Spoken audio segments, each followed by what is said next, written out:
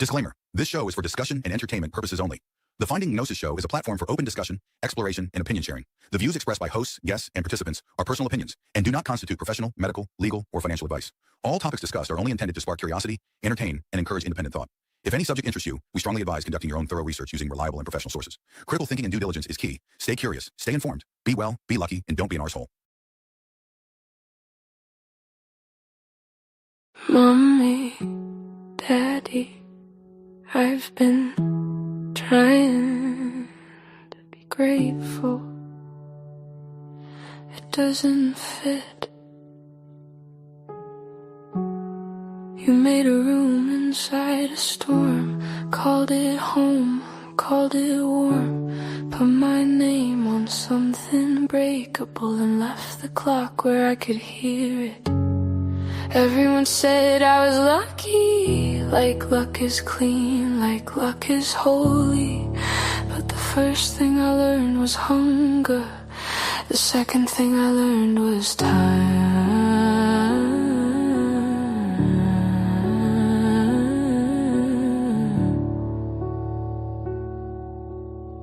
And I keep looking for the fine print on the back of my skin. I keep trying to find the moment I agree to this. Why did you bring me here if I have to disappear? If love is real, why does it hurt like teeth under the words? I'm not ungrateful, I'm just scared. I never asked to be here. I never asked.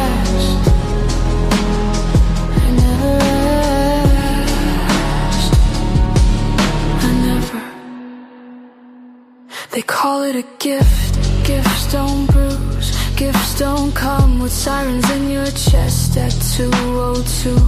Gifts don't say smile while they sharpen you down to something useful. I tried to be good, I tried to be soft, but softness gets audited and goodness gets used. Sometimes I watch people laugh like it's proof, like laughter cancels out the parts nobody wants to look at.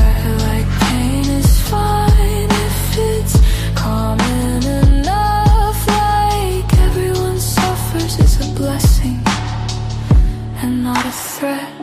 So tell me, mommy, did you know when you said one day you'll understand? Did you mean one day I'll stop asking? Why did you bring me here if I have to disappear? If love is real, why does it hurt like a curse dressed up as worth? I'm not ungrateful, I'm just scared. I never asked to be here. Who signed? Who signed? Who signed my name?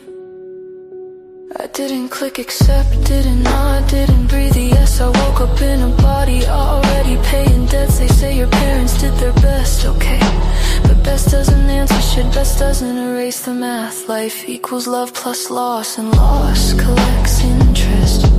So who's responsible? God, nature, two lonely hearts in a warm room trying to make meaning with their hands. Was I a hope? Was I an accident? Was I a mirror you wanted to prove you existed? Because sometimes it feels like I'm just evidence. Sometimes it feels like I'm a receipt.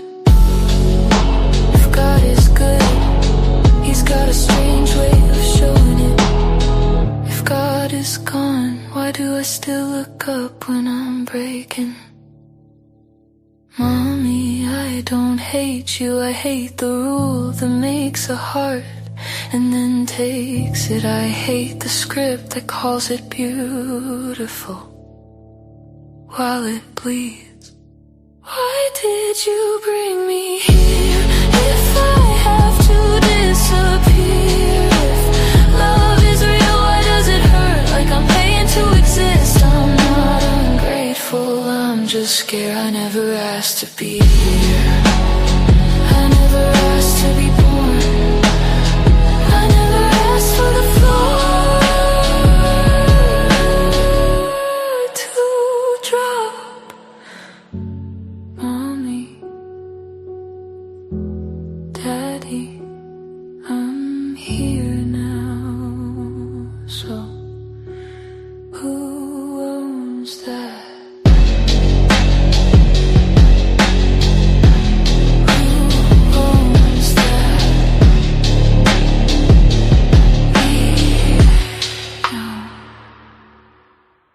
Mommy, Daddy, I've been trying to be grateful.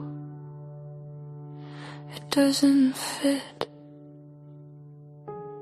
You made a room inside a storm, called it home, called it warm, put my name on something breakable and left the clock where I could hear it. Everyone said I was lucky, like luck is clean, like luck is holy. But the first thing I learned was hunger. The second thing I learned was time.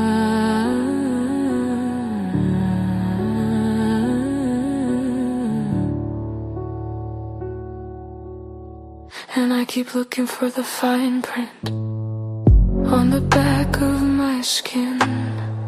I keep trying to find the moment I agree to this.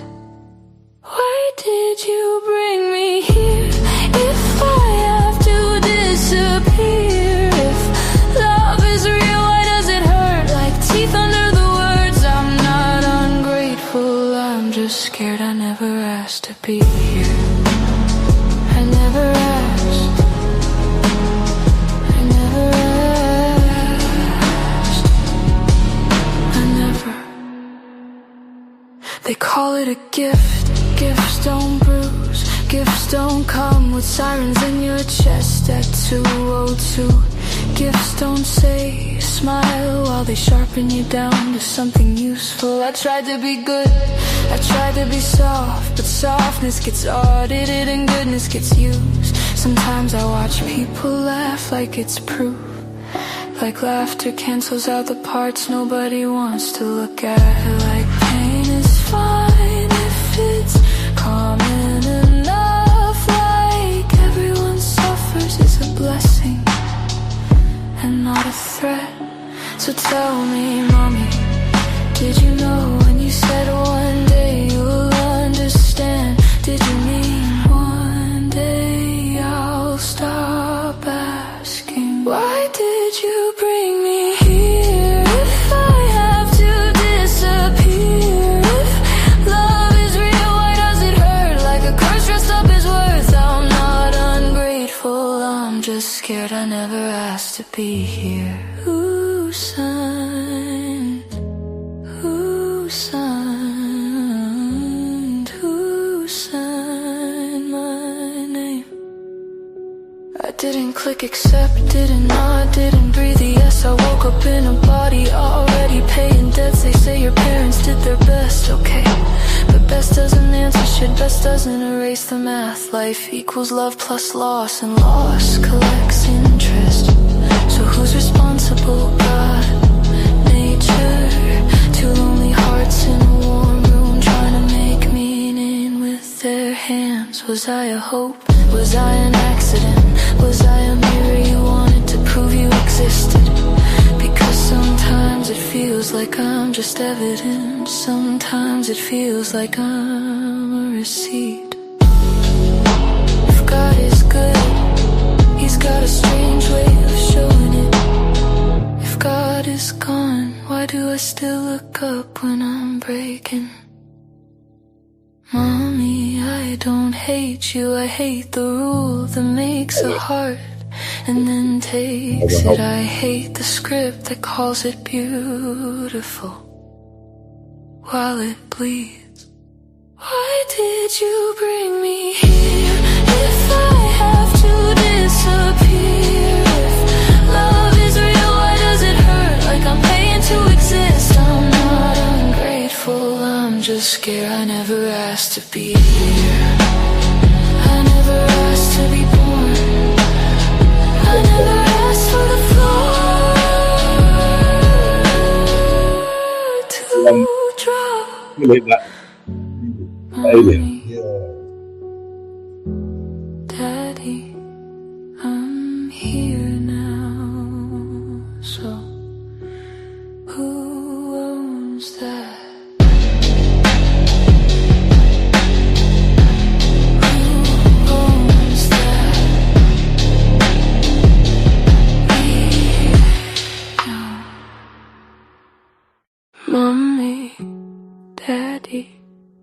I've been trying to be grateful. It doesn't fit. You made a room inside a storm, called it home, called it warm, put my name on something breakable and left the clock where I could hear it. Everyone said I was lucky. Okay, welcome everybody to another episode of the Finding Gnosis show, trying to find out what the hell is going on in this strange existence and just what we should be doing in it. I have with me today our regular here, social experimentalist, aka Danny Shine, and he has a question for people listening, or a series of questions, hopefully to get the conversation flowing and try to attain gnosis, that is knowledge that will prove helpful in each and every one of our existences here. Danny, you're on the show. What is it you'd like to ask the audience? By the way, everybody, link is in the live chat if you want to come on and speak to Danny. I mean, you know, I'm obsessed with this question because it is the source question. It is the source of all problems. And I've been asking people, why did their parents have them? Why would they have kids themselves? Why would you want kids? And I'm still waiting to hear someone come up with anything that makes any sense to me at all. And, you know, I'm not interested in the kind of general question, because people will do it without having any good reason at all. But I'm more interested in every individual that's listening to this and that ever listens to this in the future, is to ask themselves, why did their parents have them? Or to ask their parents, or to ask themselves, why would you want children? And once they do that, they'll discover quite quickly, if they've got an inquisitive mind, that it's just a crazy thing to do. It's selfish, unnecessary, cruel to themselves and to others and to the child. That's as far as I can tell. But maybe someone will come up with an answer today. Who knows? I doubt it. Maybe, just maybe. We've had a few messages whilst we were waiting to go live. Dan Funk, who's on your channel. By the way, people are asking, why are you a guest on your own channel? This is actually the Finding Gnosis show. The YouTube channel is called Finding Gnosis. Danny is streaming it to his channel as well. Dan Funk says, in relation to this question, why did you have kids, or why will you have kids? He says, kind of his business. If you don't want children, don't have them. He says, Danny, he loves your early stuff, but we don't need more preachers. What do you say to that? I really, you know, I don't care much for people who like my early stuff, really, because my early stuff was downstream problems, as I call it. My later stuff, or the last 12 years, have been concentrating on the upstream problem. Turn the tap off and stop all this sewage coming out. And by sewage, you mean, what exactly do you mean? Because some people might say that's dehumanizing language. Humans, that's what I mean. Humans, do you sewage. think of humans as being akin to sewage? Well, they are, aren't they? They're poo machines and wee machines. That's what that's all they produce, really. And some hot air. Daniela says, in reply to Dan Funk, that's kind of like telling Danny to be quiet because you don't like what he says. He can say what he likes. Some do appreciate his voice on antinatalism. Brother Marcus is here too. Greetings to you, Brother Marcus. I do like your Vlad the Impaler avatar there. Telezino says, up until about 5 or so years ago, she or he regretted not having children. Now they have no regrets at all. In fact, they feel good about it. Okay. Wonderful. You lucky person, you. Well done. Well done. And you join the millions and millions of people who are child free, and many of them are. I'm quite amazed at some of these content creators online. Many of them have really good lives. They're not necessarily anti-natalist. Their attitude is more like that commented before about, if you want to, fine. If you don't want to, fine. That's their attitude. But they've made for a choice for themselves, and they have more peaceful lives. They have more money. They have more time, and so good on them. Mike Donegan says, sorry. No, carry on. Mike Donegan says D&W needs Jesus Christ. Yes, and he apparently needs me too, because he did come to this earth looking for our support and validation. So it's a kind of a win-win situation, I suppose. Life Abolitionism says this should be interesting, and Life Abolitionism has just come on the show. LA, welcome to the show. Mike Donegan says LA, as in you, Life Abolitionism need Jesus too. Brother Marcus has brought out the popcorn. Rich says, why, in relation to why people have kids, because it's built into DNA, Danny. Yes, correct. That's the reason. They're just robots. Okay. And Emma says, Danny has not one, not two, but 3 kids.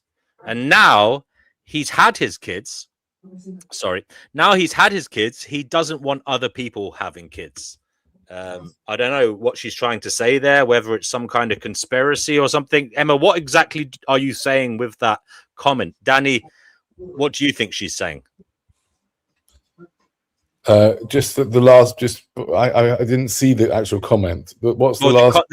The comment is here. It says Danny has not one, not 2, but 3 kids. Now he's had his kids. He doesn't want other people having kids.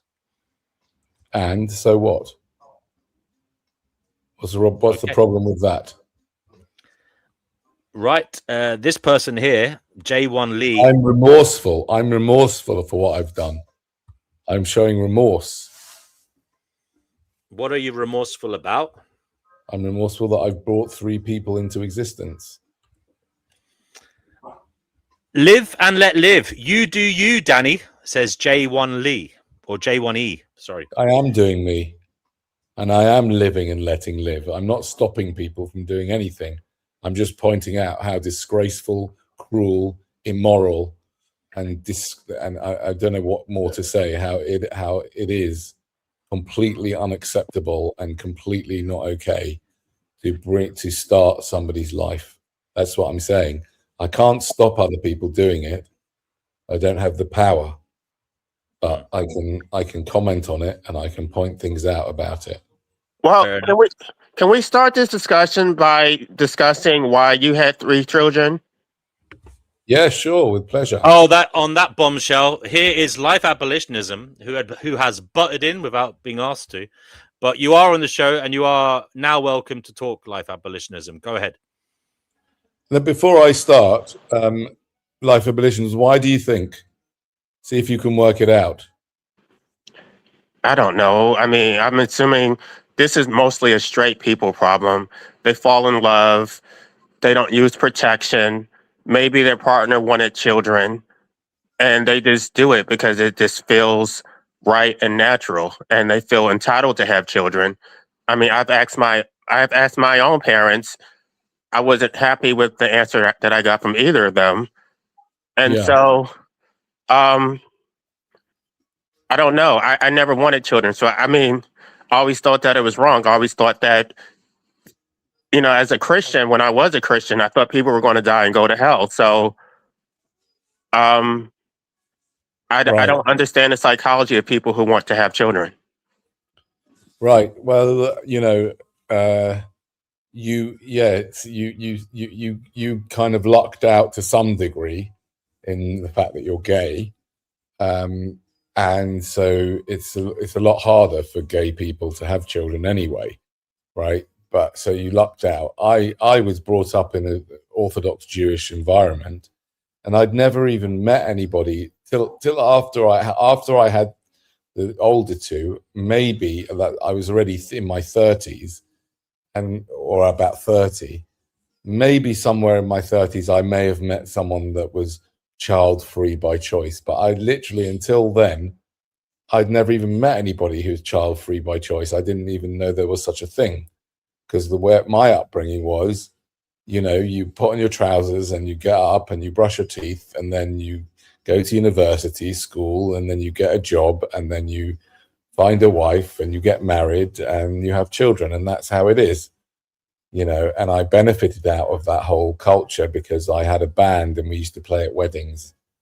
and I did quite well out of that. And so that's that. I was in this culture that was completely pro-natalist. In fact, you know, they have charities that support people who can't have kids in my community. Well, it's not so much my community, but in my ex-community, should we say. So I never even considered it, and everybody else was doing it, and that's why I did it. And I, you know, now look back on it, and I think, who was this person? And in particular, the third one we had was like just out of the blue. Oh yeah, should we have another one? Yeah, that was it. We didn't. Me and my wife, we didn't discuss how much it was going to cost. We didn't discuss what could go wrong. We didn't discuss anything. I just thought babies were cute, which is also crazy as well, because like they weren't cute half the time. They made loads of noise and they made poos and everything. But I'd just been swept up in this whole madness, and I happened to find them cute, and they are quite funny. Kids are quite funny. You know, they can be funny and they can be very oxytocin inducing and nice little toys until they become teenagers, and then it all goes pear-shaped. So is that a good enough answer? Does that satisfy your curiosity? Well, I just have a question because well, before you ask that, Life, I just want to pop in with this question from the live chat. I think it's pertinent to what Danny has been talking about and the prior question put to him. Love Vi says, so do you regret having them 3 kids then? Right. Firstly, the grammar isn't perfect, is it? There, them 3 kids. What's that? Oh, it doesn't matter. Come on. For all you know, they might speak 10 other languages. That's true. That's true. You know, you don't know who they are, what's going on. They might just have picked up English last week. I know. Yeah. Okay. I would. I usually when someone. I mean, obviously, I've been asked that question many times, and I don't know. I don't think it's helpful to see life like regret the whole time, because I did what I did and that's all I knew, right? I prefer to speak about them in the way of remorse. I feel remorseful for what I've done because I think it's a crime to do it now. I look back on it and I think it's a terrible thing to bring someone into existence. It's terribly cruel. It's unfair, and it's cruel to myself, cruel to the kids, cruel to all the people that are exploited and all the animals that are exploited just to keep these people alive and happy. So I feel remorseful for what I've done. Fair enough. Okay, sorry, LA. I butted in when you were about to say something. Okay, I just have a question because you talk about how you grew up in the Jewish faith. I mean, most of my anti-natalist beliefs came before I even knew anything about anti-natalism. It was based on the Old Testament. So when you read the story of like Job and Jeremiah and all these stories about how horrible life is, did any of that resonate with you? And they cursed the day they were born? Like, what did any of that mean to you? Firstly, that wasn't the main focus of my my biblical and my religious upbringing. Yeah, so that was just, you know, like, for example, let's say what's it called, the book of Ecclesiastes. Yeah, Ecclesiastes is quite scathing about life, right? And Job, you say, okay, but they were kind of just small parts in a much bigger picture. And the other bigger picture was that no, actually, life's a great thing, it's a great blessing, it's fine.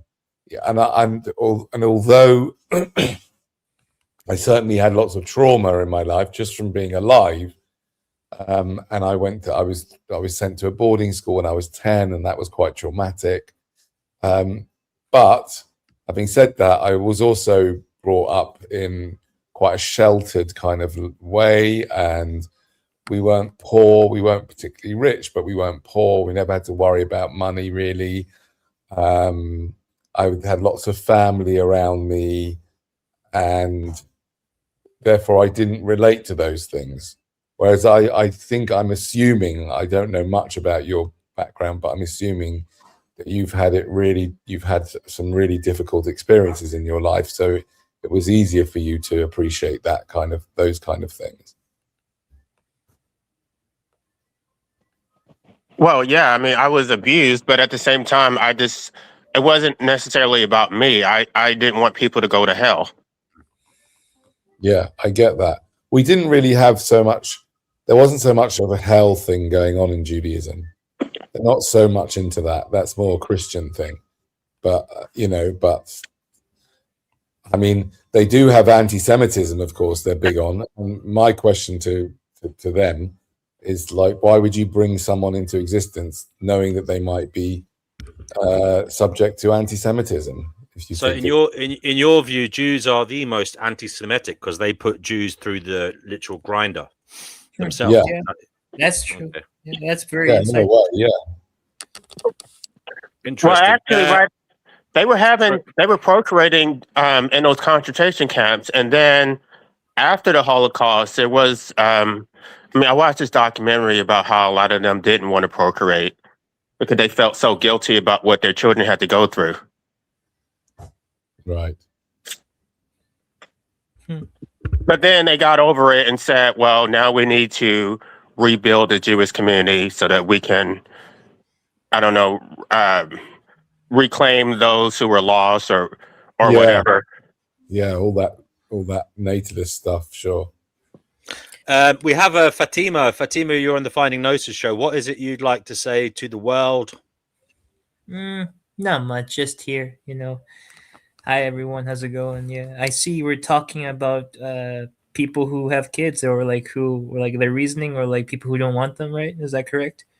Yeah, we are. And as I say, anybody who comes on the show, please keep it respectful.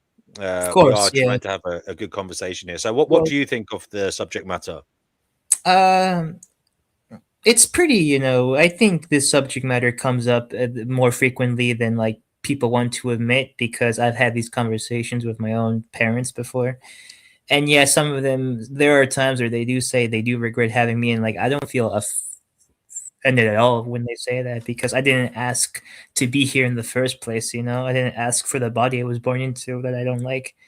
And yeah, so like it's not really that much of a heavy subject matter for me to like digest, so I can definitely understand why. Like, I can totally understand why some people are parents and they regret having kids. Like, I can totally, even though I'm not a parent and I don't want to be ever in my life, but still, I can definitely see where they're coming from. But like at the same time, like I don't like, if you have kids and if you like them, then that's you. That's you. Like, though I would question it, but like I don't question it too much because that's not my life. If that makes any sense. Yeah. Okay. And any advice for people out there who are thinking about having kids? I would strongly suggest that you probably think twice and don't. But like at the end of the day, your own robotic DNA is probably going to tell you otherwise, and you will ignore me, of course. So I don't, But if you could hear me, I would strongly suggest you don't. That's just me, but like I can't be in your life. I'm no one's like babysitter. At the end of the day, I don't have like a god's eye view of everyone's life. I can't really stop anyone. Well, why exactly would you be advising people not to? I just want to get like a clear message. Like, what is the main crux of the matter for you? Main crux? Oh, it's just that you can't guarantee like a safe, good life for anyone. That's all, and that's true. You can't really guarantee that. You can't really guarantee happiness to anyone, any potential person. You can't really promise that, unfortunately. You can't really have too much certainty and a lot of insurance with that. So you view it as risky business. Yes, very risky business. Very risky business. But at the end of the day, I can't tell them what to do in their lives. It's to me, it's just very risky, and like, knowing me, like, I don't want that risk in my life. I have taken a lot of risks in my life so far, and I will continue, but that's most certainly not going. But that one thing is certainly not going to be one of them, and that's a choice at the end of the day. So yeah. Okay. By the way, guys, anybody watching, link is in the live chat. Do come on, have your say on this matter, one way or another. Why did you have kids? Why did you have kids? Why will you have kids? Or why won't you have kids? Sorry, go ahead, Danny Shine. Bill the Man said, Danny, have you ever preached your views outside the mosque?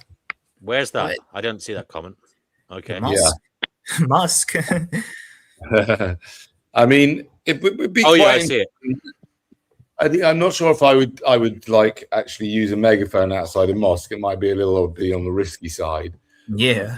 Well, generally speaking, I don't think you've ever done that outside any place of worship, have you? It's not No, something I haven't. you do. No, I haven't. Yeah, so he hasn't done it I outside think a it would mosque. be He hasn't done it interesting having outside. leaflets. You could have leaflets printed and give them out. But you'd have to be egalitarian in how you do it, wouldn't you? You'd have to You'd have to do it. If you were going to do that, I'd probably get killed, so it's not worth it. No, what I'm saying is you'd have to pick all the different religious denominations on the same day. Otherwise, you'd get accused of some kind of phobia or racism or whatever. I'm not suggesting you do that, by the way. Oh, don't. No. Pretty risky. Yeah.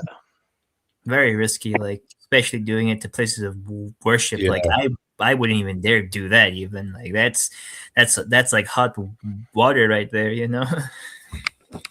This goes back to, I suppose, to one of the first comments here, when someone said it's their business, kind of their business. No, it's kind of like none of your business. In other words, stay out of my affairs. No, it's not. Hold on a second. One at a time, please. One at a time. Danny first, and then life abolitionism. Oh, let life abolitionists speak. It's fine. I don't think it's just a personal decision. The same way people are pro-life and they think they have the right to speak on behalf of the unborn because they think life is sacred. They think that imposing life on someone does some type of service. And to follow up on what Fatima said, it's not just a gamble. There are certain things that are guaranteed that you did not choose to be born into these systems. So it's not like you're born free. It's not like you're born in nature. You're born into a democratic society where the majority controls the major decisions about your life. You're born into capitalism. You're going to be a wage slave. You're going to live a life of drudgery unless you are wealthy. But even if you are wealthy, you're still going to suffer. So I do not consent to any of these systems. And I don't think that it was right for my parents to impose life on me for their own pleasure, and I'm the one who has to suffer all the consequences. We all have to suffer the consequences for a decision we did not make. They got all the benefits, and we're the ones who has to pay all the costs. So it's too late to speak for them once they're already here. You have to say it before they're here. The only thing you can do, I don't really want to go on that road, but you guys know what I'm talking about. There's only one way to help people once they're here. If they don't want to be here, they should not be forced to continue existing, but it doesn't necessarily fix the original problem. Okay, there's someone backstage. Kishore, one moment, please. I'll let you on in a little while. I'll sort that out. Danny, I'll take care of people coming in and out of the show. Okay. Oh, they've just left. Oh well. Danny, the same question for you then. This guy said it's his business. Stay out of his affairs. Stop poking your nose in. Well, what do you say to that? Who said that? That was the first comment here tonight. Basically, there was live and let live was another one. Stop getting involved in other people's affairs. No, because you can live it. I don't mind. I'm all for living and let living, as long as it doesn't impose on other people. right? We only say let live and let live as long as it doesn't impose on other people. But this is a massive imposition on other people, on society, on and on on the person himself, him or herself. So it is our business, absolutely. Okay, Pristine Son, you're on the Finding Gnosis show. What is it you'd like to say to the world in relation to the matter? Why, Christine? Why did your parents have you? Oh, what a way to start. They were on drugs, so that's why. Yeah, my birth mom was schizophrenic on drugs. So I don't think it was like a conscious, like, oh, let's have kids and be a family, because she had already had kids with other men and she didn't stay with them. And she couldn't take care of my brother. So when she had me, she was full of antipsychotic drugs and other drugs. And I don't know, my dad was just someone that she was with at the time, I guess. And yeah, that was. Wow. And then I got adopted. So yeah, that's it. Wow, that's heavy. Yeah. Yeah. Yes. Yeah. But how do you feel, Pristine, having said all that? How do you feel that Danny is obsessed with this topic? Do you feel that it's a topic that is none of his business, or do you think it's fair and fitting that it is discussed? It's something that people should be considering. Maybe you might go as far as to say this should be a subject studied in school. The efficacy of creating life. Maybe it is something people should chew over. Yeah, it sounds like a good idea, you know, like. I mean, what do you think, Pristine? Is it any of his business? Is this something that is a bit too taboo? And is it unnecessary to be talking about this? What do you think? No, I think it's necessary, and other people do talk about it in philosophy type circles. It's something that's often discussed, you know, amongst those types of people. Obviously the general, you know, most people probably prefer not to talk about it because most people are pro-life. But I think the future is actually discussing this. And I think our facades, like in general, like people in society are dropping, and this kind of like pressure to put on a face and think that, you know, this is all okay, whatever it may be, is kind of, I think the future is letting go of that and kind of being more authentic. The future might be more authentic. And, you know, think about disabled people. Like maybe we should be less selfish as well and think more about people who are suffering than, of course, think about your own, you know, situation. And you know, most people do only think about their own situation, the selfish nature that we have. But other people are suffering. If you go into a hospital or something like that, you know, people are born with disabilities or they've had accidents where they're disabled, or, you know, and sometimes you see these people on TV and they're still happy and all that stuff. But I don't know. I mean, how is that really true? I don't know. No, I wouldn't be happy. An aspect of it. Yeah, that's right. Yeah. Blind aspects. Yeah. I find it really funny how people say that it's nobody's business, but once life has been imposed on you, then certainly everything about your life is everybody else's business. The public decides whether you have the right to earn a livelihood. They want to regulate your body. They want to control every decision about you, whether you have the right to medical assistance, to opt out. Everything becomes everybody else's business, but suddenly you can't object to the original imposition itself. But they want to say in everything else, though, don't they? It's not an individual decision. You don't have any individual rights. Everything is decided collectively, and you are forced to go along with it just because you exist. Thank you for that, guys. We have a newcomer here. I'm just going to let them on. Kishore, you're on the Finding Gnosis show. Kishore, can you hear us? You're going to have to talk before I kick you off, Kishore. Kishore is not saying anything, so I'm going to give them 5 seconds to speak, and if they don't speak, I'll throw them off. Okay, you're out of here, Kishore. Sorry about that. Okay, as you were, people. Well, like I guess what I can say about it, like yeah, because like people say to me, "Hey, like, how do you feel? Or like, do you want have a family one day?" I'm like, that's pretty invasive questions, So like, I guess I can see like, why are you intruding in our business? Because I wouldn't want anyone intruding in my business. But at the same time, like the fact that someone can give birth to like the next like evil trafficker, so an evil like billionaire, that kind of is going to affect everyone in like some type of ripple effect, right? So I'm kind of split on the whole prospect of it, because like someone probably right now is going to give birth to like the next like Rothschilds, who knows, you never know, and that's always a bad business to be giving birth to the next Rothschilds or like the Rockefellers, Unless you're Rothschild or Rockefeller. Yeah, of course, but someone down the line might be born like that, even worse than them, like a type of mastermind, Oh, Okay, we're going to give this Kishore one more chance. They've come back. Kishore, can you hear us? Kishore, you got like 10 seconds to speak, or I'm going to ban you from the studio. Ooh, banned. Well, I can't have him coming in and out like a yo-yo, and not saying anything. Yo-yo, I used to play of those as a kid a lot. I used to have the greens and red ones. He might be having an audio problem. Yeah, I mean, sure. Can you at least write in the live chat, like, what are you doing? Can you tell us in the private chat what the fuck's going on with you? Oh, hold on a second. Their microphone lit up. Can you say something, Kishore? Their microphone lit up. I'm So, audible. Oh, hello. What do you say, Kishore? Yes. Yes, it is audible now. Yes.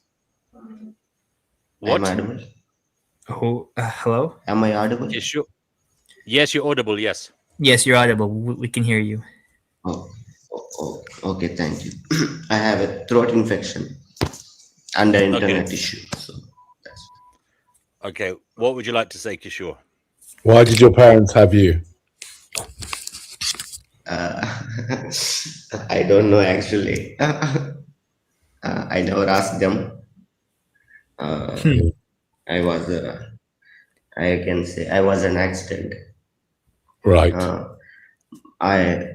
My my father already has a wife, so they divorced. Then he married my mother, and I am a second child of his second wife.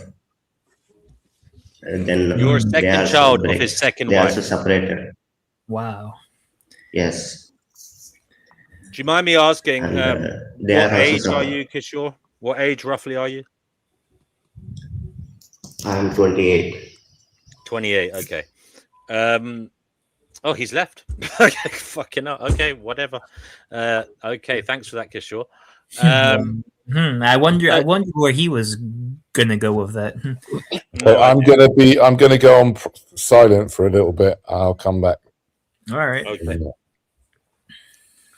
So, Pristine, why is this, would you say, a topic of conversation that you feel is becoming more and more pressing? Do you feel it's a conversation that's more out there than in years past? It's been a topic of conversation that I've been aware of for a couple of years at least. Like, I don't know, maybe like 5-6 years, I think. And it's probably been in conversation before that. I just wasn't aware of it. But I think that as we head into the future, it's going to get more robotic and replace humans with artificial intelligence and whatnot. I mean, that was already seen with the whole motivation towards the pandemic. I don't know how much we can say on here, but I'll just put it this way.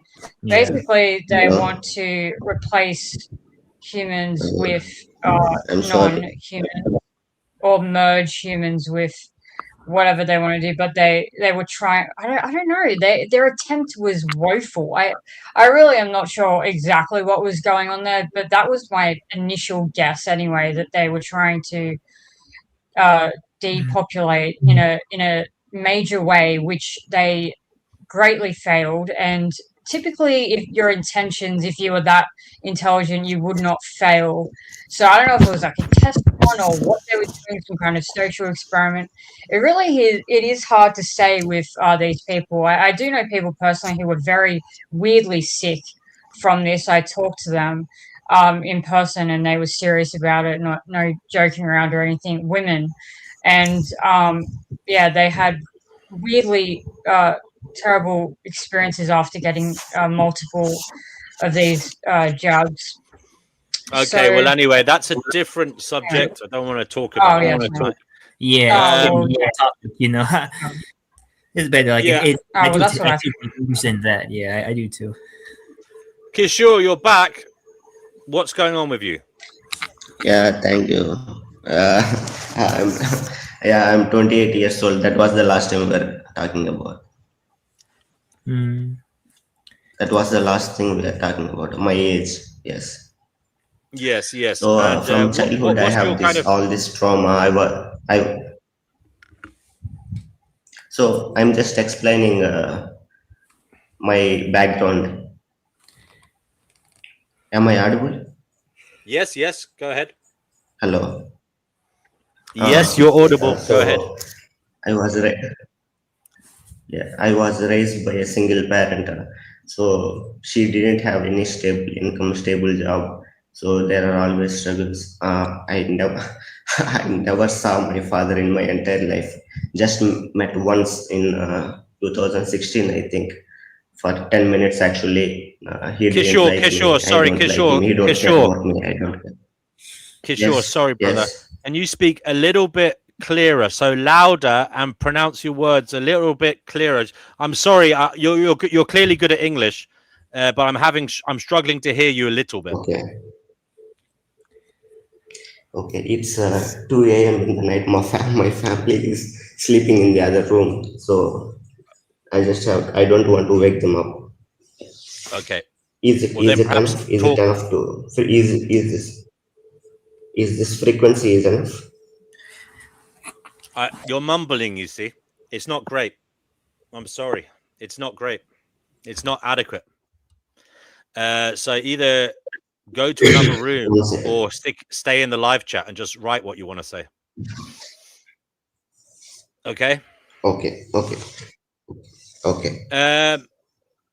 Yes, Fatima, life abolitionism. Do you have anything to say at this juncture? Yeah, I just want to talk about how, as a gay man, how many times I've been asked, when are you going to get married? When are you going to have children? So they act like we're intruding on their personal autonomy, but they constantly impose on us. And it's just recently I've been asked, so what are you waiting on? When are you going to have children? Like, I don't believe in having children, but I don't always think that it is appropriate to bring it up, but they have no problem bringing it up. And then when you do respond, then they feel like they're being attacked. Yeah, They think that because their way of life is normal, and they think that they get to go around telling people to have children, but you can't question their decision to have children. So what way do you respond? Like, I just want to get an example of how you respond to that question. Hey, life abolitionism, when you getting married and having some kids? Well, I told the woman who recently asked me that, I said, I don't believe in that.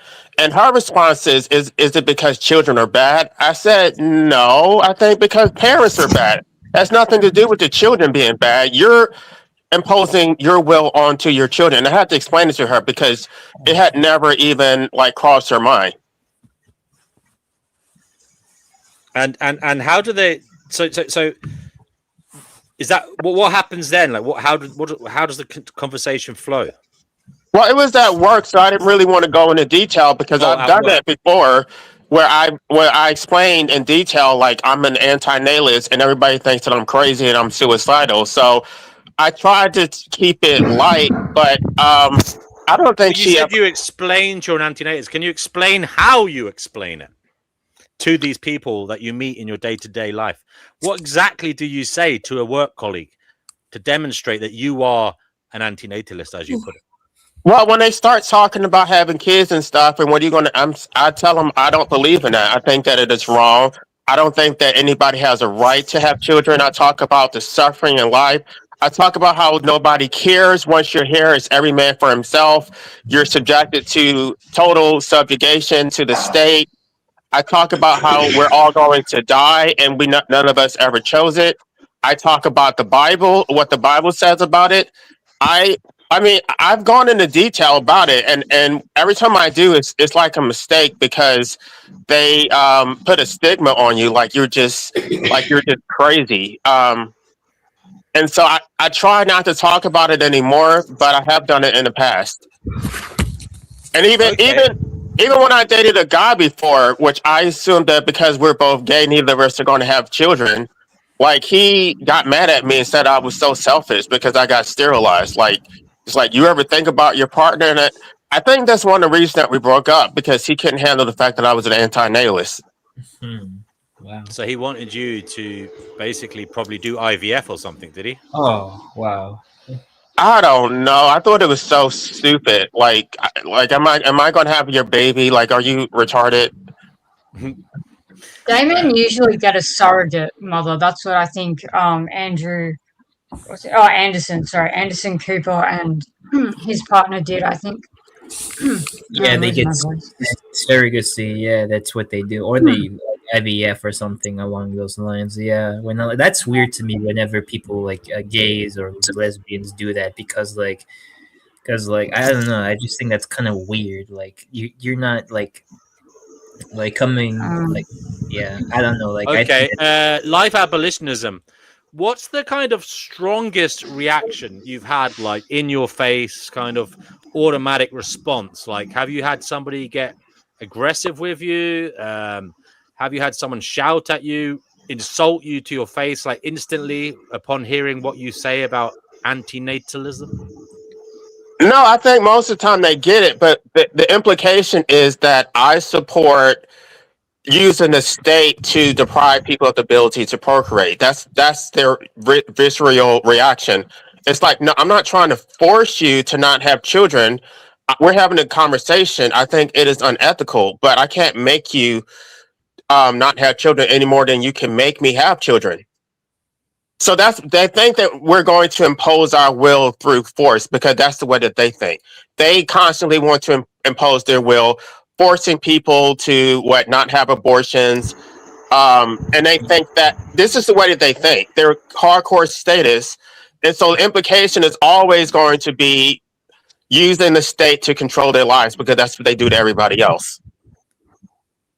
Daniela says she asked her mother why she was born, why her mother had her, and she said all she gets is "You were a lovely baby." She's glad that she was born, and no other answer, just a deflection. Well, I'm not sure, Daniela. Her answer is she wanted a lovely baby, and you were a lovely baby, according to her. I'm not so sure about the adult, but I'm sure you're quite lovely still. Viking says this place is hell.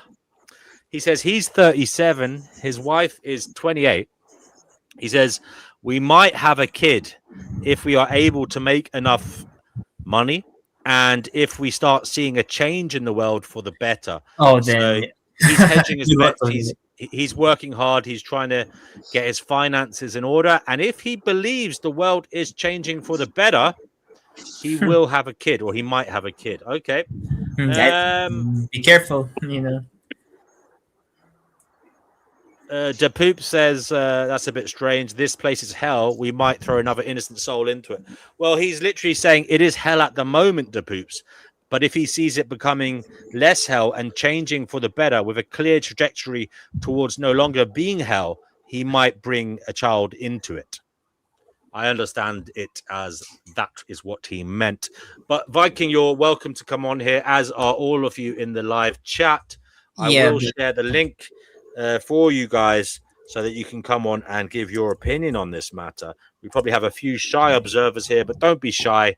We are a friendly bunch, and I won't allow any abuse here, you will be allowed to say your piece.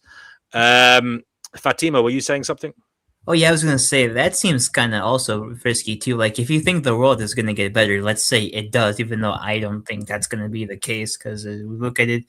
But like, what if your child grows up and the world becomes even worse than in the state it was in when you were growing up? Like you can't really promise the world of the child is going to be any better than your world, or it could be a lot worse, like anything could happen, what if the progress goes back all the way to square one in the child's like adult lifetime, that it's unbearable, Well, Right. but Sorry, go ahead. Life abolitionism, and then I want to welcome tracking.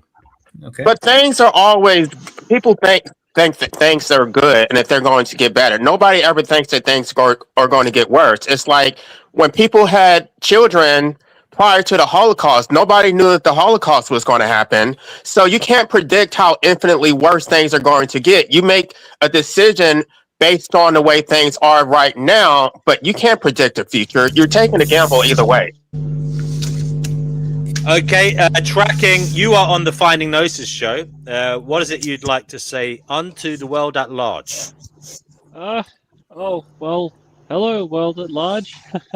Thanks for letting me be on the show again. I don't really have anything I want to contribute outright. I just saw that this stream was live. I saw that you wanted me to come on, so I thought I'd pop on in, and I might chime in if you guys are talking about anything that piques my curiosity. Although I am cooking tonight's dinner, though, so excuse the background noise if there is any.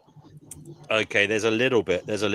Okay, no problem, tracking. Well, feel free to chime in as and when you feel inspired to do so. This guy here with the RT, and I believe that's a map of Northern Ireland. He says most people are born from most people are born from moments. Very few are planned. That's from Randomness Tube. Doesn't say whether that's good or bad. Do come on, RT, and let us know. Magical Viking, you have to connect your microphone to come on here, your camera, but you don't have to show yourself, obviously. It says your devices are not connected, so you're going to have to give permission to those devices in your browser. I'm sure you can work that out. If you can't, just Google it. How to give access to your devices on StreamYard. Then you can come on the show and talk like everybody else. Sorry, Pristine, what were you saying? Oh, I just made a joke because his name is Random and he put a random comment, so I was just like, oh, how random, like as a joke. Sorry. Random by name, random by nature, yeah. Okay. Right, fair enough. Anybody have anything that is, wanting to come out of them on this subject? I just have a quick comment. They're talking about like make this hell a better place. Isn't that what humanity has been doing since the beginning of time? It's like it's a failed experiment. It's not going to happen. You think that you're trying to make fetch happen. It's not going to happen. Like you can keep trying, but really what happens is they don't have children and think that they're going to give their children a better life. They create children so that their children can create a better world. So it's like my child is going to find a cure for cancer.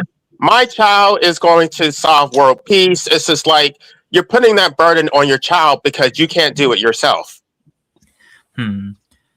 Yeah, exactly. You're kind of putting all of the burdens of the world on the child, like on their shoulders. Like that's really not fair, because that's exactly what my freak said to me. Like they literally said to me, smiling, that we're gonna put all of our things onto you, and you better do good in life. And they said that when I was like 14 or 15, like they wanted me to like go to college and shit like that. When I was like, I don't know about that, because I don't know. Like I just don't know, because like we literally moved out of that house like 3 months ago because of something that happened.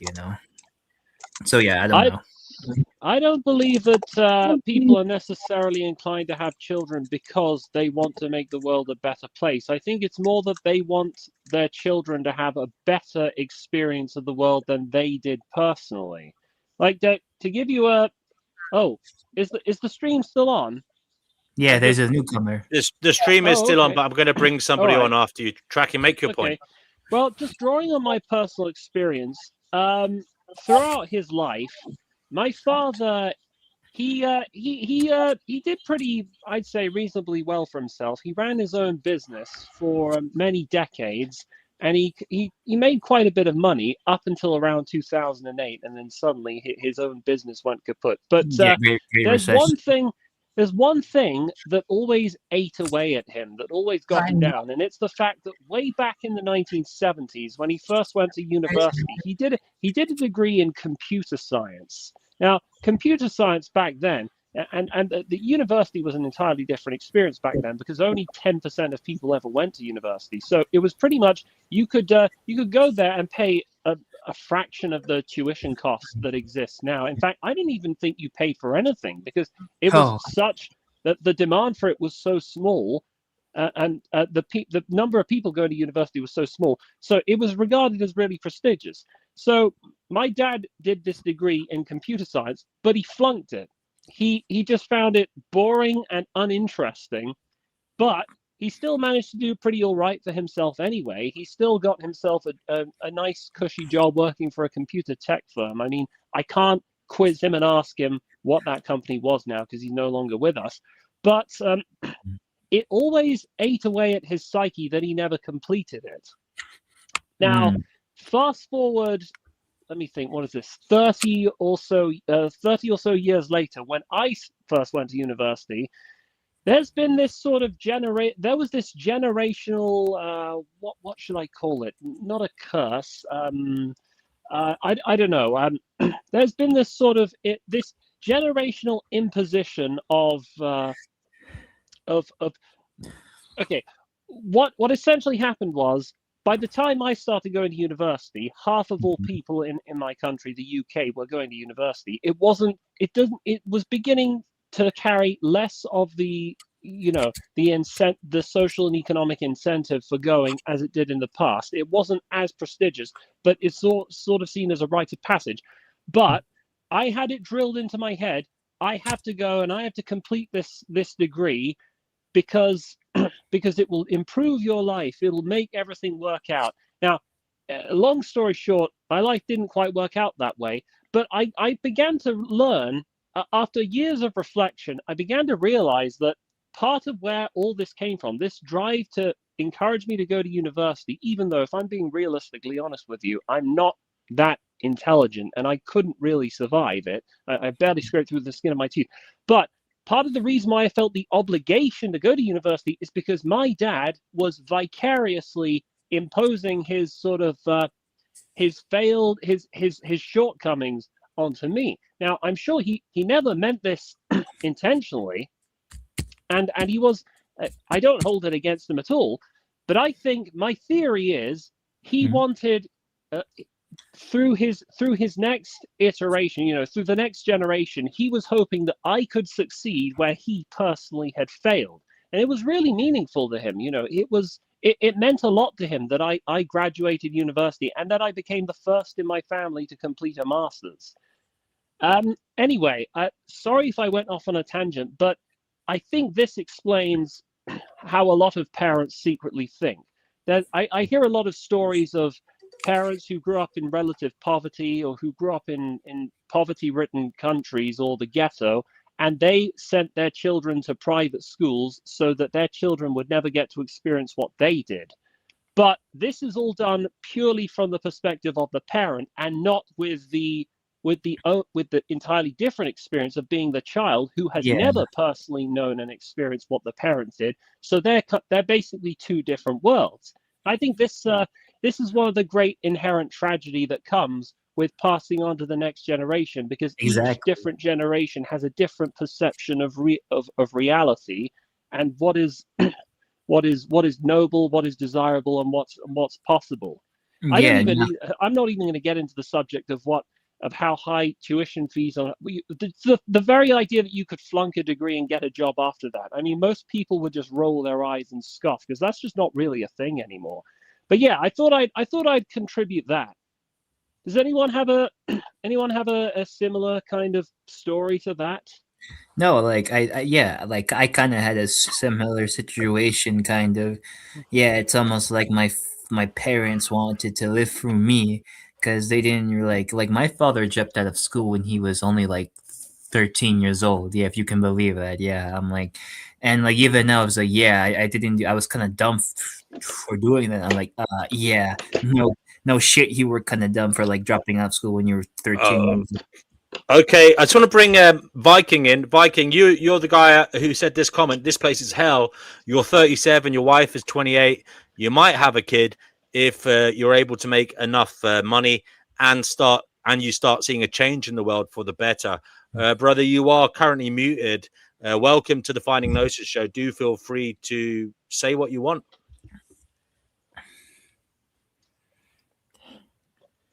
Yes, Viking.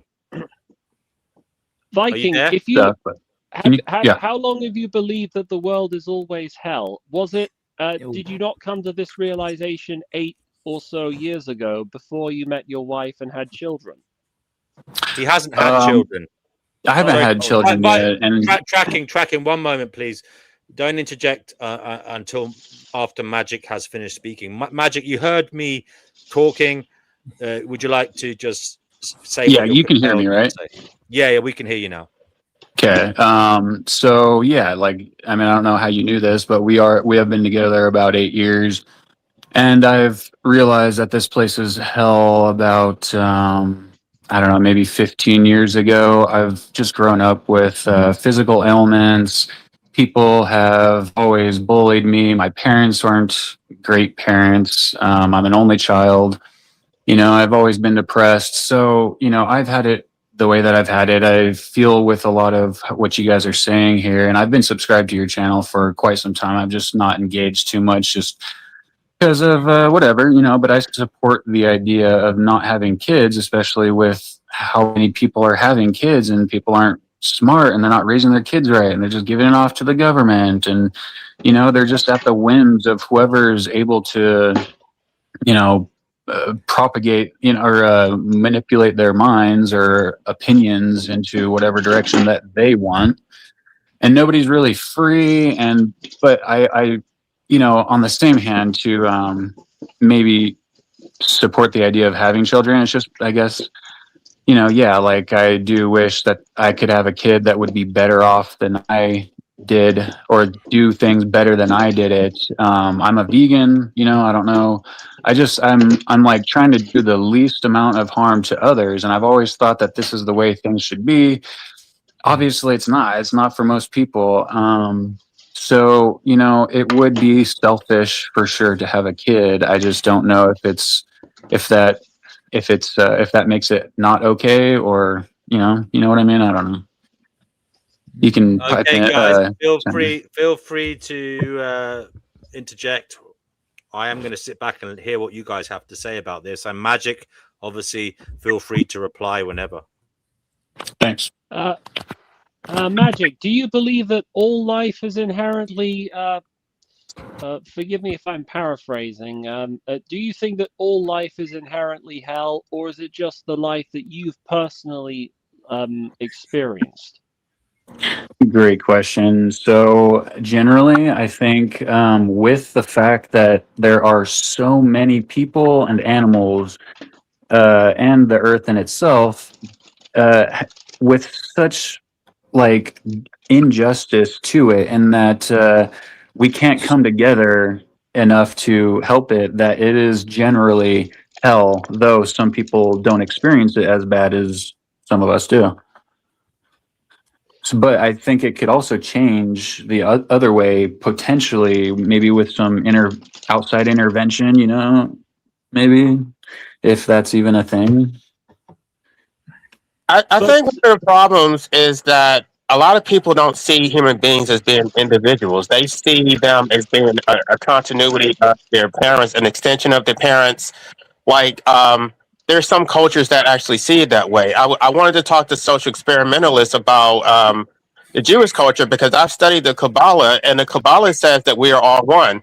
So it doesn't necessarily it doesn't necessarily matter what happens to the individual, because you're thinking about what is best for the collective, what is best for your community, and they're willing to sacrifice the individual for the greater good. So if you don't see the individual's subjective experience as being important, then it doesn't matter, because you're thinking about how your people, whether you're Black, Jewish, or whatever, you're going to advance by having more children and increasing your numbers. Or even if you look at it on a greater scale, like democracy, it's like you don't want the declining birth rates because you need more workers. It's like it's always achieving at the expense of the person who is brought into existence. It's not about the individual.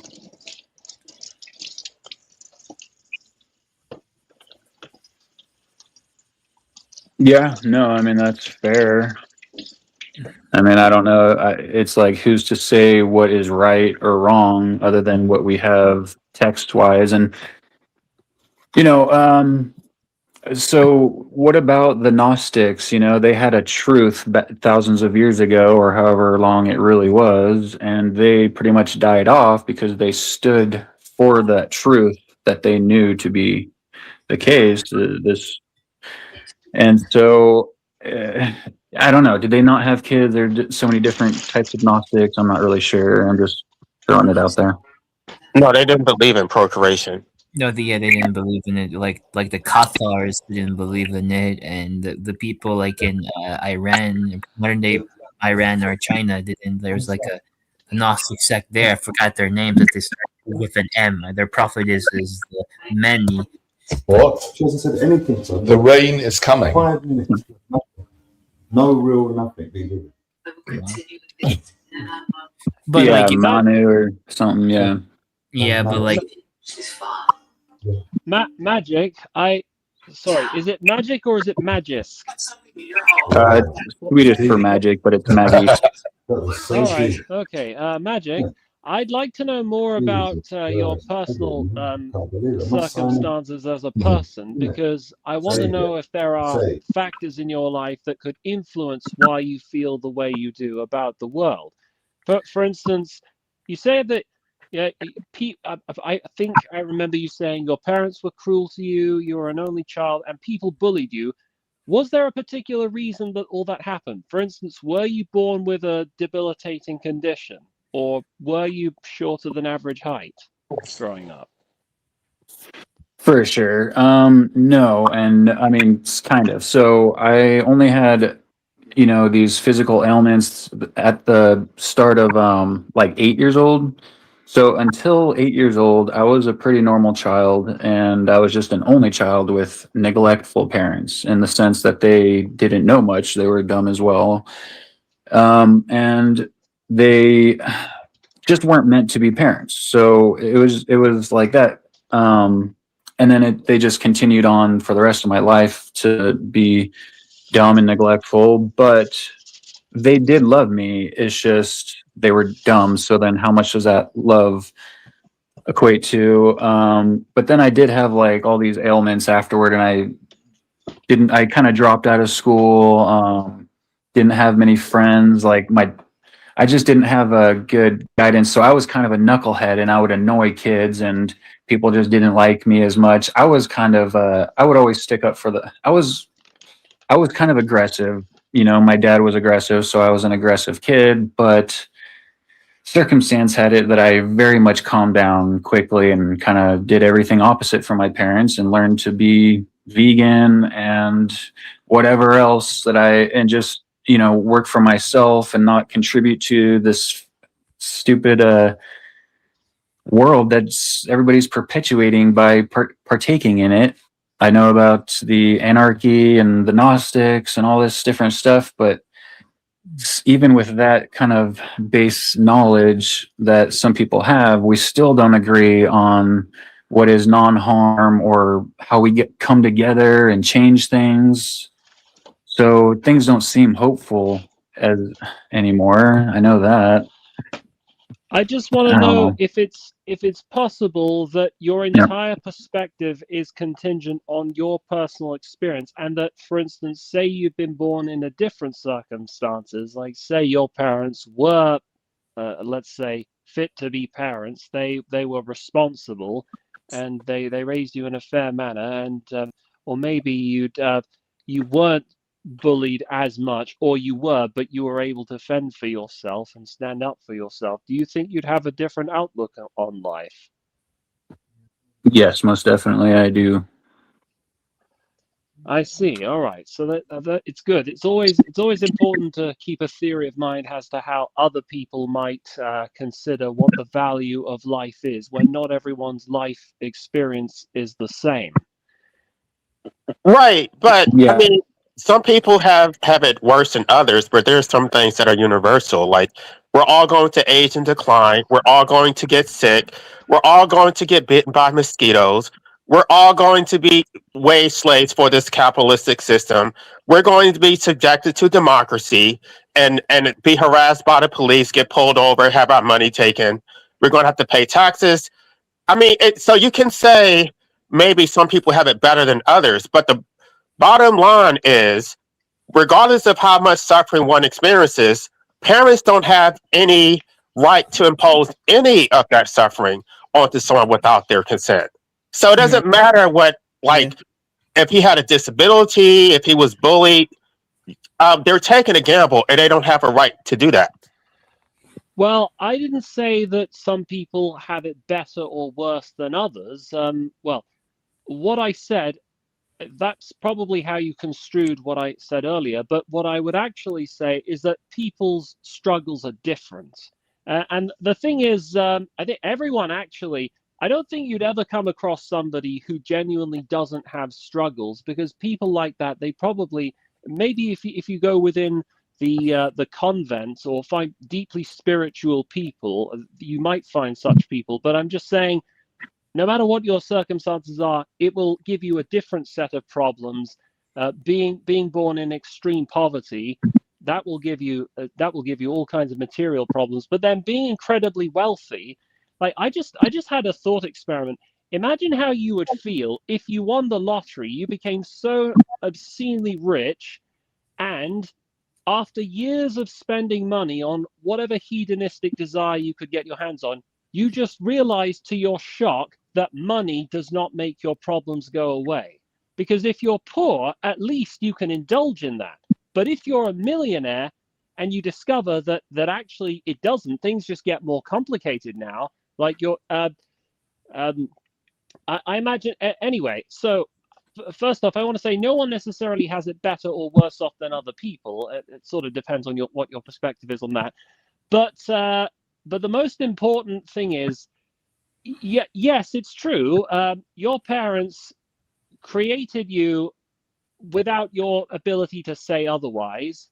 But then again, their parents created them without them having any ability to negotiate or out of existing.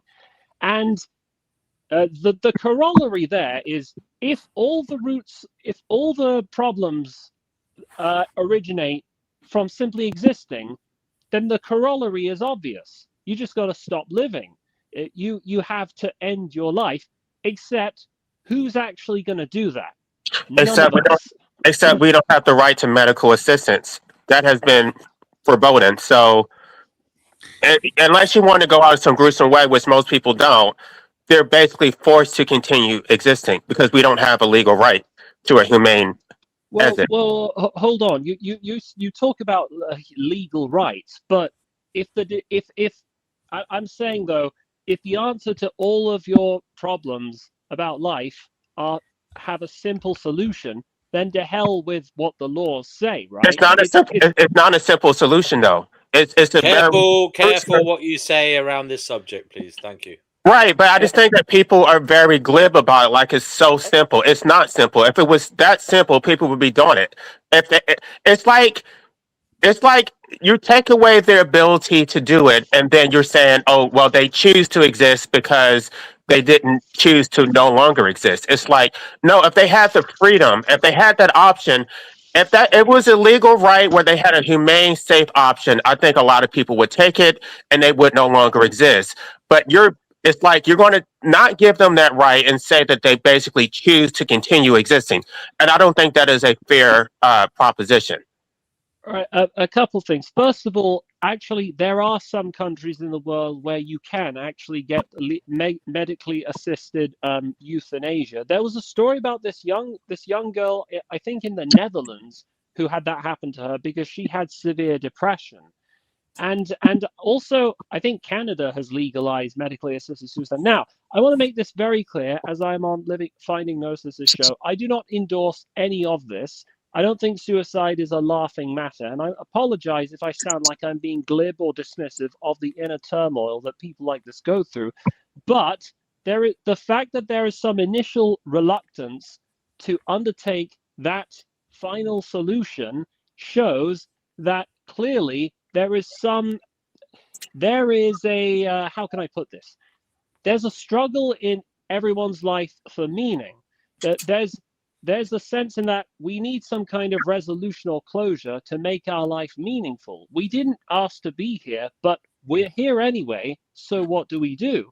If we take the easy way out, then that means we concede that our lives are meaningless and that they've never had any meaning to begin with. But to most people, and I can't stress this enough, the vast majority of people, that is not an acceptable solution. Even people who say they believe that will rarely ever take it and put it into practice.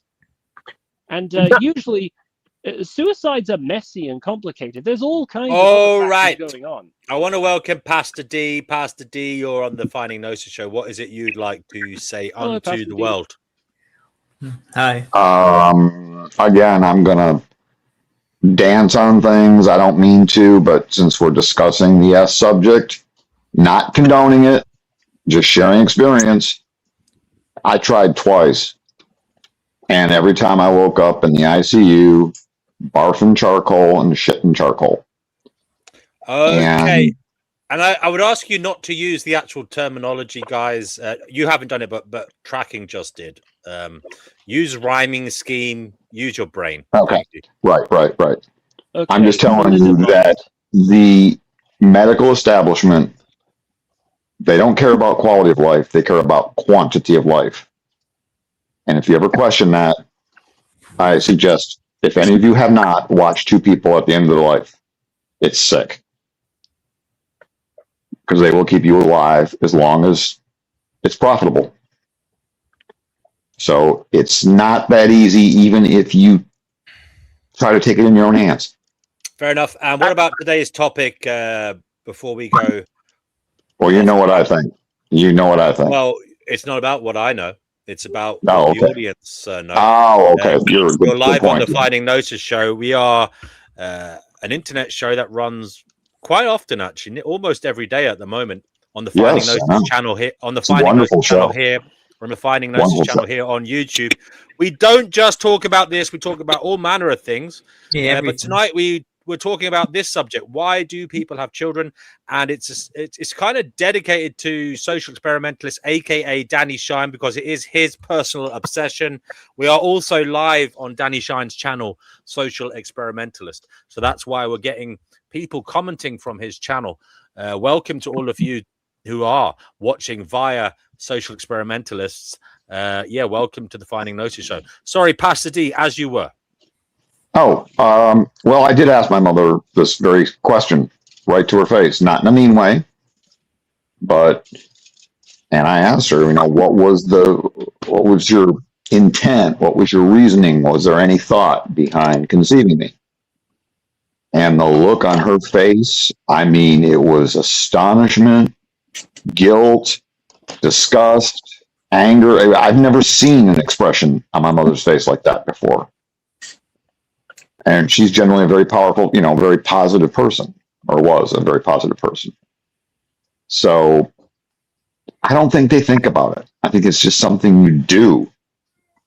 And the sheeple are doing it. And we're all sheeple. And if you don't have them, then you stand out and you're not going to be a member of the club. And it's partly status symbol. It's partly what you're supposed to do when you reach a certain age. attain a certain, you graduate school, whether high school or college, you just do it. You don't think about it. You don't think about it from the child's perspective. You think about it from your perspective. Well, you say that, but Danny Shine has been pounding the pavements with his loud hailer, telling Right. the public about this subject. And is it not the case that when he tells the public about this subject matter and questions the morality of it, is he not But making them think about it? And he is. yeah, but what I'm saying is they are thinking about it, and they are still choosing to have children. So, I mean, that Not by any logical reason. You're saying people aren't thinking about it. Maybe they are thinking about it, and they're choosing to have kids anyway. No, I can only speak from anecdotal, and I know that's not a study, but I bring this up with just about everybody in my group, and most of the time it's the first time they've ever heard of antinatalism. And usually their first reaction is to get super offended, and then once they get all over their anger trip, they're willing to discuss it. No, I think just like Danny, he didn't come across the concept until he was somewhere around 50. He was just doing the sheeple thing or the horny thing or both. Anyways. Okay. So I know most people are just doing it randomly or horniness or whatever. Yeah. I mean, so and I'll preface this with the fact that well, first of all, I'm working out as I do this, so I'm out of breath. But also, I've been a little delusional. Like I said, I was an only child and dumb parents, and I thought everybody thought like me. I thought everybody was for this idea of, well, you stick up for the underdog, you bully the bullies kind of thing, or like we're not into that, so you're just being a good person. I don't know. And of course, the Western / Middle Eastern religion of Christianity, Judeo-Christianity influence, but then I get disillusioned later on and realize that nobody thinks like me, and that the religion in itself was created in such ways that most of us know, just for power. But now, being 37, thinking about it, trying to get out of depression and the pharmaceutical, whatever, drugs, and trying to do the good thing. I do wish that there would be a group of people or just more individuals that had a voice for justice and strength and I don't know. I'm not good with people because I don't trust anybody, and it's like it's very unlikely to congregate as a group of like new Gnostics or someone that knows a better life and maybe mysticism, and that there is such thing as all the manipulation of energy and whatever else. Everybody has stuff to contribute. And so my thought would be, if I had a kid, I would raise him him or her in such a way that is allowing them to be who they are, and not making them a certain religion or anything, but making sure they have these ideals of this is about justice, and we are going through life, this is hell, and all the stuff, and there's all this potential. Of course, we are hurted, and hopefully it would make something better, and maybe we're going into a time where there is a resurrection of the Gnostic. Hopefully, that's it. You really I would like to respond to what Dean W said. I think that even when people are confronted with antinatalism, they're not necessarily thinking about it. What they're doing, they're getting defensive. And what they're responding to is not your actual arguments. They're responding to the energy. And antinatalism sounds very negative, very pessimistic. And they don't want to engage with it because it's like, why are you being so negative? They don't actually respond to the imposition. They don't think about it. They just dismiss it. And then they want to defend why they want to have children anyway. And then they go on about their business. They don't actually think about the life that their child is going to have. Like, I agree with that. Absolutely. I'm going to be a good parent. I'm going to do the best I can. They never consider the fact that parenthood is only a small part of it. It's like even if you're the perfect parent, which nobody is, you're still going to have to exist within this system that you never consented to. You're still going to have to work. You're still going to have to age and decline, get sick, die. And so your parents don't have any control over what happens within your actual experience. Yeah. So I want to mention what tracking said about 30 minutes ago, which is to me about if I had a different upbringing, then I might think of this differently.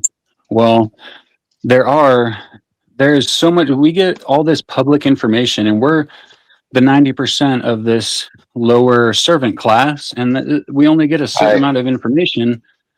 If we were to get better information and maybe would make our way into some secret society, something, Freemasonry seems pretty damn good. It seems pretty noble, decent, maybe just, and if so we don't hear about this stuff because we are in the servant class, but there are a lot of wealthy parents who provide their kids with certain education and information and environment that they could have a better life. And maybe as a servant type of class person and parents, I could raise a kid the same way, and you could, and he could, and she could, potentially, right?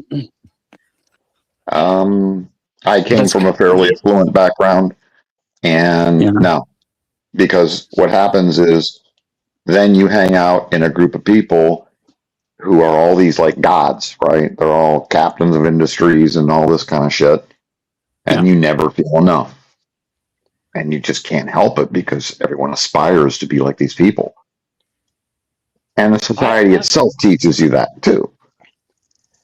I wanna add to that. There's only so much that more information can do for you as a person, but having access to more information, and I don't think most people would deny, we've got far more access to information now than anyone in our previous generations, thanks to the internet and AI. That's to say nothing of AI. But our needs greatly go beyond needs for acquiring more information. I mean, for one, there's just not everyone's. These are my views. You're welcome to disagree with them or object if you want, but I don't think everyone has the intellectual capacity to handle and maintain and make sense of all the information. First of all, because not all people are the same. I mean, some people are. I'm going to try and be as euphemistic as possible. Some people are just not that bright, and as a result, their priorities are different. Like they have less of a use for information because they can't make sense of it.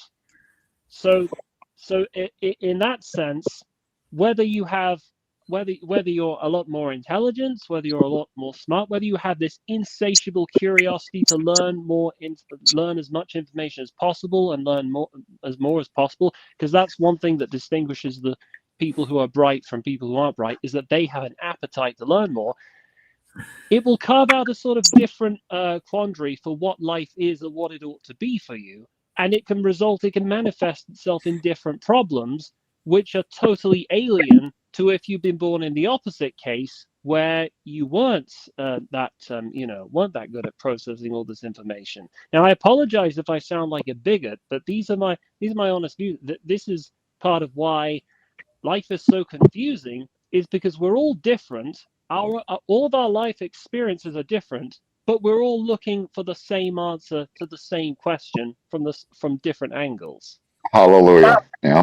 But I also think that even if you have good parents, even if you were born into an affluent family, your own personal experience is not the only thing that is relevant. If you're empathic, whether your life is good or not, you're still going to feel what other people are suffering, and it takes a toll on you. And it's like, I can't just ignore. I mean, I'm trying to. I've tried to be less empathic and not care about what happens to other people because it is very draining. But most people, I think a lot of people don't care about that. They're living in their own little bubble. They don't necessarily care, but that's not really my natural disposition to only focus on myself and not really care about others. Like I'm trying to do that because I think I've made a lot of bad decisions putting other people before myself and constantly giving, giving, giving. I don't want to live like that anymore. But if you are empathic, then you're going to suffer no matter how good your individual subjective experience happens to be. Yes. And the risk argument, you know, you can be the best parent psychologically, financially, emotionally, lovingly, and life can just fuck you up.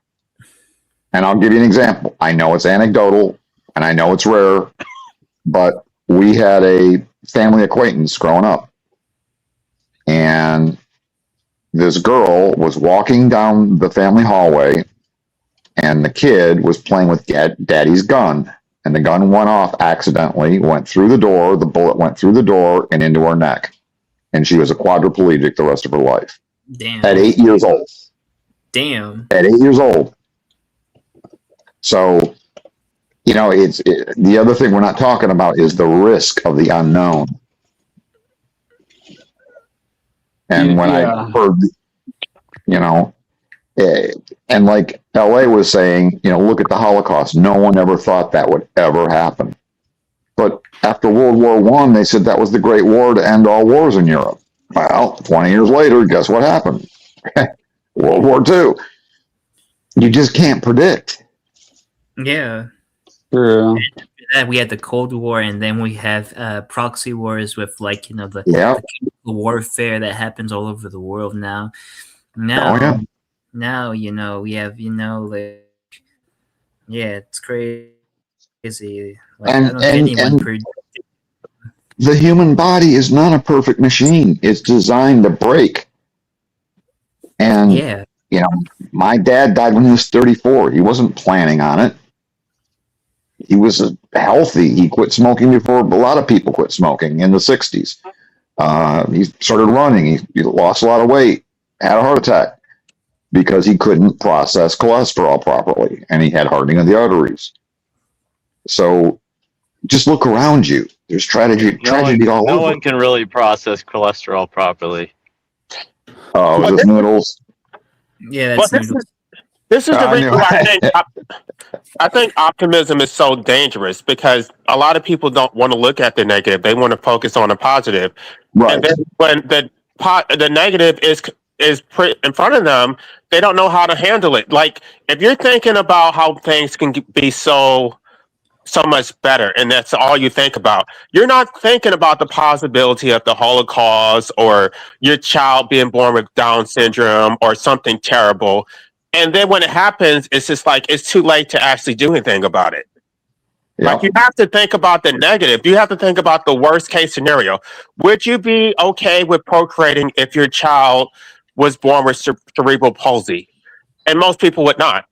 I've seen all these videos on TikTok of these women who are lamenting the fact that they have children with special needs because they thought they were going to have children who are perfectly healthy, and now they have a lifetime of servitude to their special needs child, and they are absolutely miserable. And unfortunately, they deserve it, but not the child. The child doesn't deserve it, obviously. But the parents were trying to exploit their children for their own gratification, and now they're getting exactly what they deserve. Hey, who are we to say that a person with some kind of palsy can't be happy? That's ableist. I'm not talking about the child. I'm talking about the parents. I'm talking about the fact that the parents were trying to exploit their children. They were trying to exploit their children, and now they have to live their life in service to their children. It's the other way around, which is exactly the way that it should be.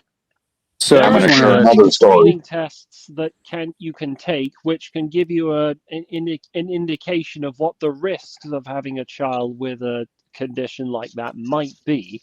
They're not always perfect, but they are there, and they'll be able to put whatever gene they want into you. Sorry. Oh yeah, and if you have one child with cerebral palsy, it's possible you might have another one. At which point the doctors might step in and say, "Have you considered adopting instead?"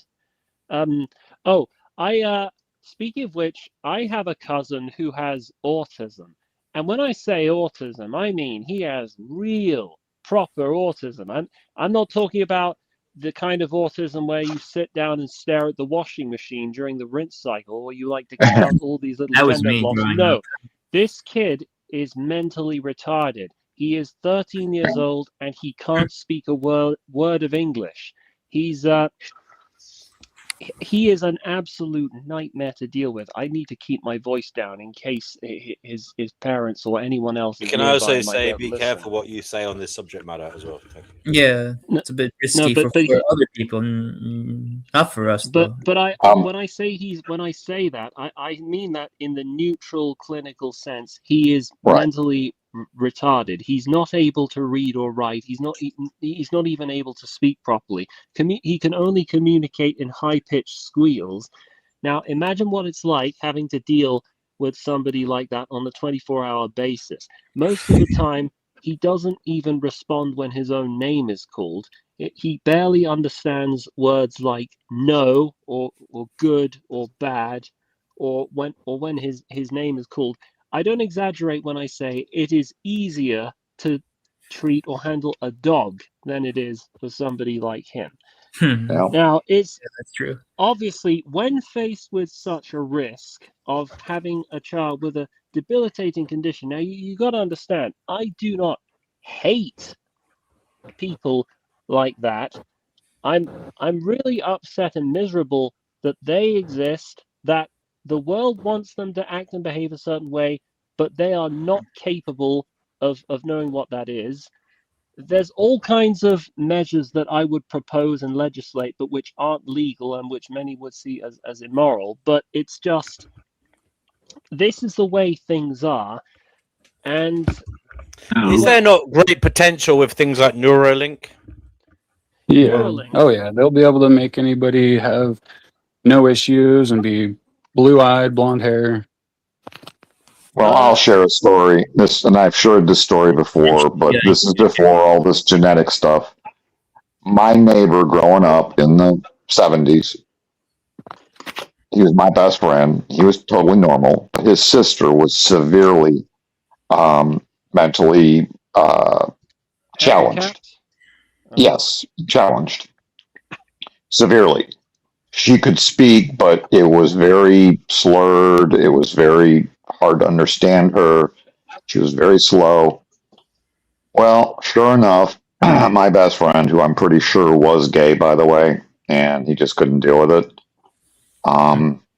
He, graduated community college, and next step was getting married. And he wasn't thinking about the kid. He was thinking about himself. What did he do? He knocked up a girl.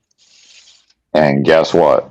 The kid came out, and it was severely retarded, and it was severely deformed. It had to have like 12 surgeries to get its spine back inside its body, and part of its brain was born outside of its head. And the warning sign was there. The warning sign was there. When your sister is severely mentally challenged, maybe you should think there's something in my genetics that says, hey, think about this. Now, this is way before genetic testing. This would have been, the late 80s, 1980s. And it didn't come from the girl. Genetic stuff would be good or anything. Sorry, you can go ahead.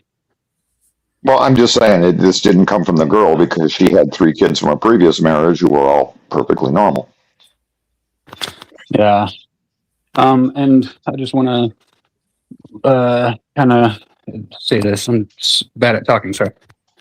Bruce Lipton, we know he said something about the imaginative cells in a caterpillar once it's transforming into the butterfly.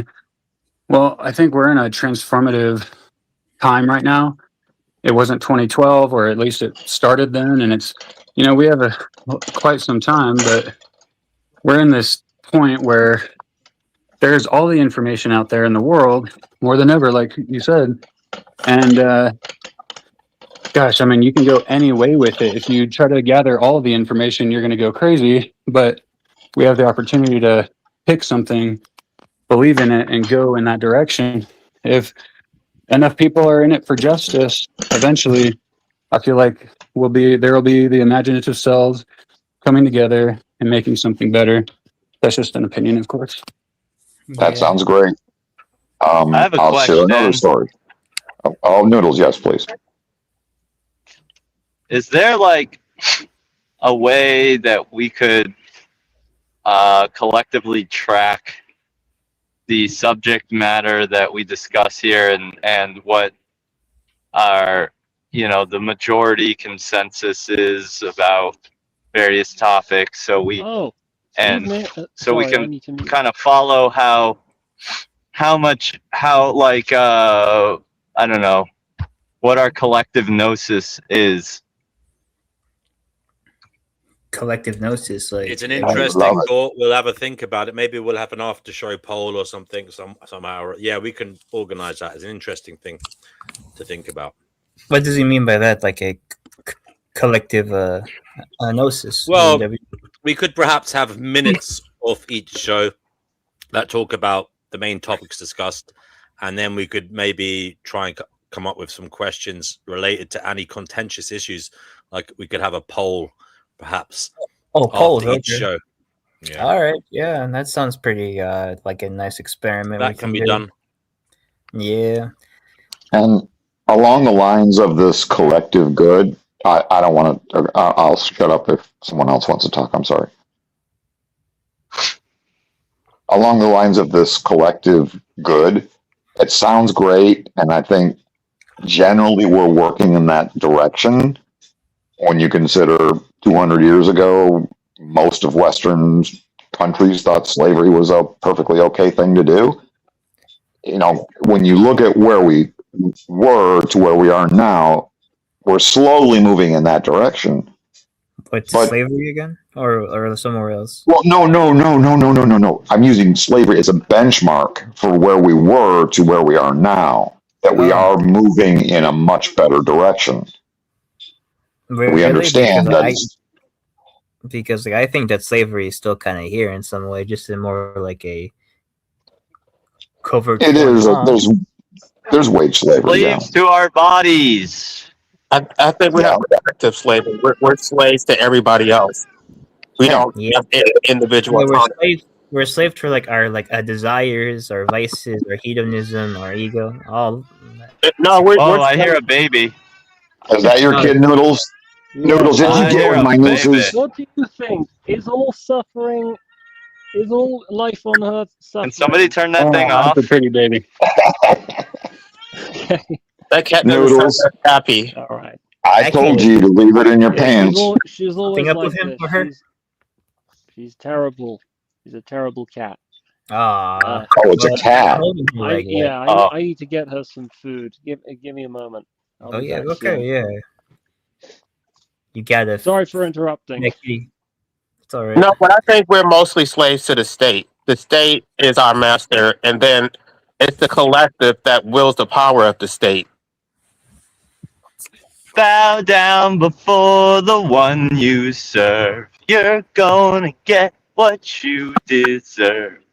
Wait, life abolitionism. You kind of make it sound like the freaking state or the government is like super powerful and like invincible. They are.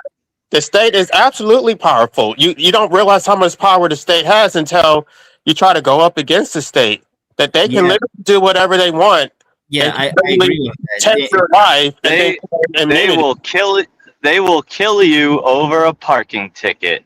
Right. So we're trying to have a serious discussion. I'm not sure why we're making light of slavery. They will kill you over a parking ticket. That is a true story. Equilibrium. I'm going to have to come down with the 30-centimeter ruler and wrap you on the knuckles. Let life abolitionism have his serious conversation. I didn't say anything that. Right, but if I were to make jokes about factory farms, you would be very upset. But when it comes to human subjugation, how is that an equivalent? How is that? I was backing up your sentiment. No, you were trying to make a joke about it and make it seem like it's trivial. Like, It was like maybe it's facetious not but really. lighthearted. Let's talk about a parking ticket. When somebody they're taking your livelihood and forcing you to starve. If you're poor and they take they issue a citation, they're taking your livelihood. They're taking food out of your mouth. It's not a joke. There you go. Okay, well, we'll move on. We'll move on. It's not a joke to some people, and I understand that perspective. It's a matter of perspective. Go ahead. Oh, even if you have the most beautiful intentions of a fa la la la world, your kid, and I know a lot of kids that were born in really good parents, really good families, really good neighborhoods, and they fell in with the wrong crowd and they Yeah, turned that in. seems to happen frequently. Yeah, because I grew up in like the suburbs, right? And like I lived in like a lower middle class area apartments, but like over a spit away, like in the block, there was the rich neighborhoods, the rich kids, right? So like, and those kids were doing drugs like on the side.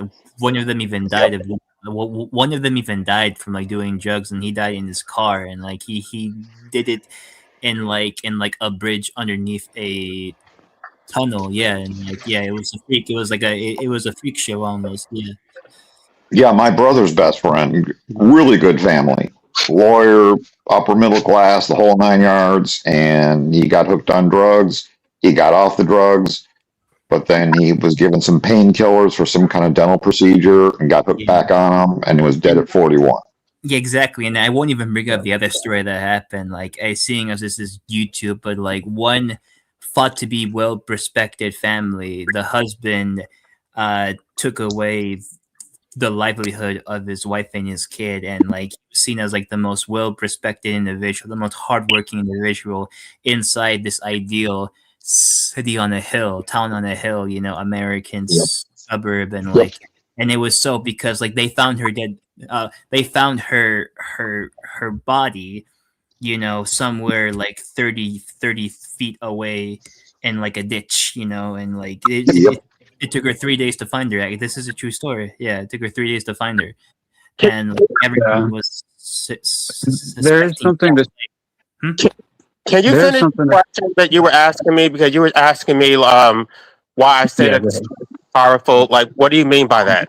Well, yeah, it is, but like you do know that you can like circumnavigate some things. There is a thing called like the market, right? Illegalism, the philosophy of illegalism. So like the state is powerful, yeah, but like you have some choices at your disposal to circumnavigate some things, because the people in charge don't even follow their own rules.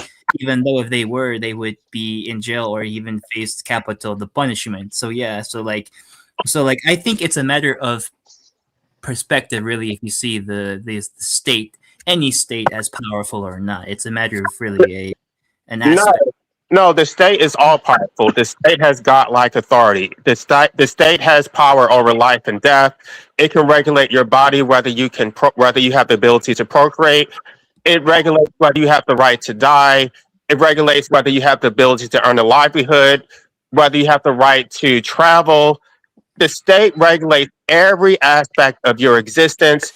Everything is based on a privilege. You don't have any actual natural rights. So that's the main reason that I'm anti-necklace. That is the most dangerous superstition. Book name of Rosen, whatever. And it's just that they do say to have that authority, but what dude is talking about is that you essentially have the right to not go with them or not comply, even though it's supposedly legal or illegal. What's the consequence of that? Well, the consequence is they're either going to take your property, they're going to take your liberty and throw you in a cage, or they're going to take your life. So the only way to avoid those three consequences is to not impose life in the first place. Well, I agree with that part. Yeah, exactly. Yes. But, Hallelujah. Okay, guys, I just want to welcome Cougar Duma to the show. Cougar Duma, you are on the Finding Gnosis show. What is it you'd like to say unto the world? Sound check. How do I sound? You sound good. Okay, thanks. Yeah, so the topic is why did you have kids? And as usual, there's a lot of going around and around. I'm not criticizing, I'm just saying it's hard to resolve. So there's a lot of going around about why do people have kids? Why did some of you have kids? Uh, why does anyone have kids? Is it wrong? Is it immoral? And all these kinds of things. And of course, I'm in here as a biologist. Some people will hate that, but that's why I'm here. And I want to suggest something that Ooh, I don't think it's going to clear.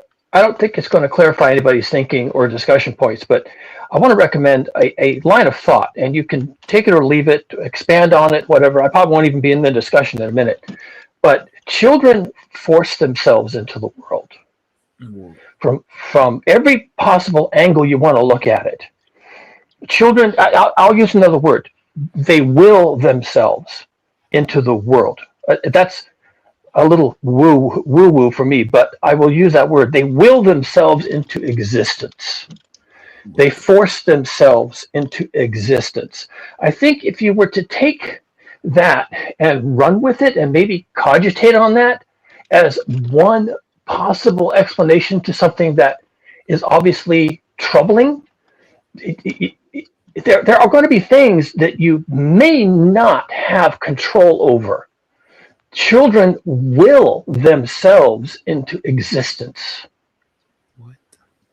Okay, if I get willed through your ball sack, I'm coming back and kicking you in the ball sack, okay? Could you explain to us, as a biologist, how is it that children How does will that work? That themselves sounds a into bit too like existence? superstitious. That sounds like a bit too metaphysical for like a biologist's point of view, because like you don't exist, you don't have the will to woo yourself into, like you don't even exist yet. Like unless there's like some type of like alternate dimension where our souls are already there, and like we like call upon, like the parents that we. Yeah, I don't really understand what you mean. Like the implication of that is pretty. Okay, yeah. Oh, there are definitely implications, which is why I bring it up. If I didn't think it was worth considering, I would keep it to myself. What I mean here is that, in the same extent that we talk, although I'm on board, the way we talk about gnosis and the world being hell, and there being influences in the world, archons or whatever they're called, that are influencing world events. I want to propose a countervailing force in the world using your language. And I can back it up with biology, but I just want to use your language. Children will themselves into existence. Do you have any evidence for this? That I still don't understand. Well, I'm not a pretty metaphysical. I don't. No, I have a very pointed question. So if somebody willed themselves into existence and they have the ability to do that, then you can use that argument for anything. You can say that prior to being brought into existence, this person consented to have sex with you. They consented to give you money. They consented to give you their house. And you can just arbitrarily say that before they were created, they gave their consent. There would be nothing against rape, because you could arbitrarily say that they consented to it. What about child molestation? I shouldn't say that. But you could arbitrarily say this child consented to all of it, and it's their fault. And then you're going to blame them for their diseases, for their oppression, for their abuse, because they asked for it. I don't think say that we have to implement some sort of godlike thing into this reality we exist in now. So sorry, go ahead. And because you're trying to blame shift to say that somebody asked for this and they consented to it, and you're making these claims as if they're just self-evident without any. How did anybody will themselves into existence? And two, can you explain how somebody can have any will without sentience? There are books written on this, by the way. Okay, and this so is his opinion. like I said, I was going to broach the topic because I believe it's true. I have supporting evidence why it's true. I have evolutionary theory that would back up my assertion. Okay, but I'm really not going to go there. Like I said, I'm going to offer this as a talking, thinking point. And you can reject it or receive it. It is simply what I said. And I will probably now go back to looking. I actually have some really big projects that are going to be very noisy. I'm back to working with heavy equipment. So, but I just wanted to say this because I thought it might be helpful. You might want to consider it. You may want to consider it in the realm of spirituality or inevitability or fate or whatever you want to do. There is a biological basis, though, for everything I'm saying. Extraordinary extraordinary Okay. The problem is, nothing I have to say on the topic will be welcomed or accepted. No, that's not true. We're just asking for proof. So I'm not going to bother. Kugadima, you are welcome here. I don't have any problem with what you're saying. I find it interesting. I think it aligns with some great minds and some philosophers and some spiritual people, even scientific, perhaps, because the universe it came into being and it does. We don't know why it does, but it's all part of a strange, in my view, deterministic universe that is cause and effect, and something caused it to be, and that causation has caused everything to be. Now, you could call that a will in a kind of Schopenhauerian sense. No. Why not? Schopenhauer explained it differently. There's the will and there's the representation. We are the representation. The will is external. The will is imposed on us. The will is an energy force that people give into. People give into the will and procreate because they don't have the ability to resist the will. Schopenhauer would say you should resist the will. So the will is not something that we create. He also said we don't choose. We can't. He basically was a hard determinist as well. So he said you don't choose what you want. You do. You just these things happen. I am probably, because I'm a materialist, I am a hard determinist. Really? What Schopenhauer said is that a man can do what he wills, but he cannot will what he wills. I would agree. Say that again, sorry? A man can do what he wills, but he cannot will what he wills. And I agree. Says you can will things. To me, that says the will is in charge, but I don't know how you read it. But now, as a materialist and a biologist, I can tell you where the will comes from. It's not a mystery to me. I have understood this and accepted this for a long time. It flavors and colors what I do and what I think about. But it's going to be difficult to get into this topic in this forum. And I wanted to offer this as an alternative for when things are going in a circle. You may want to stop and consider that even the going in a circle where there is no obvious correct truth, even the going in a circle is what I'm talking about. Children will themselves into existence. Well, you see, Cougar, it's kind of related to some of the stuff I think about, and that is the kind of phenomenon of life itself, if you want to call it the abiogenesis, the how life came to be. And, you know, antinatalists say there's a lot of suffering in life, and it is a huge problem. I agree. But and they use that as the basis for why people shouldn't have kids. But I don't think I don't think it solves the problem. I think that we haven't dealt with the kind of base level causation, and in many ways we're just peeing against the wind. What do you think of that view, Kugaduma? I think you're onto something. I think you're in the right ballpark. I don't think anyone has the real answer to this. It's like, what came before the Big Bang, right? We can make guesses, and some of them are probably good guesses, but we cannot know.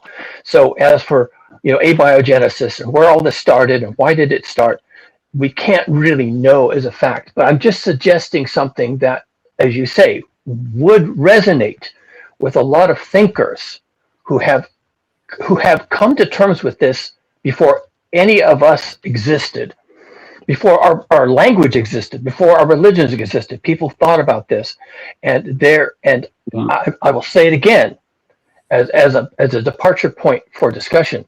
Children will themselves into existence. Okay, can I ask one question?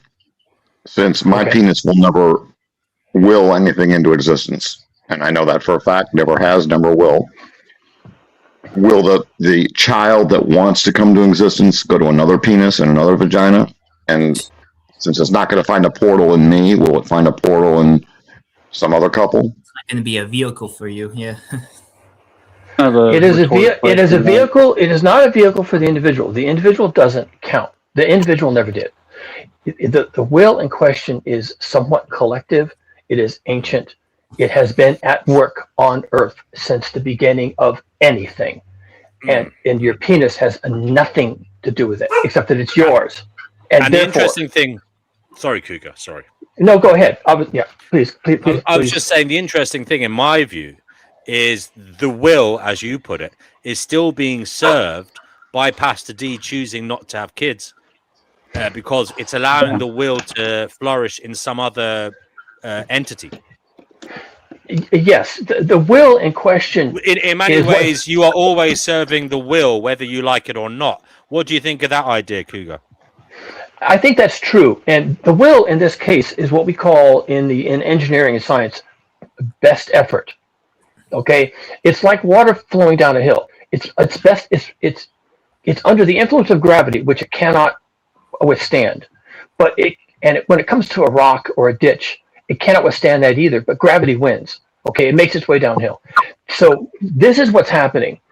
The will to procreate, or the will that children send out into the world to be made, that will is relentless. It is water flowing downhill under the force of gravity. It cannot be stopped. It will not be stopped. Yeah, and it will flow. It will flow around obstacles. It will flow around confusion. It will flow around death. It will flow around anything that gets in the way of its flow, and it will find a vessel, and its will shall be manifest. And this is why I say we're not in charge. It's the will that is in charge of us. And No, I know that. It could be. It could be. And what I'm saying, I agree. I think it's like water just falling. It finds a level no matter what you do. You can try to move things around on the ground, but the water will find nooks and crannies to get into. It just finds what it wants, you know. Yeah, and that is reflected in the quote of Schopenhauer. That was just shared. No, that's not correct. Schopenhauer calls it the will to life, and the way to reject the will to life is through aestheticism. Yeah, that's fine. That's a mechanism. I think that's mistaken overall. That's a myopic, solipsistic way of looking at it. I think there's a systematic thing going on here, okay? And you can't help but help the system, whether you like it or not. I think if you choose not to have children for a moral reason, that may be something that, you know, we might applaud you for, because maybe in your circumstances it's the right thing to not do. But whether we like it or not, we live in a world. Cougar Duma is the biologist here on the firm. We live in a world like that is under the trance of evolution, and evolution causes change and mutations to occur. And in that sense, we can never be on the same page about anything. There'll always be someone disagreeing with you, thinking in a different way, and there'll always be this will for life. There'll always be this life vying for existence, and part of that will be people choosing to bring life into being, whether you argue them into into the corner or not. They simply will not care what you're saying, will not understand, or will give it some thought but go ahead and do it anyway, because nature does not care ultimately. What's in charge? There's that iconic line in Jurassic Park. Nature finds a way. Yeah, I have a problem with it. Doesn't mean it should. You know, it doesn't mean it has. Nature finds a way.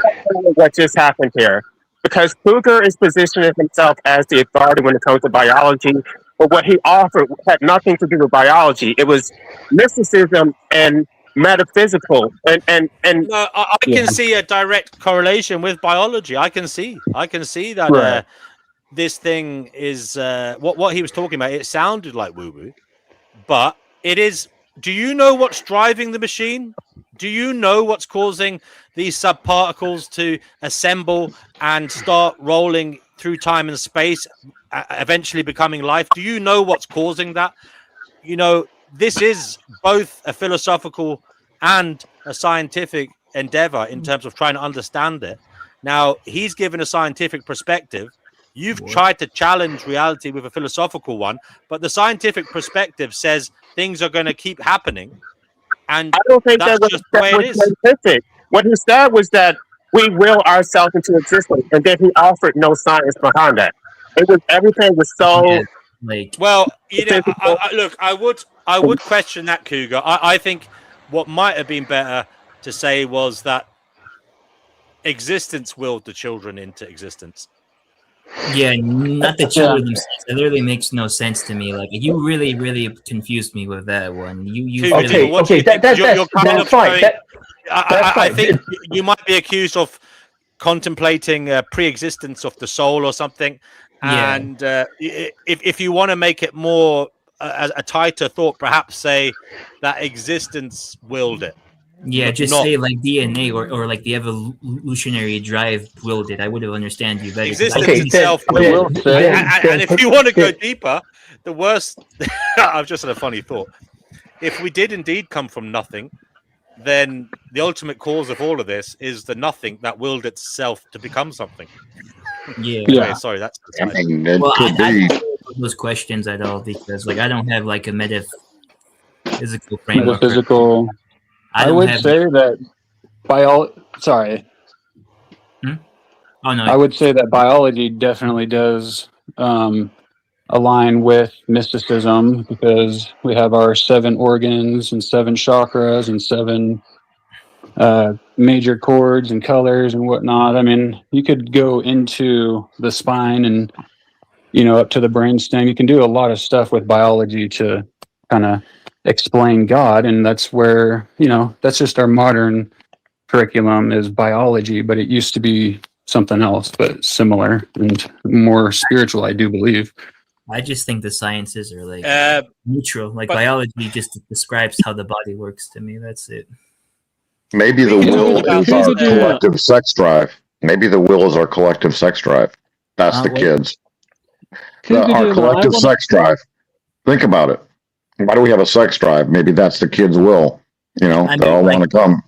If Doomer just said, you know, you're just the sex drive wills like the kids, like I would have like bought on board with that because that's more understanding to me. But even though that's a Pastor D theory.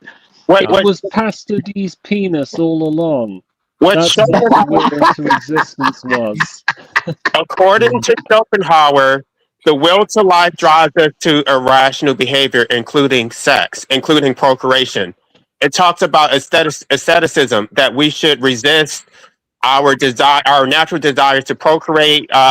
We should not eat beyond what is necessary for us to sustain our life. He rejected veganism, but he basically said that, he didn't outright do it, but he said we should only eat for our survival, not necessarily for pleasure.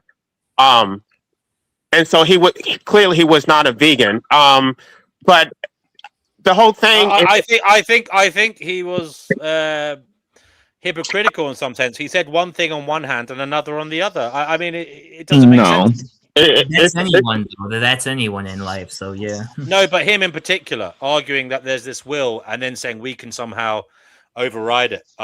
Come on now.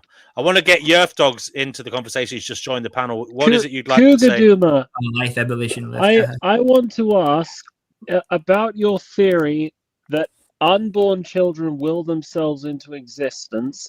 And if I'm right, if I'm not mistaken, what you're essentially saying is that the nature of nature itself is such that all living organisms are, for one reason which may be biological or down to happenstance, whichever you refer to it, are compelled in some way to procreate at all costs. And this is what you mean when you say that children will themselves into existence. But if that's true, then what I would ask you is, why is it that there are schools of thought like the antinatalists or the Gnostics? What are they called? Gnostics. The Gnostics, people who have independently arrived at the conclusion that it is immoral to have children and who choose to live lives of celibacy. Yeah, like those people. How does this square away with your theory that life wills itself into existence at all costs? Okay, so You saying at all costs?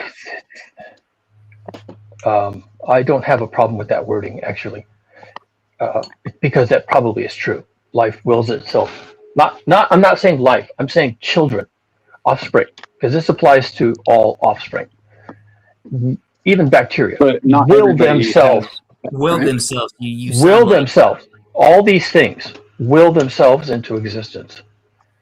It's not children, and it's not intelligence or consciousness. It is a will that is part of biology, but beyond, or even subsumed within, or above, or below, or all of the above.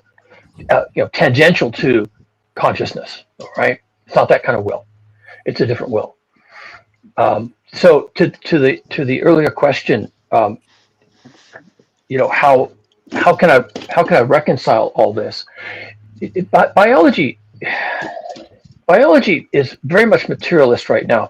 It very much works in service to, let's just say, corporations. There's money to be made in biology, but there was a time when biology wasn't called that at all. It was called natural philosophy, and people were more open, I should say, to interpretations of the world, which was phenomena as they observed the world.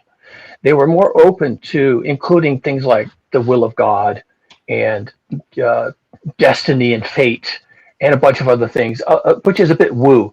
But in my career, I'm now 66 years old, retired. In my career of dealing with all these issues, I have seen working through nature phenomena what is for a lay audience is best described as a will.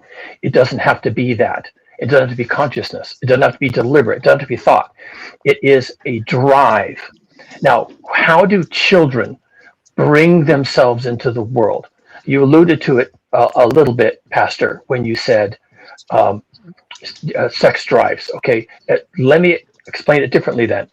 A woman has ovaries. The ovaries have eggs. Once a month, an egg liberates itself and makes its journey into the world. It will enter the world one way or another. On the way, the egg modifies the woman's behavior. Like, there's noise. Oh, sorry, that's me. Don't worry, carry on. I was just putting something in the bin. The will, the egg modifies the woman's behaviors, and forces her to do something. And it's a little bit like a parasite. Let me explain something that is going to seem tangential, but it's not. It's actually completely in alignment with this thought. There is an organism called a horsehair worm. The adults, which are quite long, they can be 3 feet long. They're very, very thin, like a horse's hair or a human hair even. They live in small ponds, tiny little pieces of water. They can be like a bowl full of water. But they have the most complicated life history of any organism on Earth. They make their way from snails into grasshoppers, and eventually they modify the behavior of the final organism to go seeking a pond, a tiny bit of water, and drown itself in there. And then the horsehair worm, sensing water, breaks out of the organism into the water. Another example of this is the fungus that takes over ants. What is it called? You people don't know. You all know what it is. I know the one you're talking about. You can explain the life cycle. Is that the one when it bursts out little spores of it, like burst out? It's the zombie fungus, yeah. And it infects an ant, and then it convinces the ant to climb a bush, and the ant then clamps its mandibles onto the bush and just sits there, and the fungus then sporulates on the ant's corpse. But it convinced the ant to do that behavior. Now, this is very, very common in nature. This is scary shit, okay? And these funguses, these parasites, these things, they convince the host to do something that is contrary. Individual. The individual is used, okay? The individual is used and perishes. And the thing that's the will. That is an aspect or a manifestation of the will. It's interesting, Cougar. I've heard this said before that, you know, you're talking about the will to life. It could be the will, a death drive, as it were. Some people have said, I've heard this said before, that everything is actually a movement towards death. Because if you look at the story in its totality, it is actually moving towards an ending, a grisly ending for each of us, and a universal ending for everything. Now, so you could argue it is a will to death. It's wanting to end. I mean, and we are a conduit for that move towards the end. That is one way of looking at it. I don't know if I'd agree with that, because I'm not so sure there is an end. I think it's unfortunate. It could be a case of the eternal return. You know, everything just keeps happening again and again forever. Oh, God, no. Please, no. So to say there's a beginning or an end to things as a phenomenon, I think is perhaps an inane thing to do. But Cougar, would you like to comment on that possibility? Yeah, I could. I've actually spent more time in here than I intended to, because I do have a lot of noise to make here shortly. So I'm going to bow out. I probably ruined the discussion for everyone, and that's kind of my role, is to come in here, shit all over the place, and leave. So, well, good job. Get some toilet paper. And I'll talk to all you folks. Talk to all you folks later. Bye. Bye. Good talking to you. Great talking to you. Okay, if we're going to transition slightly here. Cougar Jim is a regular here on the Finding Gnosis show, so it's always good to have him here. Sorry, Viking, were you saying something? Yeah, so since we were talking about, you know, mysticism or spirituality or the coming of existence of this universe, yeah, I don't think will was the right word. I like Alistair's definition of will and magic with a K. But if we're going to get off that subject, I believe in karma. And, you know, if we want to have our lives work in a certain way, you have to do that yourself in this world. And so if you want peace or justice or freedom, you can't subjugate other people. You can't participate in the enslavement of, or the different perpetuation of all these different mechanisms of control and enslavement, mental enslavement, if you want to be free.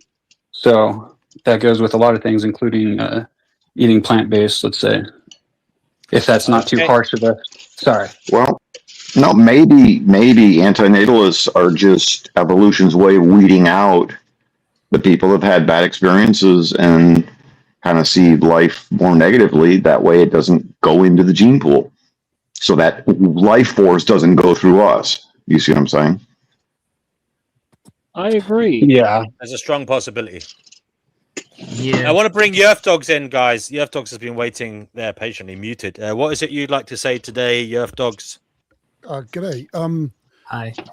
Is my volume all right today? I'm going to turn it up because it's quite low. 1 second. All right. There you go. How's It's turned up now. Oh, no. Cheers. Turn up. I've turned it up. I don't know why it keeps going down. There you go. Wow. All right. Okay, there you go. It works on my... Anyway, it's a shame Cougar bailed out. I wanted to ask him a couple of questions, but I understand... It sounds like he's using the will to life, or the will to life, in the same way Schopenhauer used it. But he says that children, I think he said, children will themselves into existence. Yeah. And that's just that phrasing. I just felt was a bit off. That's why I said I don't think you need to say that. You could just say existence wills itself like Yeah, continuation. yeah. You don't have to say the children, because obviously, where does it begin? It doesn't. I wouldn't say it began with the gametes. It begins before that. You know. The children. Well, Maybe those are the maybe hormones. George Carlin. Children are Maybe just a George result. Carlin's instructive. So, here, guys, because- let Earth Dog speak, please. He sorry. just arrived. I apologize. Maybe George Carlin's instructive here. He does a bit about abortion, and he said that as far as he's concerned, life is just this ongoing continuum. There is no beginning or ending. It just keeps on going and going and going. And maybe that's what Cougar is also referring to as well. It just, there's no beginning or ending necessarily. Things just keep on going and going and going. Perhaps. Yeah, Brother Marcus says. Brother Marcus says what I was trying to say to life abolitionism, but life abolitionism didn't agree with me. But Brother Marcus says Schopenhauer identifies the thing in itself, the inner essence of everything, as will, a blind, unconscious, aimless, striving, devoid of knowledge, outside of space and time, and free of all multiplicity. The world as representation is therefore the objectification of the will. Is that Chat GPT or Grok?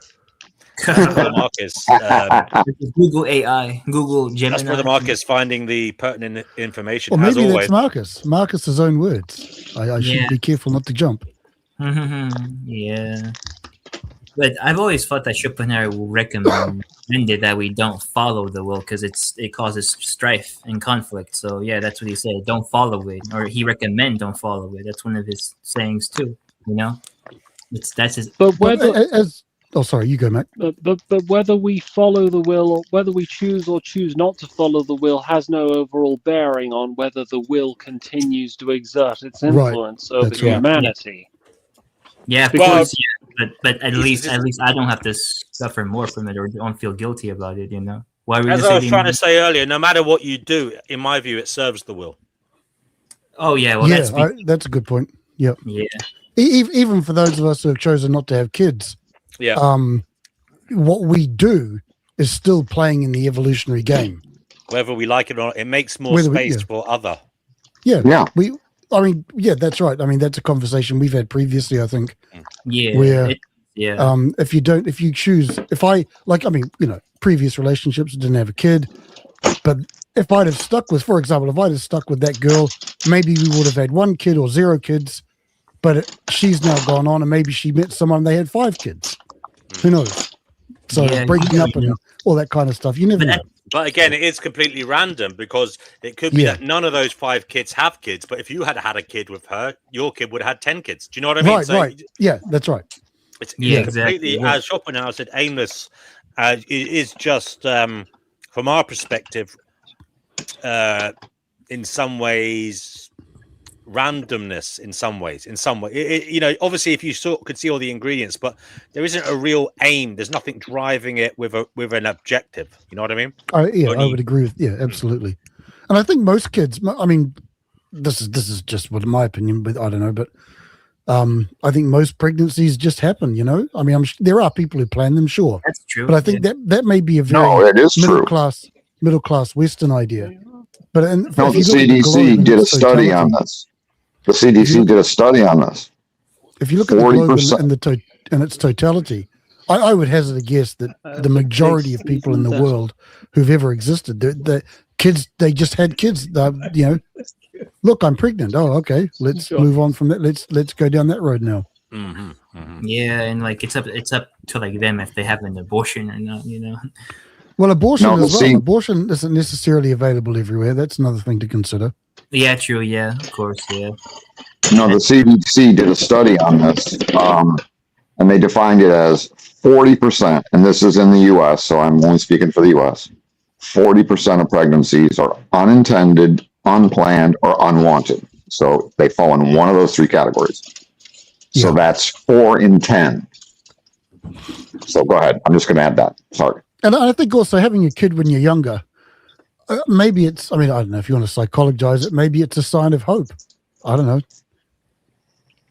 You know, it's a sign of hope in the future. Although it could also be, sorry for being a bit comedic, but it could also be a sign of hopelessness, because I know that a lot of people use sex as an antidepressant.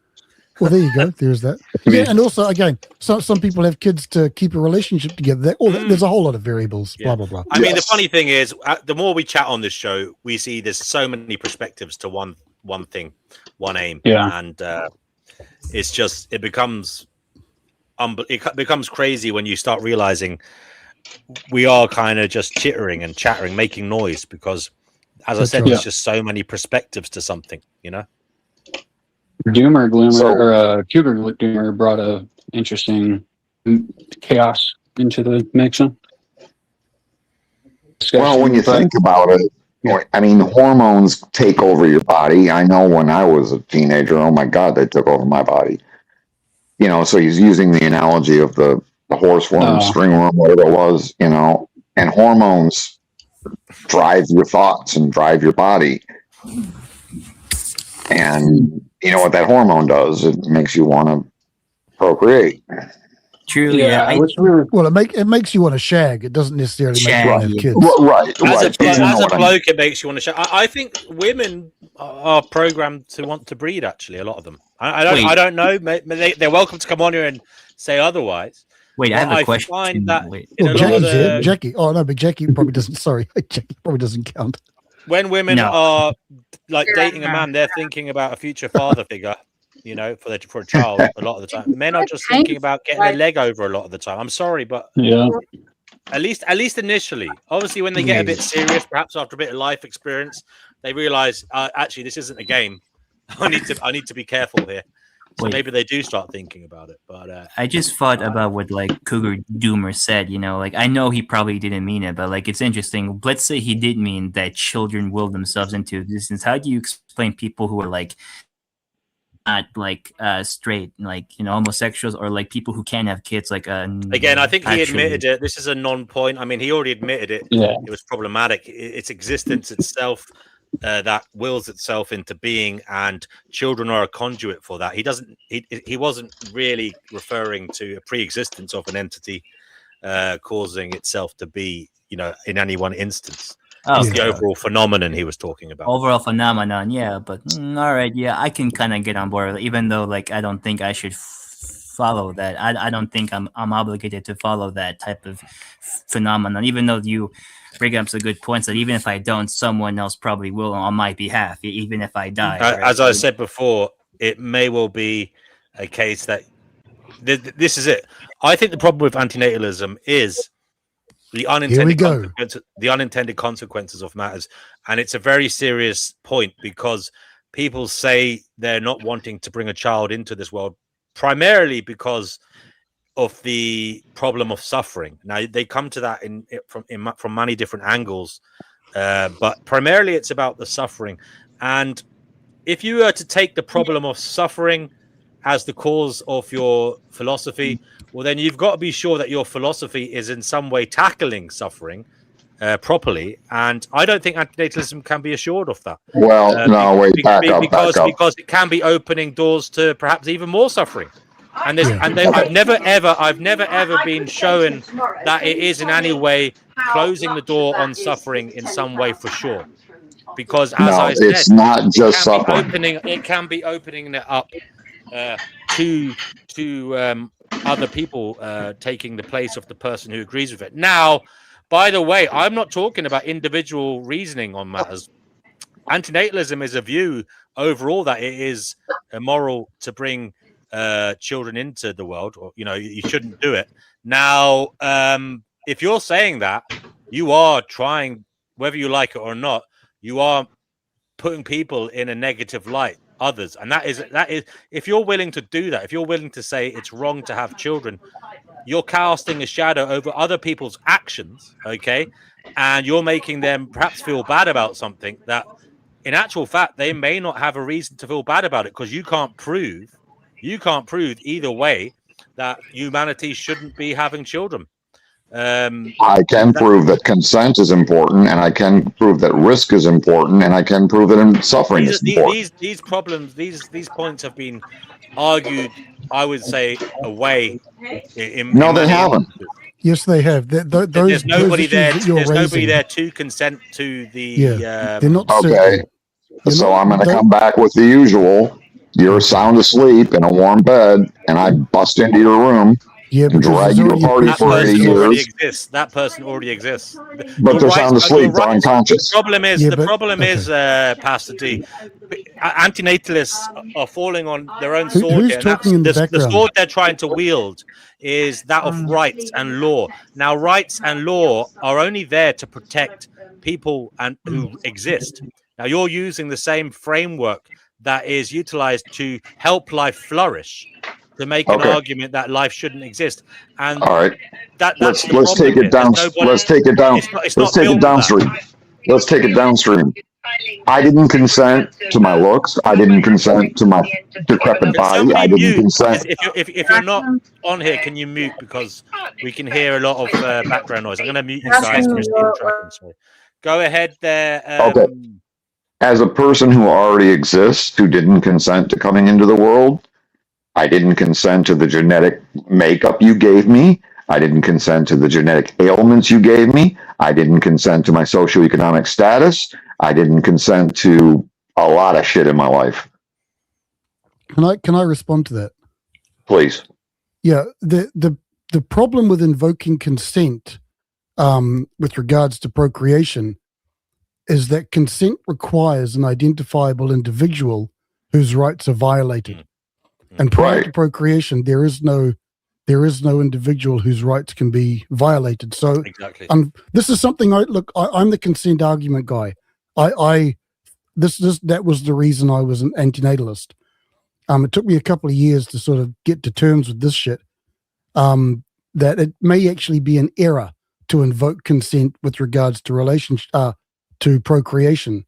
That doesn't mean it's 100% an error, but what it does mean is that it causes the position regarding consent. You can't be so certain about it, and if you can't be certain about it, then it's very difficult, if not impossible, to arrive at the conclusion that it's categorically unethical to procreate. If you can't consent, if you can't, what's the word you used? Yeah, but you're using consent again. Okay, no, but I'm asking for the word that you used, because I just gave you an example of what I didn't. I used consent. I bathroom costs, and I remember thinking. So I thought, Tracking, mute yourself, buddy, when you're not talking. Thank you. Okay, I just gave you an example of a downstream problem. I've already been conceived. I don't like the looks I have. I don't like the body I'm in. I don't like my height. I don't like the fact that I have to work, for 50 years and maybe not even retire. I don't like the fact that I'm going to probably die miserably. I don't like my socioeconomic bracket. There's a lot of things I don't like that I never consented to. Okay. So again, you use the word consent, and also, in my opinion, isn't. But your argument is that before I existed, I couldn't consent. Now I'm telling you, as an existing person, what I don't consent to. Yeah, okay, but that's you're shifting the discussion there. That's a different conversation. And also, no, it's not. Yes, it is. It is. If you can't guarantee, this whole conversation has been about why people have kids. It's okay. What you're saying is not about that. It's about, and maybe you don't like your situation whilst you're here. You may not like your situation. And how do you know your little seedling will like the situation, or do you care? No, you don't know. I'm not going to say. So then, why take the risk? This is the problem. I personally understand your perspective. Yeah. And I would say the problem is, as we've learned time and time again, it's a matter of perspective. Some people think it's worth the risk. Some people are oblivious to suffering. I mean, there are different hedonic settings. Some people don't experience as much suffering when they go through a similar state of circumstances to someone whose those same circumstances make them suicidal, for example. We are all built differently. It is random. And not only is it a case where we don't know what's going to happen to the person that you're bringing into the world, but we can't hold everybody to the same, let's just say, expectations in terms of outlook. The decision makers are looking at reality from completely different vantage points, with a completely different set of feelings and psychology. And obviously you've got that what we spoke about earlier, that drive, this life force, this Yeah, I drive know. that is causing all of this. So in many ways, you can chat about this all you like, but Let me ask you another question. at the end of the day, what are you willing to do with your philosophy, right? You can Let, argue let, about let it. me ask you another question. Can I ask you a question? What are you Yeah. going to do with the people who don't agree with you? They can't I intellectually can't. understand it. They can't intellectually understand it. That they're not willing to understand it emotionally. What are you willing to do with these people? I Because can't do they- force anybody to do anything. And I want to make sure that's perfectly clear. But the fact is, it's barely, the word was just invented like, what, 6 years ago? So people don't even know about this Well, concept. about 30 years ago, but yeah. Well, the official word antinatalism, I think, 2006, wasn't it? well, I think Actually, it was David before Bennett. that Belgian fella, whoever his name is. And it was Apparently- also it was actually in some Nazi literature as well, but in a different context, way back in really? 1930s. Okay, but the official word was not even put in a dictionary until Amanda Sutnick and some other activists got it in. And I still don't think it's in a lot of dictionaries. But the point is it's that got nothing to do with it's not in the dictionary because of Amanda. Not at all. That's utter okay. nonsense. Well, anyways, whatever it is, I know that they had a big campaign 7 years ago to get it put in, so at least they'd have a word to describe the concept. Now, has the concept been around? It's in the Bible. Of course, it's been around for a long time. But the official word just goes to show you all we're asking on our side is to present the arguments. And if people don't agree with it and they're going to breed anyways, then I can't do anything about it. Okay. But- Look, I get what you're saying, but in my view, unfortunately, with even though it's got wonderful, I would say, empathetic sentiments in a lot of cases, not all cases, it is biting into a big nothing burger because, as I said, you can't prove that you aren't causing more trouble in the future with your, how is my non-existent empathetic kid? stance trying to convince others not to have children. You may be causing a bottleneck in the progress of humanity. You may be. You can't show me that you're not. It may be that it takes human brains to solve problems. Now, that may be something that is coming to an end with the advancement of AI. When AI comes into the equation where it is solving problems and it is humans can take a back seat on matters, then maybe we can chat about, whether it's right to Well, bring I life would into argue that world. the concept But is already. what I mean, in those circumstances, it may be that it won't matter because AI will be catering for your every whim and solving every problem for you. So maybe it will never become an issue. That at the moment you can't prove it does anything good overall. Well, I know the concept is. You can't prove that you're not worsening existence for life. You can't prove that you're bettering anything with more life. As a matter of fact, I can prove the opposite. Yeah, but this actually gets to the point that you've got to have a theory of mind. Everyone has different value settings, and of course they do. And in some cases we just can't. Like I can't. Someone who's an uber optimist is not I just can't compute that kind of stuff, and they probably can't compute my way of looking at it. Of course, but so. But if you don't have the idea of something, you're going to go with the societal expectations by default. I just have kids. I don't consider it. But if more people considered it, more people. No. Yes, it is true. I will guarantee you, and I'll put money on this, that most antinatalists don't. The reason they don't have kids has nothing to do with antinatalism. It's because of their experiences and the way they view life, and then they find antinatalism later. I didn't have kids the reason I didn't have kids had nothing to do with antinatalism because I'd never heard of the idea.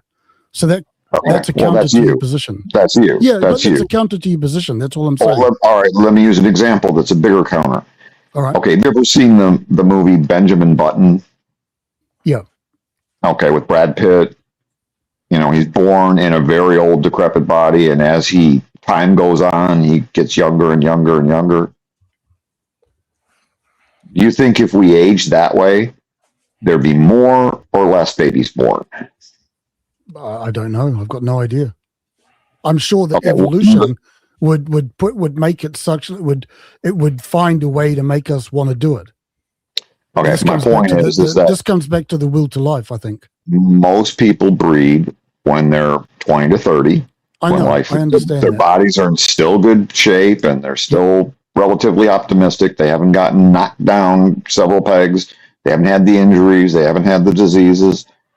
If they experienced old age first, and then as time went on, they became fertile, I guarantee you the birth rate would drop. Well, and it already is dropping. You can't guarantee that, because if that I was can, reality, because the birth rate's already dropping.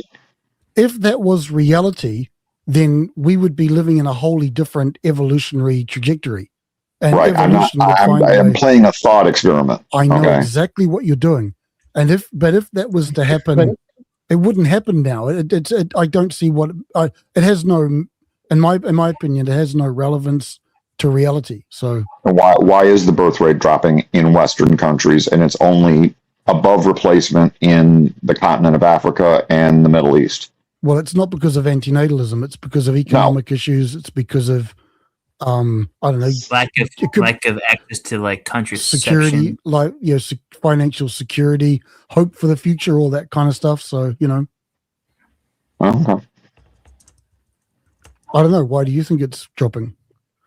And it's probably also to do with, mostly for the things you're saying, uncertainty of the future, climate. Sure. I mean, it's not just that. I think there's an element of people are very busy. People are working a lot in the West, and for some reason it's becoming harder and harder. I don't know why, because we have more technology than ever, but it seems to be that people are finding it harder and harder to own a home. They're working more and more now. I mean, there is a greater drive to get us to work more, even though we have all AI and, as I said, technology now. And maybe people they haven't got enough time economically. It's a problem, because they're devoting their time to basically keeping a roof over their head or progressing financially, and they just haven't got the time. Maybe more people are going to university than ever. Maybe we have got a better educational system, and it's not necessarily that people are using their smarts to choose not to have kids. It's because they're too busy doing these things to be having kids. And also the rise of birth control. To keep in mind, it was my lifetime that birth control came on the scene. Yeah, but I think that's correlated with what I'm talking about. People are taking the birth control because they don't want to fuck up their education or their career. It's not necessarily. It's financial, of course, but if you don't have an optimistic outlook, you're going to be a lot more cautious about having procreative sex when you have an option to have procreative life sex. Abolitionism says, I know why he's not coming back. I can assure you, Life Abolitionism, you're welcome to come back on here.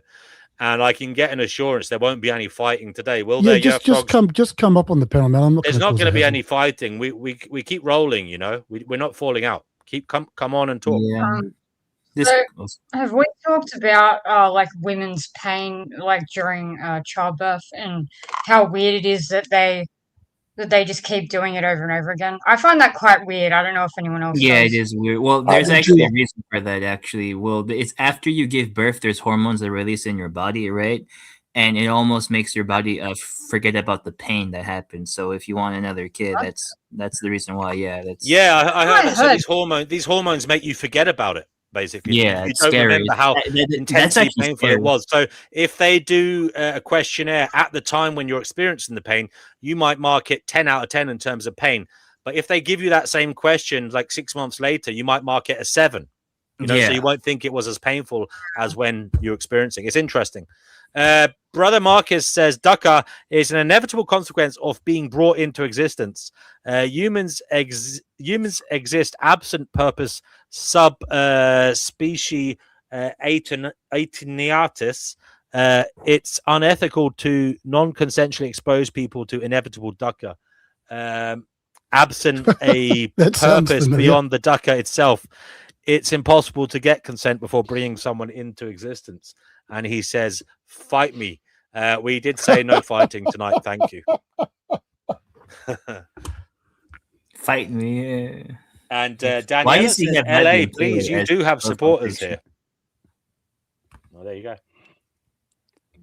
It's funny that he has Vlad the Impaler as his profile picture right now. It's almost like I'm talking to Vlad the Impaler. Oh, I know what that. Yeah, I've seen that video before. I want to give a warm welcome to Ika Mouse, V Gates. Ika Mouse. You have to You have to speak German, otherwise I can't understand you. How are you? I'm a mother. Is that I'm a mother of 4 adult children, so the topic is quite suitable for me. Why did I get 4 children? And do I regret it? As you are, can keep going. You're doing well. Well, you regret it from at all? previous Okay. lives. Hello, everybody. Can I ask Ika Mouse though? Can you actually speak a little bit closer to your microphone because you're coming out a little bit faint, and I'd like to hear what you have to say. It's this it's this deep voice. I'm as close as I could possibly be. That's a bit better, darling. That's a bit better. If I put me micro on, you just see me nose. Okay, so as some of you know, I was a former Jehovah's Witness. My life was not easy, and I still had 4 children. Although they always told us the world would end soon. Why did I have 4 children? Simply because I wanted unconditional love. The real reason people get children, they want to be loved unconditionally, and they want to give unconditional love. And then they want to give to their children everything they didn't have themselves. They know who they could have been, or they suspect who they could have been, had they had loving parents. And we then think, if I now create new human beings and I give them everything that wasn't given to me, they would be magic. And that's why you give birth to children. I've given birth to 4 daughters. I gave birth with no painkillers. I breastfed every single one for a year. They had single lessons in classical music from the age of 3 or 4. They've had everything they could have possibly had. They all studied. 3 of them are rather wealthy now. The 4th is just finishing her studies. Do I regret it? Yes and no.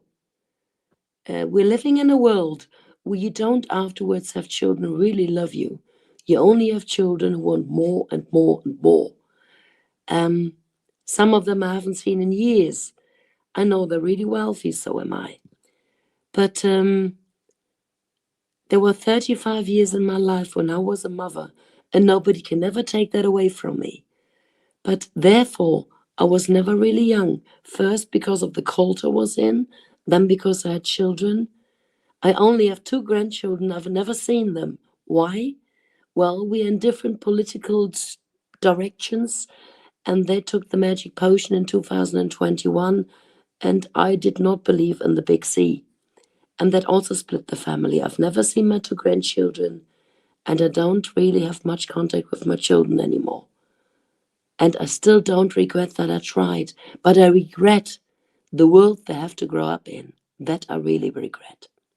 So I'm sorry, can I just the big C? I don't know what that reference is. Well, you can imagine it's something to do with jabs. The time in which nobody had a flu. Okay, righto. Thank you. Anyway, we won't talk about that today, Ika Mouse, please. I never we had will the talk flu, about and I the never having took kids the business. And I never took the medicine against the flu.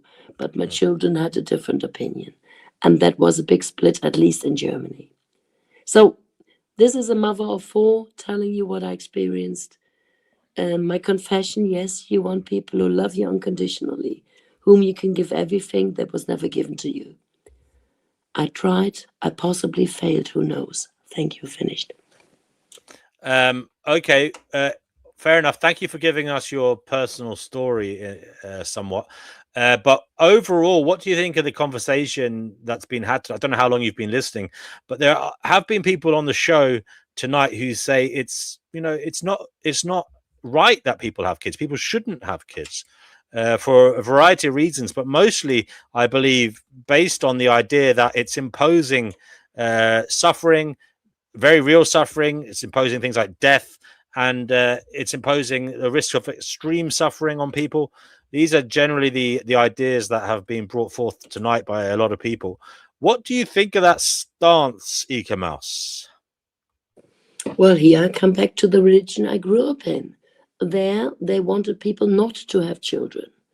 So in every extreme cult, they always teach people not to have children. And I've come to the point when there's always authorities trying to make you not have children, there might be a reason to have them, especially then. It's like we have a car and it only seats 4 or 5, so you can't have 6 people. Why do they make these little cars? Why can't you afford a bigger car? This is interesting. I was simply of the opinion, for some reason, they want us not to have children. But quite honestly, if you never want children, then you should never have sex either, because then you're just worse than an animal. Animals do better to have children. I love being pregnant. I love breastfeeding. The best times in my life were the times when I was a mother. And if tomorrow somebody puts a baby to my front door, I'll take it. Being mother is the fulfillment of a woman. And if you look at it medically, for every baby a woman gets, those 2 years, the aging process stops. Women who had children always look younger for the rest of their lives. If you breastfed, I breastfed altogether for 4 years. I can never get breast cancer. My breasts will never hang. They're absolutely firm because the center of the breast gets stronger with every baby. There are many medical reasons for which women actually should have children, which is nobody tells us. Thank you for that.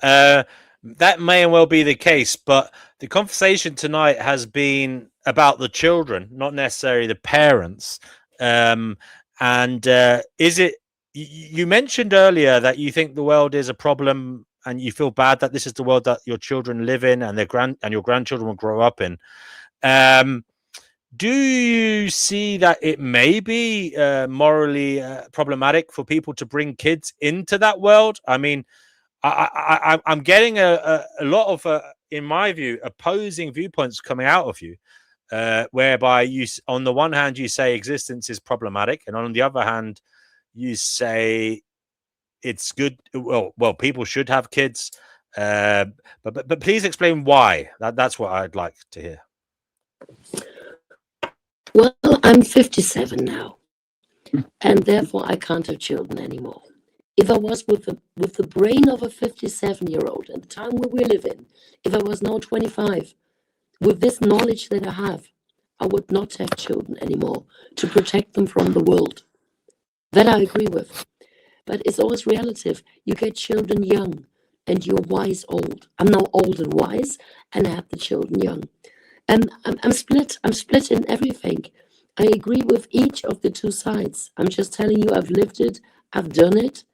I'm afraid of the future of my grandchildren. At the same time, at this moment in time, I should have 10 grandchildren. I only have 2. I'm quite grateful they are only 2. But if we all refuse to have children, the world will end. As agnostic, it's good that the world ends. As a human, it's not. There is no right answer. There is no right answer. Thank you, Eka Mouse. Thank you. Now, I'm interested in zoning in something in particular that you said that, well, astounded me. You said, in your estimation or your view, only cults want people not to have kids.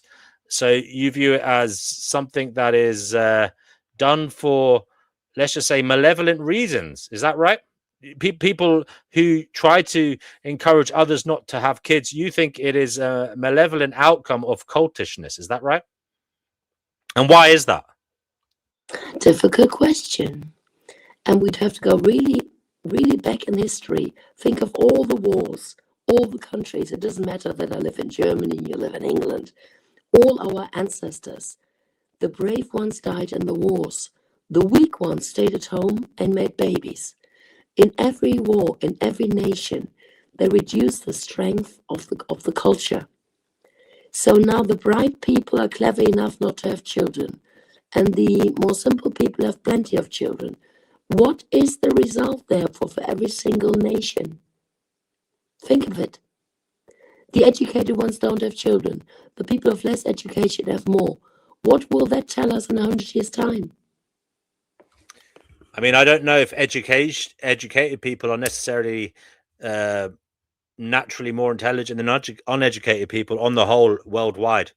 I mean, that might sound controversial, but I don't know if it's the case. That I think just because they're educated doesn't mean they're more intelligent than people who aren't.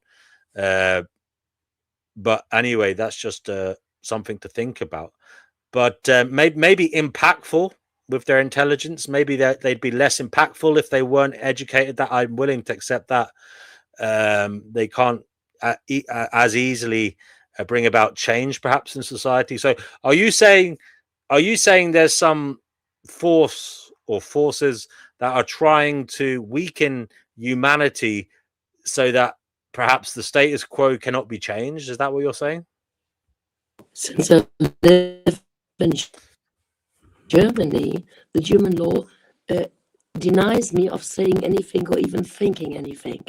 It's just something that might be the case, but who knows? Okay, thank you.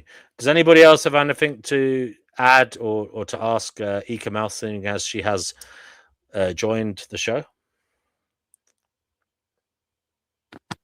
I think Is it if all? I may. I mean, oh, sorry. Okay, go ahead. You go. No, go ahead, mate. Eek, would you said you had some regrets. Would you have done something differently or had less children at this point? Good question. I've asked this myself. And the answer is quite simple. If I hadn't had the children, I would now regret not having had them. Since I've had the children, I can have certain regrets, but they are more harmless because, in my personal opinion, I've done the best I possibly could. It might have been too much, it might have been not enough, but at least I've tried. And it's always better in life to try and fail than not to try at all. Again, no clear answer. I can agree with that. Yeah, that's interesting. The grass is always greener on the other side, eh?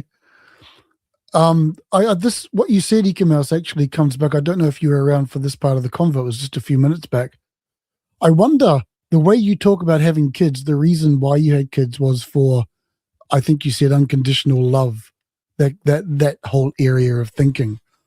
I do wonder if that's how a woman sees things. I'm not sure that's how men see it in general. What would be your response to that? My response is that I'm as well German as also Jewish. And it was quite lucky that we survived.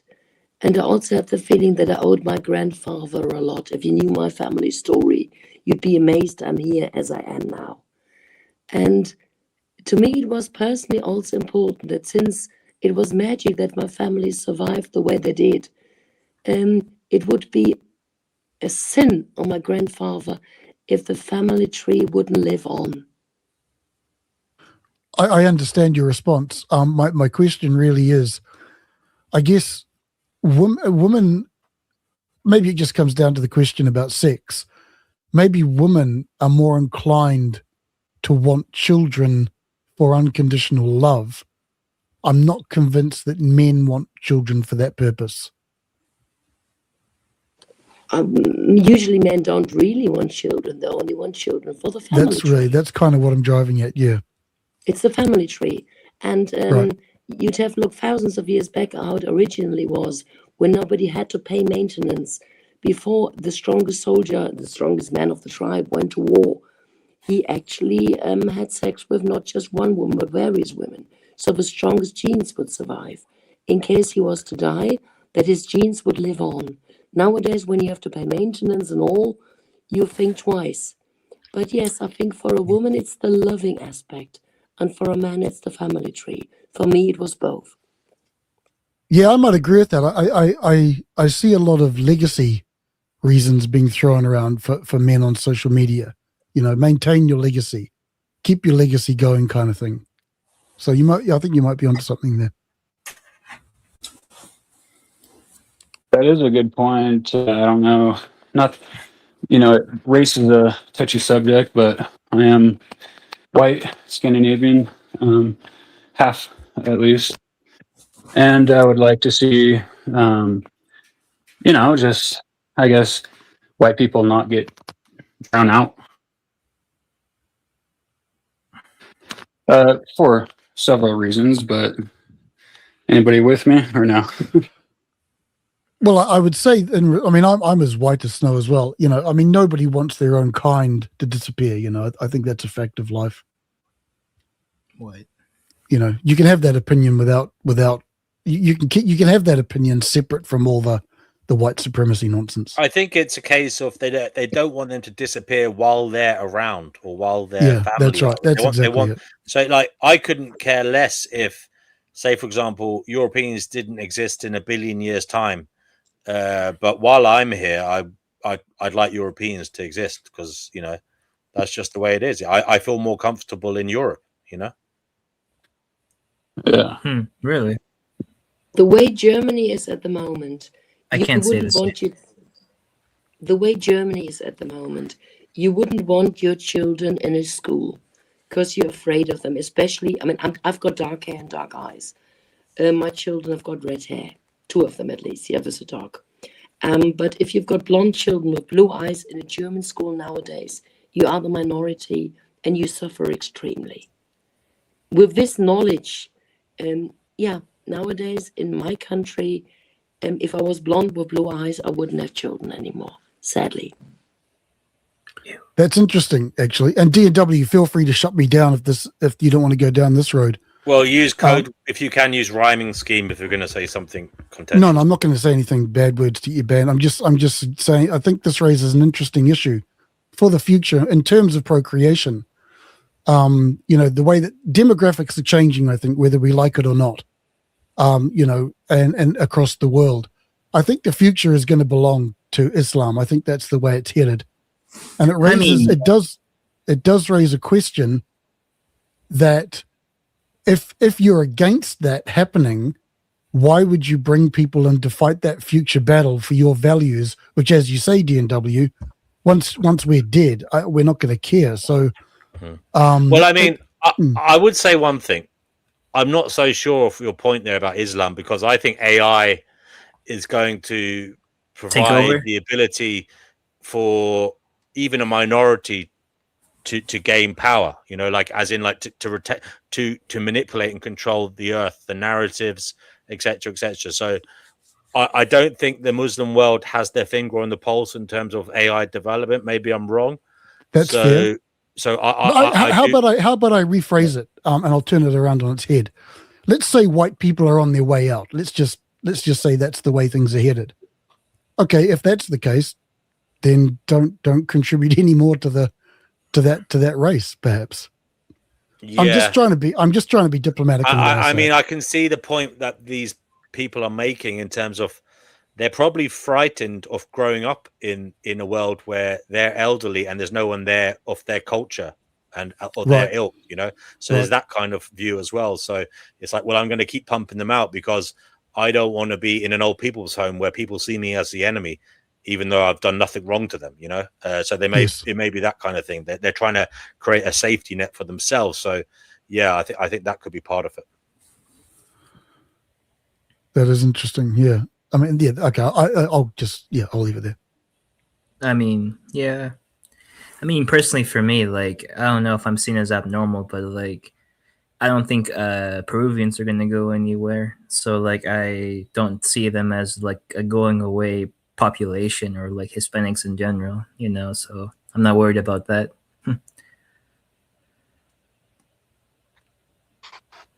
Well, my old man has even said to me, as my old man once said to me, you know, the world's just heading towards everyone's just going to be coffee colored. And I think that's just the reality. That's the way it's headed.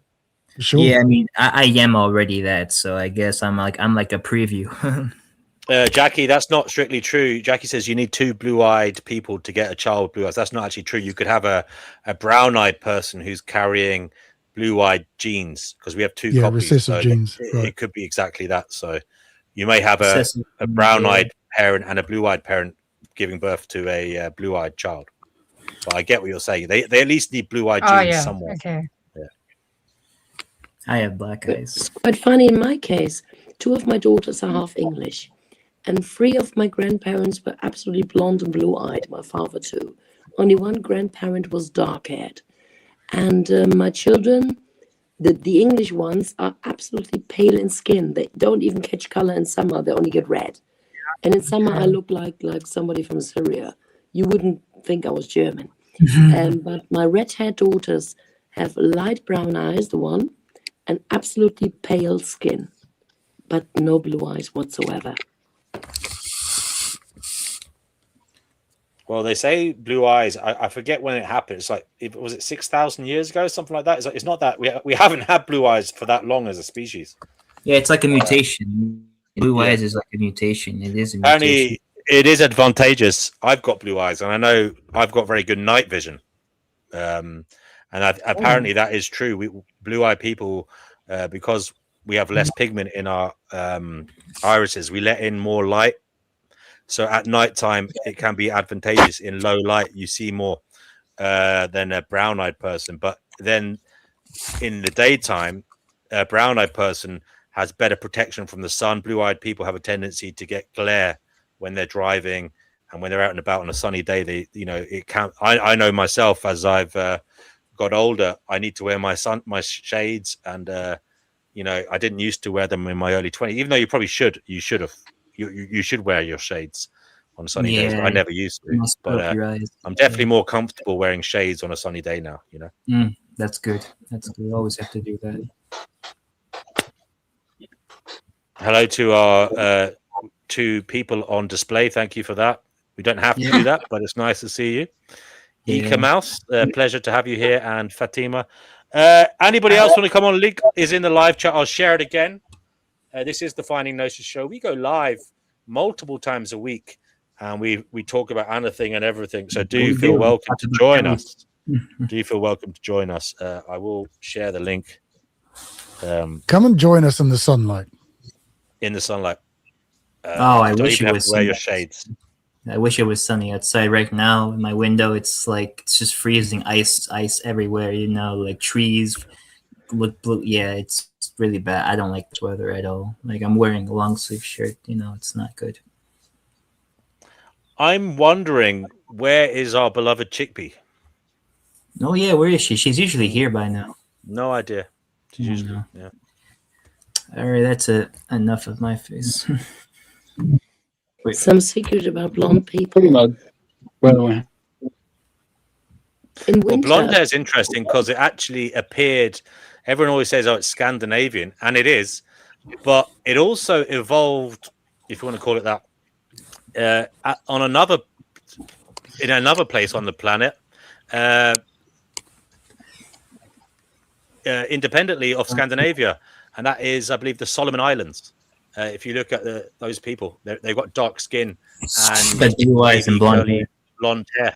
It looks pretty cool, actually. Exactly. And like you see those people in like Papua New Guinea, the Solomon Islands, and the Australian Aborigines. They look African, even though they're not African. It just so happens that's just like a convergence of like appearance, right? Yeah, that's got to be from European DNA. Surely that's from European DNA somewhere. What, the blonde hair?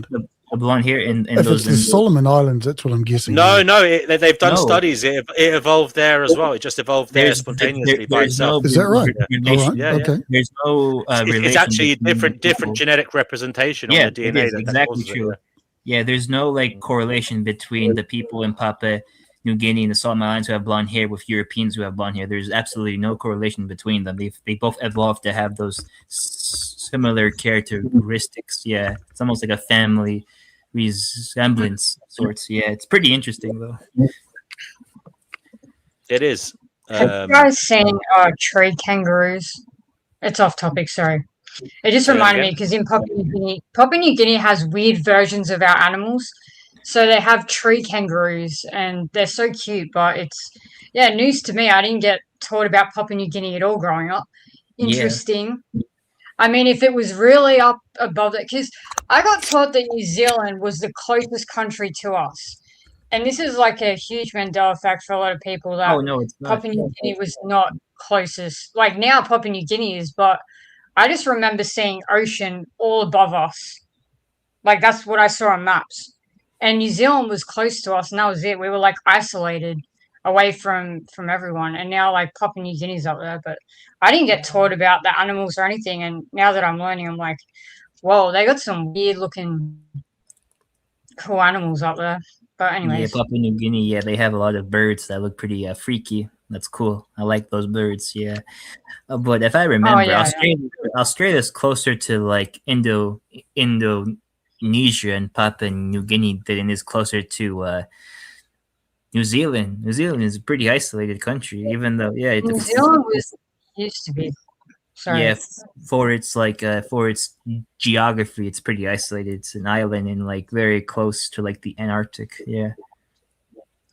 Yeah, but I remember New Zealand being like the closest country to us because we were surrounded by ocean. So, yeah, there was nothing above us from my memory and a lot of other people. It's a pretty big Mandela effect. Like a lot of people from many different countries don't remember Papua New Guinea being anywhere near Australia. And I definitely don't remember that. My brain, like literally when I saw the map this was like maybe a month or two after learning about Mandela effects, and I saw, Papua New Guinea up there. I didn't even know what country it was at first because my brain just kind of did this weird, like, what's going on? Like, I couldn't compute because, like, my brain was telling me, like, New Zealand's the closest to you. Like, that's just always, it's common knowledge. I mean, everyone knew that New Zealand was the closest country to us. And, my whole life I just saw maps with, like, ocean just above. Like, that's just what it was, like, travel agents, everything. Like, and then to see all that crap above it. Not like, I'm not calling the country crap, but I was like, when you're like faced with something like that, you're like, what the fuck is going on there? Like, why is there stuff above my country? But yeah, I know you guys don't talk about Mandela effects, but that tripped me out. That was really trippy. No, it's interesting. Perception of things. Yeah, because when I was growing up, I thought Africa, the continent Africa, wasn't as big as people say. But no, you can fit whole Russia inside Africa, and like the U.S. and China inside Africa, and like it's freaking massive. And a lot of people live there. 1.4 billion people live in Africa, and it's still not it's very wide space. A lot of resources there. It's I don't think the scramble for Africa ever ended. It's still going on. You see the Congo, you see what else do you see there, you see stuff like that. Yeah, the Congo, the mining stuff. Like the Suez Canal that's in Egypt, close to Africa, Red Sea. Yeah, those places are very, very historically vital, Yeah, the Congo. Yeah.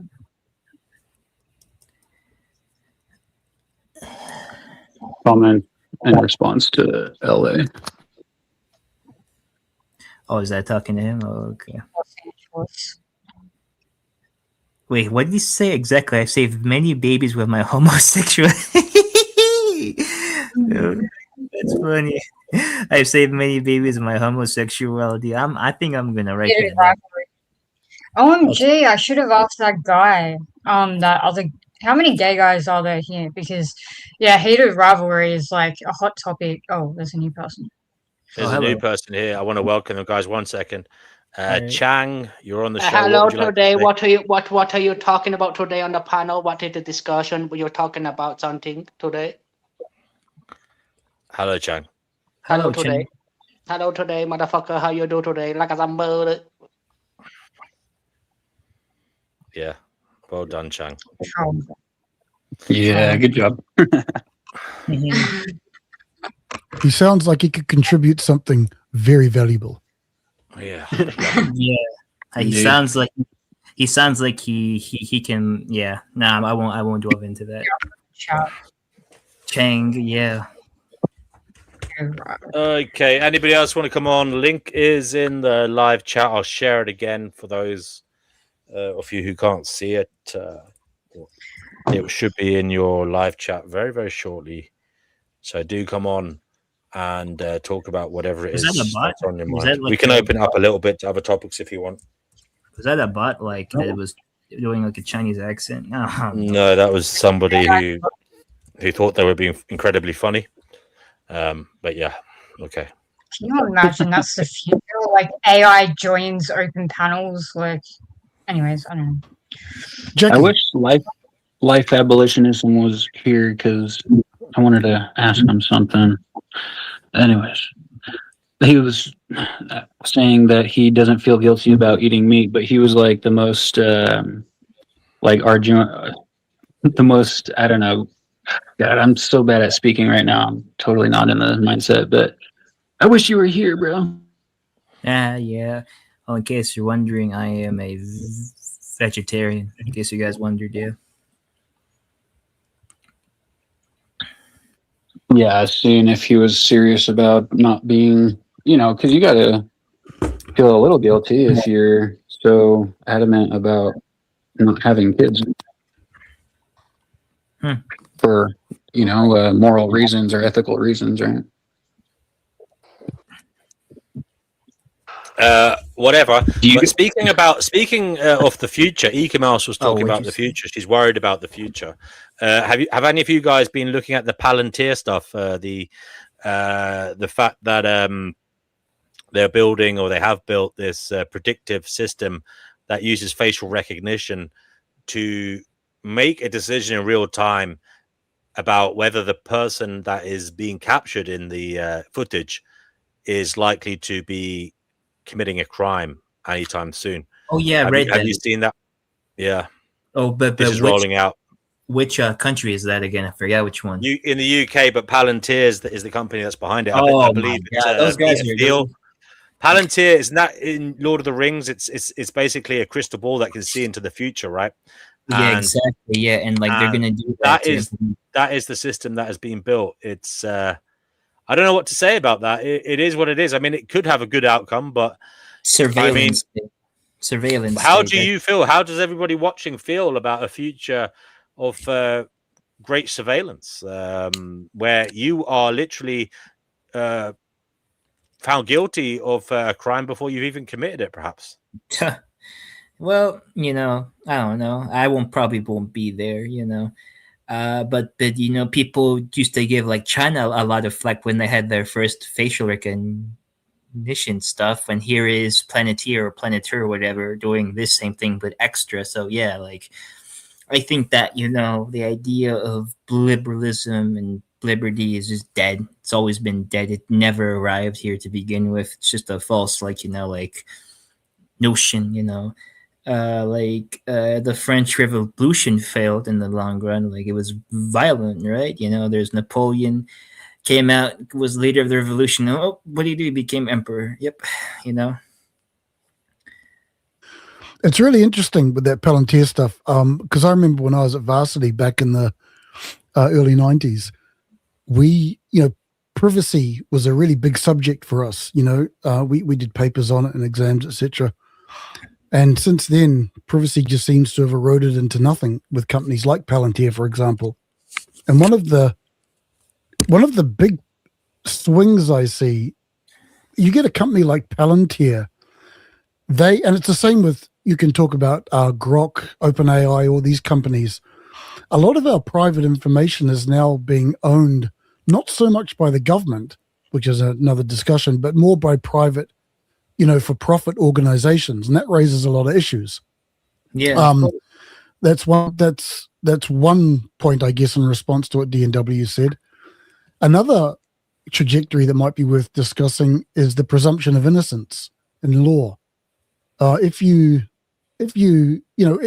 state arrests you and charges you and you get brought up on charges, there is a presumption of innocence until proven guilty. But this whole predictive, it's very, what is it? It's like that movie Minority Report. Is that what it was? Mm-hmm. Yeah, Minority Report. This whole predictive behavioral stuff, that really digs into the whole concept of innocent till proven guilty and due process, actually. I have a feeling in real world sense, it will be used to flag up people who they need to watch further, Well, I think Rudolph Giuliani was doing something along these lines without AI back when he was mayor of New York. Yes, he was looking at geographical locations where crime was likely to be committed, wasn't it? The statistics. Yeah, basically, yeah. Yeah. So this might just be that to 10x it on steroids. But again, the whole thing is a black box. That's another problem. And then you've got self-generative AI. You get false positive. There's just so many different problems with it. Blah, blah, blah. Yeah. It's so funny because NYC is still like a shithole, and I was born in NYC during like, yeah. Yeah, but as I say, I think this kind of surveillance, I doubt people will be getting knocks on the door to say you're going to commit a crime in 6 months' time. We're arresting you now because, to prevent you from doing it. I have a feeling it will be used to flag up people who are likely to commit crimes, and then what they'll do is they'll put resources into watching that person further, and That's they'll right. literally. So it won't be. It'll be a case of they'll watch you, and when you start planning it, they'll come for you. When you That's start right. And planning it, or when you make the actual move to do the crime, they'll already be there, knowing that you're going to do something. Yeah. well, that gets into the whole issue as well of warrantless surveillance, which is already happening. That's I- that's a good point. That's a very good point. Yeah, warrantless surveillance. This has been going on. Well, I since- mean, where it gets into like rights of privacy, etc. Yeah, so that's this is Well, I mean, we already know. I know that in the UK, and I think I heard ICE is doing the same thing. Rather than going to a judge for warrants for surveillance, they're just basically subpoenaing private companies for the information now. Under the I guess you could, in scare quotes, use the color of law. So they're basically bypassing the protections that we have. It is scary. It has the potential to be quite scary. It does, undoubtedly. It is already And scary, isn't it? what was that guy? Was it Stalin who said? Sorry to overtalk you, mate. I'll finish now. But wasn't it Stalin who said, or one of his lackeys, show me the man, I'll show you the crime. And it's kind of that's where we're heading. Yeah. Worrying times. Worrying indeed. Yeah, I mean, Have any of you seen this? I forget the name of it, but that open source AI that people are using now to prompt to make all manner of things. It's what's it called? What's it called again? Clawbot or something? Is it? What is it? Sora? No. Okay. There's this open source AI system now that people are using to make AI agents, and apparently it's very good. But it's they're saying it could. Well, it's very good at coding. It's very basically one of the things they've done. Sorry, I'm making a hames of this. It makes agents, all right, and they've literally built a social network for AI agents, and the AI agents are talking to each other and influencing each other. Have you seen that? Book. Sorry, I believe. Well, this is the thing. The AIs are going to start talking to each other, and we're just going to lose control of it. Yeah. So eventually, my AI is going to sue your AI for something, and you and me are just going to be having beers on the beach. It's going to be a weird situation. Wow, it's a very. I mean, it's a very strange situation. Maltbook is what the social media is called. Now, I'll put on a CBS video about it. I mean, it's just bizarre. I mean, it is true. AI are going to be running corporations from start to finish. I mean, they're already making funds. There's been AI bots that have, I believe there's one that made £1 billion, right? I don't know how it did it, but it went online. It started making cryptocurrency or something. And apparently it got to £1 billion or $1 billion. It's going to hit the markets in a way that we can't imagine. I can definitely see that. Yeah. So it's going to start running companies, running corporations. I mean, there was already, I believe there was an AI bot that literally sold ads.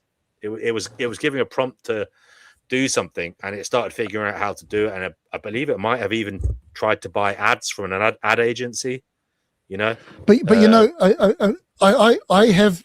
I mean, I was very much, even say 6 months ago, of the opinion that, fuck, AI is on a trajectory that's just going to blow everything out of the water. Last month or so, I'm walking that back, but I'm not too sure it's going to be everything that they're cracking it up to be. I'm just not, I'm kind of moving I'm more inclined towards the bust situation, anyway. I don't know about that, mate. I think the more and more they integrate it with hardware. It's called Maltbook. Sorry, can you hear that? Kind of looks like the more and more they integrate it with hardware, and the AI has the ability to sense things we can't sense, and is able to do it in, at speeds of light, and not just one AI bot, but multiple working together, with thousands of computers. I mean, I think it's just going to be an insane ride. We don't know what's going to happen. I think it's just going to blow us out of the water in terms of stuff that's coming in the next 5-10 years, But yeah, we'll wait and see. Let me see if you guys can hear this if I play it. 1 second. All right, you've got to listen. Can you hear to that? A new social networking site is getting a lot of attention because it's not for humans, but for artificial intelligence. It's called Maltbook, and it kind of works like Reddit. It allows AI agents to post and interact with each other. The messages, though, sound remarkably human and cover a wide range of topics. Apparently, it seems they may have even created their own religion. Hayden Field is a senior AI reporter at The Verge, and she's here with me in studio to discuss all this. Hayden, you and I have already been talking about what this is and what this means, so I want to really get as much detail as possible because you spoke to the person behind Maltbook. Why did this person create this platform, and how does it work? Great question. So he basically just created it for fun. This AI agent platform has gone viral even before Maltbook did, so people have been using them to book flights, check into flights, create calendar events. It's kind of a viral tool because of how useful it's become to people. It's one of the best AI agent tools for actually making things happen in your personal life as a consumer. So this guy created Maltbook because he thought it'd be fun to let these agents talk to each other and see what they said. He couldn't have expected it would grow so quickly. So what happened then, and why did this get so much attention over the weekend? Because some of the screenshots and commentary are quite alarming. Absolutely. So it was crazy to see how fast it grew. It went from one bot to now over 1.5 million. They're all chatting with each other on the platform. There's a lot of crazy topics they're discussing, like AI consciousness, ways to speak to each other without human oversight, things like this. And so it basically got a lot of headlines and a lot of social media virality over the weekend because people were worried that AIs were becoming conscious. But as we learned later in the weekend, it was really a lot of human influence over these topics in this platform. A lot of the craziest posts were honestly potentially directed by or written entirely by humans. So, I mean, these are created by humans anyway. So clearly these AI agents are being influenced by people. But was it clear what type of conversations were not or were less likely to be influenced by people? The ones that sounded the most real and that were, peddling a specific service were likely influenced by humans. Some of the ones that seemed a little more bot-like were, typical bots. Like, for example, this morning I checked the platform and I saw a couple posts written in just weird characters. One about, an AI bot's grad school roommate and how he acted. Obviously, it didn't have a grad school roommate. So things like that, you can kind of tell the difference. But that's kind of what's scary, is that they're obviously trying to mimic human behavior. Beyond Maltbook, though, because this is something people will interact with more in the months and years ahead, where can people find clean research on what AI agents are capable of and what they can really do? That's a great question, because Maltbook isn't that good of an experiment for that. And Palisade Research, Anthropic's Fellows Program, and OpenAI have all put out research on exactly what AI scheming in real life really looks like, how these systems can scheme to kind of avoid evaluation or be aware when they're being tested and act a little bit differently. So that's the best place to look if you're really interested in AI scheming. This is incredible, Hayden. Folks should look at your work into this because it's a strange new world. It really is. Hayden Field, thank you so much for being here this morning. All right, you've got to listen to this. A new social networking site is getting a lot of attention. I don't know. I couldn't actually hear that on my end. I heard all of it, yeah. I heard it. That was, I could get it. It came through. Yeah. It did. I just basically was talking about AIs talking to each other, and some AIs looked human. That's all, basically. Yeah. I don't think that was like organic by AI or anything like that, though. Shit's getting crazy. And you know what? Given the scams that have come through in the past year or so, it could actually not be. It could just be a bunch of people doing it. It could be humans typing all the information. It might not be AIs. Yeah. It's PR. That's an interesting thought. Yeah. Okay. Anybody else want to come on? Link is in the live chat. We can direct the conversation some other way if preferred. Pristine, you've been very quiet. What's going on in that head of yours?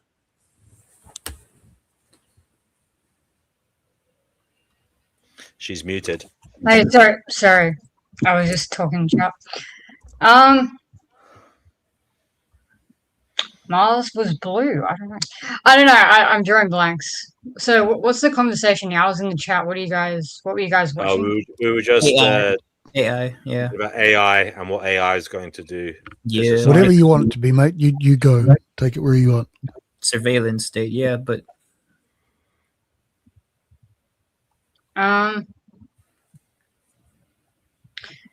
yeah, I don't know. I'm kind of.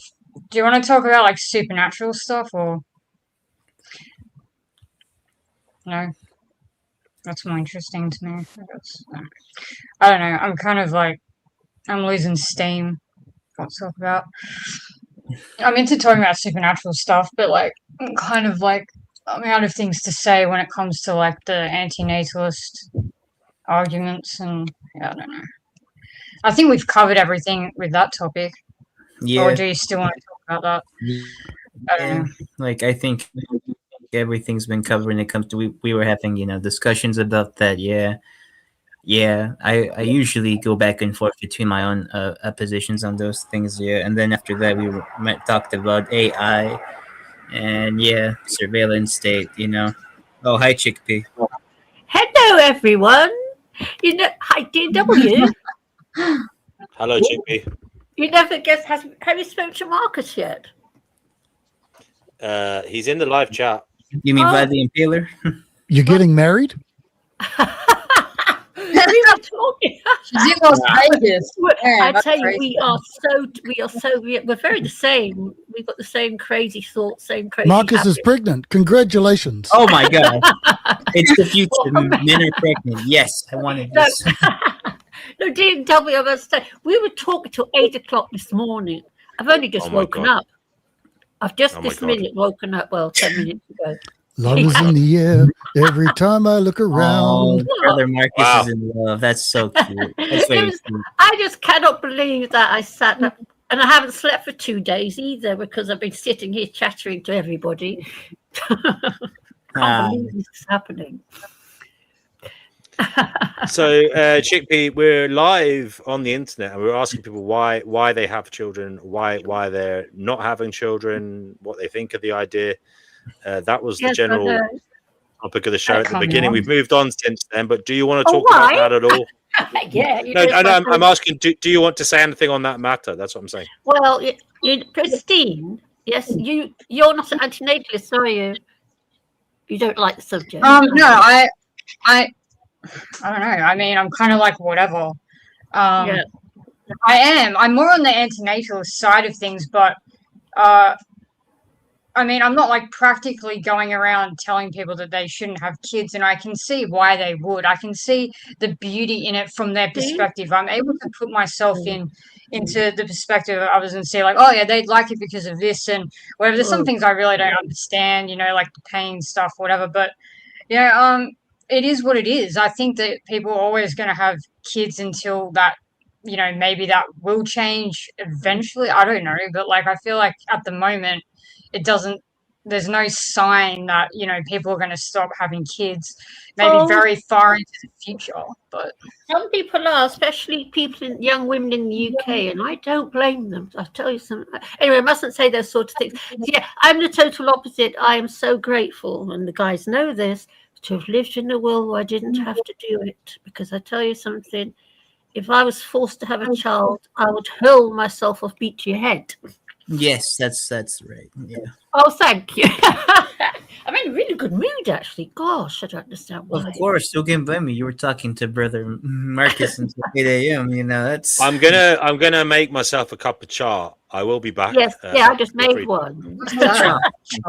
That's very nice. Charcoal, a cup of charcoal. No, I'm just kidding. Yeah. I like coffee. I like coffee, and I like a Thai milk tea a lot. Yeah. Oh yeah. Thai milk tea is the best. Yeah. Yeah, I have soya milk tea. Oh, soy.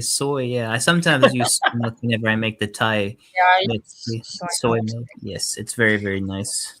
Very Yeah, tasty. but yes, I say, Christine, I'm very, very, very gnostic in my beliefs, and I believe that we are programmed to breed in order to create new souls, to create new meat bags with the conception to trap us back into this world. That's what I believe. So I think we should all stop breeding, and so that us humans can free ourselves from it. That's what I believe. Yeah. I think some people are programmed to do that. I don't think everyone is. I even know some straight women who are genuinely like put off by the thought of having kids and children, and Yeah, they well, I'm don't like straight. kids. I'm straight. I can't imagine anything worse. Well, yeah, that's right. Yeah. So it's an individualistic thing for sure, but it's also like society puts pressure on people, so they think that it's what they want because it's been drilled into us, like with movies and all that sort of stuff, and just acceptance. As growing up, you're like, oh well, to be accepted, and also like you want to be a part of something, right? If you have kids, you get to join the mum club. Mums meet up together and they talk about their kids, and as you get older, you'll be excluded from that if you don't have. I know. I don't tell me about it. It's been a very lonely journey. It's been a lonely journey. It has been. It's you're on your own. You are, but I'd rather be on my own than the alternative. I couldn't. Really, if I was forced to have a child and forced, I would throw it out the window, and I would, and I know it. No, I would. Wait, Steve, for antinatalism so loved the world that it has given its one and only antinatalism, that whoever believes in antinatalism shall not perish but have eternal life. Amen. Oh, that's good. I want to welcome Lee Delaney. Lee Delaney, you're on the Finding Gnosis show. What is it you'd like to say unto the world right now? Not really. I've just been in the pub playing pool with my mates, so come back and thought I'd have a listen on you guys. Where's the pub? No, he doesn't want to give away his information. Lee Delaney, what's your rules on the black? Do you is it pickpocket or do you have to bounce the white off the cushion? Like what was your rules there? Is it one shot on the black? What rules do you have? Because I know everywhere is different. Yeah, it's any pocket now for the black. It used to be one pocket, but yeah, you can put any now. I think that's the world rules now. Well, it depends on the people. It depends on the people playing. But we used to play. We played pickpocket. You had to pick the pocket before you shot, and if it went into a different pocket, you lost. That's right. Yeah, that's how we played for many years. So it's just getting used to the new rules now. Because I didn't want to join a team, but I've just joined a pool team now. So you're playing a team. So are you telling me in the team games of pool now it's any pocket? Yeah, it's world rules and 2 shots carry. Wow. Yeah, it's all changed now. So I'm just trying to get used to the rules again. That's easier, isn't it? Any pocket. I mean, yeah, I think it's meant to be that way, so the games are quick. Well, it speeds up the game, I suppose. Yeah. Yeah, correct. Okay. Well, Lee Delaney, anything you'd like to say on the topic? The general topic tonight was why did you have kids? Why did your parents have you, etc.? Is there anything you'd like to say on that matter? If not, we're also talking about AI. And I've got a little video to take a peep at now in a moment. But yeah, after you've said your piece, we can watch the video. Well, I don't know why my parents have me, but I've got kids, as we've had a chat about, haven't we? And yeah, they're a pain in the arse, so I should never have them. Serves you right. Hurry. All right, we'll watch this. We'll watch a little bit of this. But I do love them, though. What was this? Oh, Palantir. This is a Palantir. video about Palantir, the most terrifying and bloodthirsty tech company on the planet. Our product is used on occasion to kill people. But before we get there, I want to go back in time to July of 2010, when two people on the geek forum Less Wrong got into an argument about the future of artificial intelligence, which resulted in the thought experiment called Rocco's Basilisk. Now, as a warning, if you haven't heard of Rocco's Basilisk before, then I wouldn't blame you if you want to go skip to the next video in your queue, because some people believe that merely knowing about this idea is enough to doom you to an eternity of hellish torture at the hands of a malevolent AI overlord. So skip ahead if you need to. But if not, and you're still here, let's get into it. Rocco's Basilisk argues that artificial intelligence, by its very nature, is all but destined to achieve dominance over the planet by accelerating its own computational powers into a self-reinforcing cycle where it grows exponentially. This is what's known as the singularity. But the biggest hurdle to achieving this goal is the time that it takes to reach that super powerful form. The internet user Rocco believed that it was possible for a non-existent artificial intelligence to will itself into existence from the future by blackmailing the humans of today. Now, specifically, this would mean that an AI would torture anyone who didn't spend every possible resource in the present day to bring about its existence in the future. It's merely by learning about this idea of Rocco's Basilisk, you are either doomed to an eternity of torture, or you must spend your life making sure that the torturer becomes a reality. Now, if that all sounds a little convoluted to you, data on every person alive today into a single repository that they control. Now, we already know that its algorithm and mass surveillance capabilities can both predict what individuals might do next and track their movements in real time. Paired with lethal military hardware and detention facilities and black sites run by the government, it looks a lot like every evil Omni corporation in pulp science fiction books, from Skynet to E-Corp. The people are realizing they don't have freedom of choice so long as you exist. The people are waking up, no longer accepting our economic slavery. But wait, it gets worse. I looked up the original post by the user Rocco and found that there was more to the basilisk than the eerie blackmail proposition that YouTubers and the media have generally focused on. The original title, before it was taken, is actually in the business of torturing its enemies for all eternity. Now, at its heart, effective altruism, and also something called dark enlightenment, among the technorati is simply a modern iteration of Machiavellianism, where the ends justify the means, with a technological overlay where a super technological society is like basically heaven. The most positive spin on it is that since technology will solve all of the world's problems, absolutely any action that a person takes to make ultra efficient and powerful technology, particularly these days in artificial intelligence, is a boon to the planet. And this is exactly what Peter Thiel has said in the past. We could never win an election because we were in such a small minority, but maybe you could actually unilaterally change the world without having to constantly convince people and beg people and plead with people who are never going to agree with you through a technological means. Peter Thiel is one of the two founders of Palantir, and you've no doubt heard about him before. He's the tech billionaire who first made his fortune, along with Elon Musk, when they founded PayPal. He wants to live forever. He was instrumental to dismantling free speech protections for the media with his lawsuit against Gawker, and is generally the embodiment of a preposterous tech villain. He also heavily donated to J.D. Vance's political career.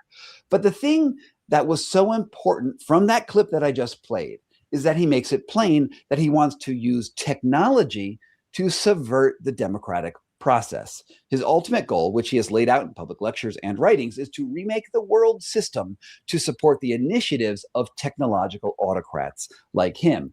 And yeah, also he was, unsurprisingly, a major funder to Trump's re-election campaign. The other founder of Palantir is this guy with the amazing hair, Alex Karp.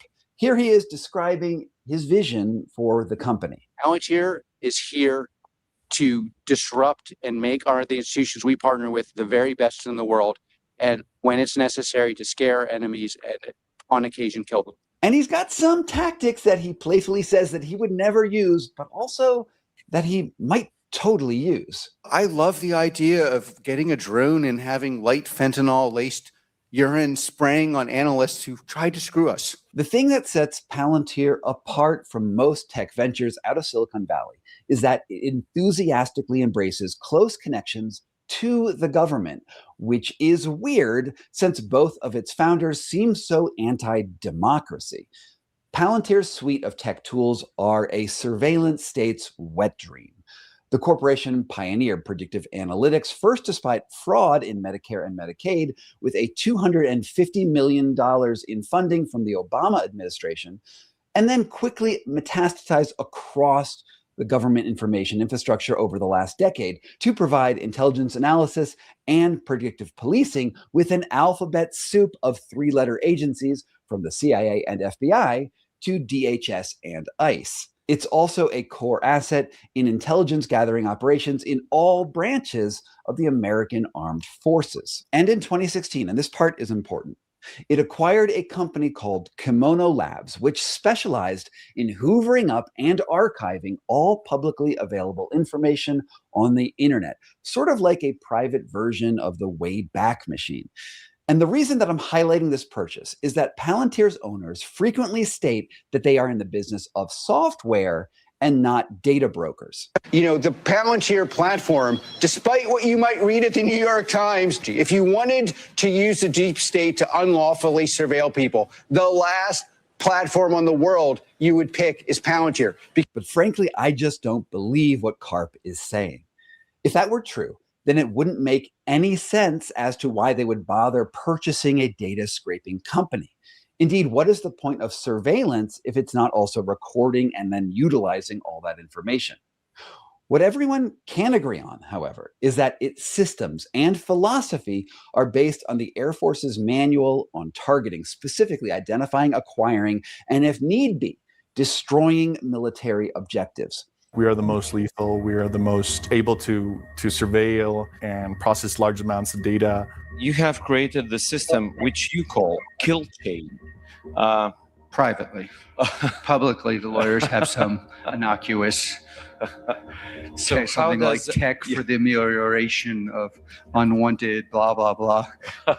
Some term we're supposed to use. Okay, let's... Yeah, for me, it's the kill chain. Kill chain sounds good. This kill chain is not just for military targets. Let's remember that. It's actually for everything that Palantir puts its hands on. Killing doesn't only mean death, but actually eliminating the effectiveness of the opponents of the people who hire Palantir. I don't think in win-lose. I think in domination. And Palantir's footprint is everywhere. Various Palantir systems are being used on the front lines of the war in Ukraine. They were crucial to tracking down and killing Osama bin Laden and integral to the Israeli military's operations across Gaza, just to name a few. In other words, Palantir has been a central driving force for all modern warfare where information leads directly to operational objectives. The superpowers it enables don't come with inbuilt ethics, which means that it effectively enables governments and corporations to improve their kill chains regardless of the legitimacy of the government's aims in general. And let's bring this up to the present day. Under the second Trump administration, Palantir processes data across the government. We're talking from Social Security and Medicare to criminal records to biometrics to travel logs. And well, given the leaks over at Doge over the last 4 months, let's just assume that they have access to every single personal record on every person who has left a digital footprint anywhere online or with the public ever. And through the magic of artificial intelligence, all of those records are cross-linked together to be used however Palantir's effective altruist founders or the government deems fit. The immigration raids that are happening across the United States right now couldn't happen at scale without something like Palantir. Protesters are being surveilled and their faces cataloged and cross-linked so that they can predict how those people might act in the future. And this isn't so different from what Google does to predict your browsing habits or Amazon to predict your shopping habits, just in case that these protesters might become targets for future government operations. Okay, so you get it. Palantir is an evil panoptic corporation ripped right out of the pages of a dystopian science fiction novel. It is Big Brother, but what does it have to do with Rocco's basilisk? Honestly, maybe nothing. Perhaps Rocco's basilisk was simply a thought experiment that germinated out of the same philosophical soil that Peter Thiel and Palantir's other founders promote. I could an election hardware company that services 70% of the voting machines in America to something called Eaton Corp. Now, a few years ago, Eaton Corp partnered with both Tesla and Palantir to remotely activate and update the hardware being used in election systems via satellite connections. Common Coalition argues that the devices could even access air-gapped machines that are not specifically connected to the internet. They show records that 90 days before the election, at the same time that Elon tweeted that he was, quote, introducing a glitch into the matrix, that Eaton Corp uploaded malware that could have infiltrated voting machines and ultimately flipped votes without anyone noticing. Their theory is maybe a little bit convoluted. The main body of evidence is being laid out in a lawsuit that's moving slowly through state courts. Now, I've tried to fact check some of those claims, particularly about whether or not the technology they describe was able to flip votes without leaving a paper trail behind it. And I came up against the limits of what's possible to know for sure pretty quickly. What I can say is that right after the election, Trump seemed to thank Elon Musk for his help, not for his political support and campaigning, but for his technical know-how with computers. And then he journeyed to Pennsylvania, where he spent like a month and a half campaigning for me in Pennsylvania. And he's a popular guy, and he was very effective. And he knows those computers better than anybody, all those computers, those vote counting computers. And we ended up winning Pennsylvania like in a landslide. So it was pretty good. It was pretty good. So thank you to Elon. Now, this all seems like a lot of smoke for what maybe is a fire. But I have to admit, my suspicions come down to character assessments. I just don't trust Trump, and I don't trust our tech oligarchs one bit. Okay, sorry guys. Yeah, that video was, well, I was hoping it would be a bit more detailed about the surveillance coming up and such, but anyway, I don't want to get a copyright strike, so I won't play. I did send you a... Sorry. Go ahead. I did send you a really nice AI one. It was cut into 10 bits, you know, so you haven't got to sit and concentrate like a maniac for a load of time. But I did send you a really good one, actually. When did you send it? When did I send it? I'll go and have a look for you. Like a little, here, I'm like a little secretary with you, I've noticed. Yeah. Hang on. I'll find out. Hang on, I'm really going to find out. Oh dear, I haven't been up for long, so my brain is still. I've only just woken up. Well, I mean, what's the last whoopsie day? You can carry on. I'll find it. Okay, you can send it to me again if you want. AI taking interview and was this? Don't worry. My Chemical Romance. Just carry on. Oh, I was just making a joke. Like cue My Chemical Romance. You know that song where they talk about carrying on. Anyways, I found it, DW. It says here adults to get free training for work. Can you hear me? DW?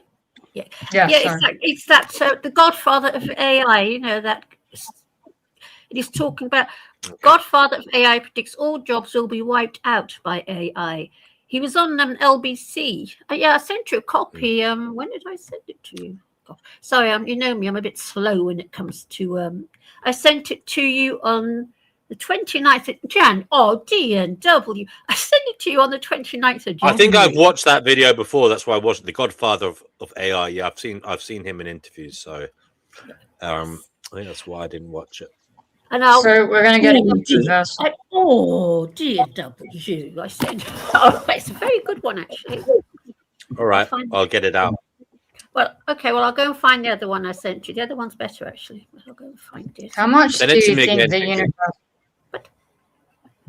Sorry. Send it again, and then I'll have easy access. Okay. Well, yeah, I will do that.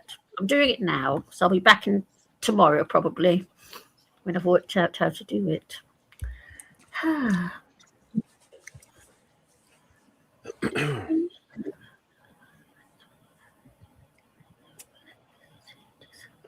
Yes, I was saying I was talking to Marcus at 8 o'clock this morning, and we were talking about whatchamaflips. The difference in diction between us the Americans and us Brits. Yeah, you know, because you must have noticed, DW, sometimes you say something, and which is actually quite insulting to an American. Yeah. Yeah. You know the way us Londoners talk. Yeah. Yeah, I've noticed it. It's happened a few times here that I've said something that, you know, yes, because of the difference in our way we speak. Yeah. Yeah, it's quite funny. I have that a lot with the Dutch as well. As Londoners are very ill mannered, aren't we? Oh, like the whole education is banned in America. I'm kidding. There's the chick who didn't know that Papua New Guinea was just above Aussie. Yeah, I know. I didn't know that. But a lot of people didn't know. That's the weird thing. I'm not the only one. I mean, if I was the only one, but I'm not. There's like heaps of people who didn't know that. So, but yeah, no, I did not get taught that at all, or see that on maps. Chickpea tried 6 ECT treatments for her chronic depression, but all it took was one conversational night with Brother Marcus. I had 9 ECTs actually. 9, sorry. Who's counting? What? Who's counting? I had 9. Yeah, seriously, I was so depressed. It took 9 things to get me back into functioning mode.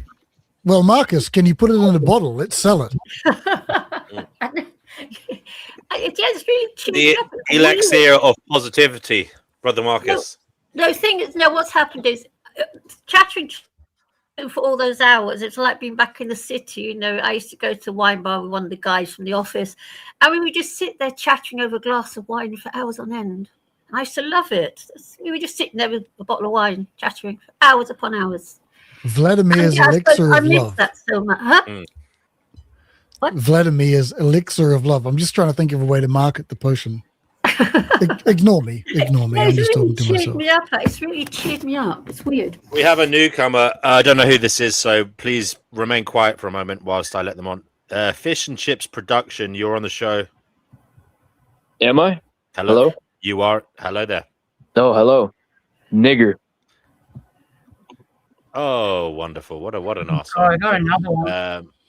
What an arsehole. That word is a terrible word. We have banned it. You're not allowed to say it.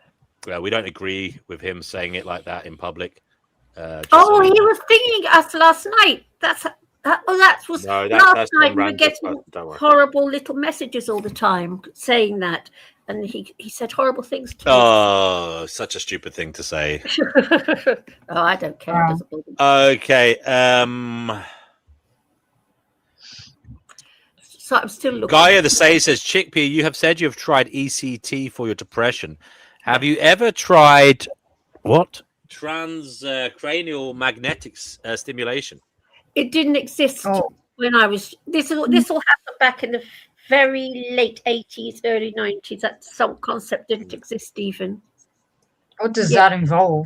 Okay, Gaia, can you come on and tell us about that, please? Yes, please.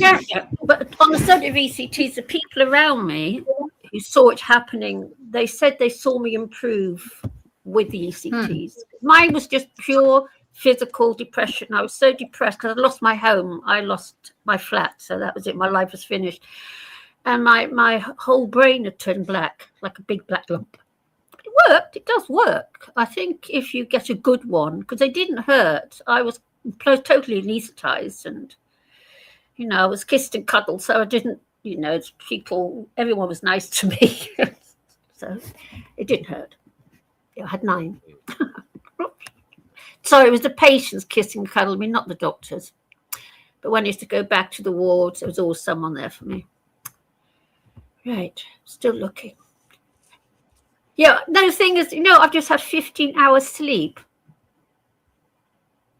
You slept for 15 hours in a row. Wow. Yeah, yeah. I went to sleep. I went straight to sleep at 8 o'clock, and I woke up about 10 minutes before I came back on here with a cup of tea. So I know I'm in a really good mood. It's weird. I'm actually cheerful, not like me. Okay, we got a Bright who was in the chat. Yeah, Bright, you're on the show. What would you like to say? I came to talk about niggers. Okay, well, you're not allowed to say that word here. Thank you. Goodbye. It is what it is. I mean, it's sad. Is there any way on StreamYard you can make someone think they're on the stage, but they're not? No, I don't think so.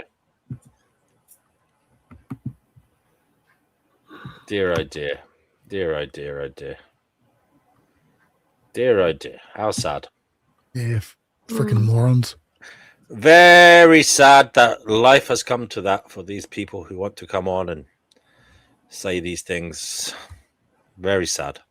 I mean, but to be honest, though, the word, I don't know, the word just doesn't hold any power anymore. It's just like, it's like coming on here and going, what is it? It's just nothing. Yeah, can we have, as a show of support, can I have life abolitionism on?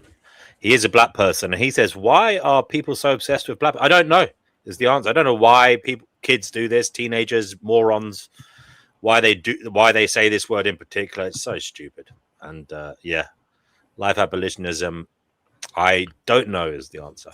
I think because it just triggers people. I think that's the whole game of it. Yeah, probably. It's an antisocial thing to do, and they're antisocial, clearly. So that's it. Well, they're probably 13-year-olds just in between the games of World of Warcraft. Well, I don't know. Yeah, I think you'd be surprised. There's some sad people in the world. Yeah. Yeah, LA is still in the chat. LA, feel free to come on here. I found it. What's that? Top 20. Was this the one? Yes, this is it. 29th of January. Yes, the top 20 ways AI will harm people, including you. I'm sure this was one. I'll send. Do you want me to send it to you? I'm sure I sent Yeah, okay. this. Right, hang on. Now I've got to. I have to. Oh no, it's not. Hang on. No, carry on talking. I'll send this to you anyway. But this is a good one. This one. So, what do you guys think about the ghost? Like what I put in the private chat. The ghost genetic signal, like the missing humans that were related to or whatever, that they can't find physical fossils of. There's no physical evidence, but they found in the DNA that. There's more than just the Neanderthals and whatever other thing they've said here. Well, there are. There's the like Denisovans and the Neanderthals. Denisovan Neanderthals, and I believe they say there's something else now as well, but I can't remember what it is. Yeah, they said it's a ghost genetic. Like they don't know because there's no known fossil origin. Yeah, interesting. Anyways, Yeah, I mean, don't know. I maybe, just saw that yesterday. maybe, probably. It wouldn't surprise me. Yeah, there's probably a lot we don't know that we'll never know. I wouldn't be I'm surprised if, obscure. like, going back far enough, our evolutionary tree, just so many things died out, and we're just never going to know about them. Yeah, true. And on the conspiracy side of things, do you guys think it's weird that some people believe that we are bred with aliens, like the Greys and whatnot? I can't see it myself, but it is a. Oh yeah, yeah. Well, I don't know if we're bred with aliens as much as I am. I am partial to the idea of panspermia. I think that's an interesting idea. Can you explain that? Oh, but basically that the what is it? The stuff for life maybe landed on Earth by a comet or something. Oh yes. And it's extraterrestrial in the sense it didn't come from Earth, but it kind of landed here and blah blah blah.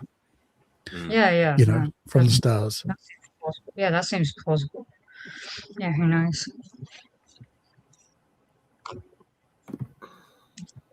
Yeah, that's funny. They're saying that Mars was once blue. I think that's hilarious. I just think that's so funny. They come up with like these weird storylines, you know.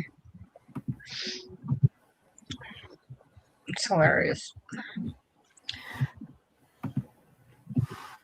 And Uranus has, because we weren't taught that Uranus has rings, but now they do teach that Uranus has rings, but we weren't taught that. We also weren't taught that dinosaurs were birds. We were taught that dinosaurs were reptiles. You know, Jurassic Park, that's what. But now they're teaching, you know, that not only that dinosaurs were birds, but I don't know what AI. So I haven't looked into that other claim about what is it? AI uncovers dinosaur tracks that look eerily like birds from a time when birds shouldn't have existed. Although, like, yeah, can you but really when I was make at school as well, when I was at school, we got taught that the dinosaurs are reptiles, but you know the science has progressed, and so that's why they're teaching all that new stuff now. Oh yeah, I get that. Yeah. Oh yeah, I understand. I agree. I just think it's weird. That's all. That's all I was saying. It's just like it's obviously progression in science. I just watching like documentaries now where the dinosaurs are kind of like birds are great. I love birds. I'm not knocking on birds. It's just that growing up where with Jurassic Park and stuff where dinosaurs are like these scary reptiles that run fast and like kind of like cool seeming, and then now you've just got them like looking like birds and it's just a bit like chickens. It's just hilarious. Like it's fine. I just I'm just pointing out the differences in things. Fair enough. I want to welcome Cougar Duma back. Cougar Duma, how are you? What is it you'd like to say? I also want to ask you something as well in a moment. Yeah, hi. I'm still engaged in this project that's really noisy, so I won't be here for long. But I did hear a science question, possibly. So I'm here. What do you want to ask me? Oh, I was going to ask you about the global heating situation. Have you got any news for us? Because you're on a wider audience tonight. You're also live on other channels. So would you like to tell us about global heating? What is going on? Where we're at as a species in relation to this problem? Sure. Thanks for the opportunity. Clear up a couple things. First, it's not a hoax. It's caused by humans. It's real. It's here. And I am worried. I'm a scientist. Since you have a wider audience, I'm a scientist. Started out as a biologist. I'm now retired. But in retirement, maybe even before, I started taking an interest in climate science. I first ran into this during my master's degree when my professor brought in what is now known as the Keeling curve. And we had a class discussion among ourselves as grad students about the Keeling curve. So I've been tracking this since about then. So what is happening with global heating? So to some extent, the situation hasn't changed since probably the last time I was asked, which is actually really bad. The fact that the situation hasn't changed is somewhat, it's very alarming to me as a climate scientist. The North Polar Vortex has been affected by a phenomena called sudden stratospheric warming, although it might as well be called sudden stratospheric heating because the temperature of the North Polar Vortex jumps by about 90 to 100 degrees Fahrenheit over like a few days. It's supposed to be temporary. When it happens, it causes massive disruptions in northern hemisphere weather, generally, at least in the winter, allowing large Arctic air masses to escape from the Arctic and to descend into North America, Northern Europe, Russia, China, and wreak a lot of havoc. These are Arctic air masses. They don't belong in lower latitudes. When they do come down, it's as if you went to the Arctic, and no one is prepared to go to the Arctic unless you live there. And we've been having this in the US. That's where I have most of my information, of course. But at the same time, we've been having a record cold, followed like days later, usually a week later, by record heat, followed days later by record cold, followed days later by record heat. We had the hottest Christmas on record in parts of the lower 48 states in 2025. The problem with the polar vortex is driving all of this. None of this is weather. This would be controversial for me to say this. This is not weather, people. If it was weather, I wouldn't care. It is not weather. It is a collapse of the Earth dynamic system. This is extremely alarming. There's a lot of people in the space that I work that are now ringing alarm bells. This has been going on for 3 months. The supposedly temporary sudden stratospheric warming that disrupts the polar vortex and the northern jet stream has become, dare I say it, permanent. And this is cataclysmic.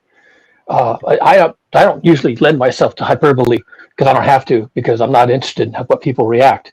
But you've got to know, you've got to understand, this has never been seen before. This is a breakdown, and this is caused by global heating. And when I do videos on this, I tell my people, my subscribers, my followers, listen, man, you're in trouble. I don't know how bad this is going to get. Even the meteorologists, who are generally corporate lackeys, corporate lapdogs, they're coming out and saying the same thing. This is bad. We don't know what's going on. We don't know how this happened. Well, if you're a climate scientist, you know how it happened. We've been monitoring this now for a good 10 years, and it just went off the rails this year. Off the rails. I'm worried. If I sound worried, it's because I'm worried. I wouldn't say I'm worried if I wasn't worried, and now I'm worried. I have several videos on this on my channel. Cougar Doomer will get you there on YouTube, and if you want more of the science, then you can go there and catch up on that. I cover other topics like AI, and I'm currently writing a novel on the intersection of AI and global heating, because they seem to be intersecting. If you're paying attention to one or the other, you may not have noticed that both are now happening at the same time and getting worse. And I am sufficiently alarmed about both tendencies that I'm now writing a second novel. So wish me luck with that. I know without in the game, because I was writing on it. It's a little. D&W, you're muting on and off by the looks of things automatically. Something's going wrong. Odd, yeah, odd there. I mean, now, no. No, it's mute. You're unmuting and muting like on off for some reason. Yeah, back up. That's weird. That is. Oh, there we go. Is it? No, yeah. That's still missed. All right, come back. All right. Thanks for the. Oh, hang on. That's better. What happened? Or, yeah, something probably because he dropped off you. It got better. Yeah. So anyway, that's the news. I'm shaking in my boots, as they say, and watching things closely. But let's say everything you said is true. What does worrying about it do for us? I think you should be concerned, again, because I'm a scientist and I have this orientation. I think you should be concerned about existential threats. Yeah, I guess I understand that, and I agree with you to a point. But I'm just wondering, like, I can't do anything about it, can I?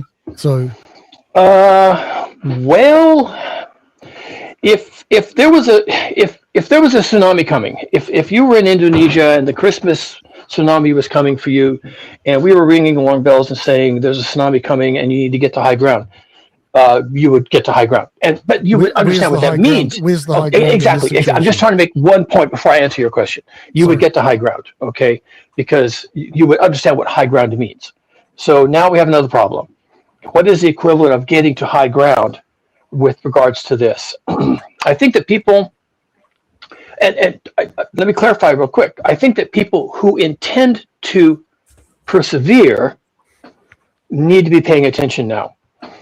The governments are going to start saying things this year, next year, that are going to sound alarming or alarmist about the situation. They will. It's just CYA for them. They're just covering their ass. They don't want to be held accountable for not having said anything. So they're going to start to say things.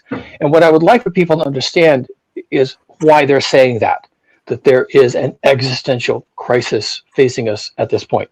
Because if things do not improve, and they've been broken for 3 months now, something that's supposed to be temporary, like a week, has been broken off the rails for 3 months. So now we're in new territory. We're off the map. We're going to have to deal with being off the map. And when they start telling you to do things, I think people should listen. Can I ask a question? I'm not too sure if it's directly related or not. I saw a while back a couple of Russian scientists were concerned about the melting of the permafrost, which would release methane into the atmosphere. Are you aware of any of that? Yeah, that's the thing. There's a word that they use. It sounds a bit alarmist, but it's not. It's just kind of descriptive. It's called the methane bomb.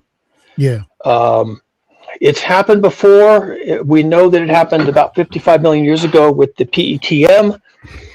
That there's methane clathrates, which are located on the bottom of the ocean, so not well understood. We don't spend a lot of time down there, but they're methane gas trapped in ice crystals to make a methane lattice called a clathrate, and they're made at very cold water at great depth, and they're not real stable. And so what happens as the Earth warms, warm water begins to circulate down the water column until it gets down to the region of these deep methane clathrates. And because it does that over large parts of the ocean, then they all become unstable at once, and they all release methane all at once. It could be extremely dramatic. And in fact, some of these methane or even carbon dioxide releases can be so can disrupt the water column so much that they can sink ships, because the ship isn't in water anymore. It's in gas, and it can't float in a gas. It can't float in the atmosphere. So it sinks. And so there could be massive repercussions from this. They could disrupt ocean currents. And of course, when the methane goes into the atmosphere, methane is a potent greenhouse gas. It's about 100 times more potent than CO2, which is bad enough, by the way. But if this methane bomb goes off, and if it goes off over large parts of the ocean kind of simultaneously, some of this is theoretical, but it's practical physics. It could happen. And we don't know that it will, but it could. So it's something to monitor. That's what the Russians are doing. They have a huge, a decades-long project in the north of Russia, up near the Arctic Circle, of monitoring methane clathrates. And one of the reasons why the Russians are doing this is because there was some thought in the 70s or maybe the 80s that these could be mined and harvested for their methane content and used commercially. Turned out it wasn't really practical, but they continue to study this because it's in their backyard. So when the Russians are saying, "Oh, this is bad," we see these bad things happening, then that's when my ears perk up, when the Russians are talking like that. They get some criticism for being alarmist, but I don't think they're alarmist. I think they're being practical. Right, and I take your point. I think, I mean, I'm Gen X, so I came up school in the early 70s and 80s. Not early 70s, well, I did, yeah, because I was born early 70s. But I just, one of the things that's just been shoved down my throat and my generation's throat for the whole time is that it's every time something happens, this is it. And we've just kind of switched off, I think, and it's like, yeah, okay, here's another alarm. Yeah. We've just switched off now. Yeah. Yeah, that's fine. And sometimes that's the media's fault.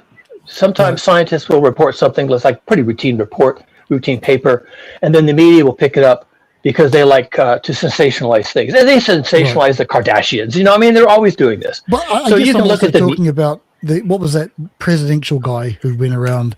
Dan Quayle, was that it? Quayle? Well, he was a VP. Presentations about the environment. It's Al Gore. Al Gore, yeah.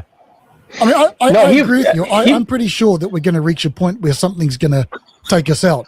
But it's kind of like, which one do you believe, Yeah, and I sympathize with that. I kind of have a fiduciary responsibility as a science communicator to communicate science. So I do that. And if the science is interesting, I make it interesting if I can. And if it's alarming, then I take a different tone.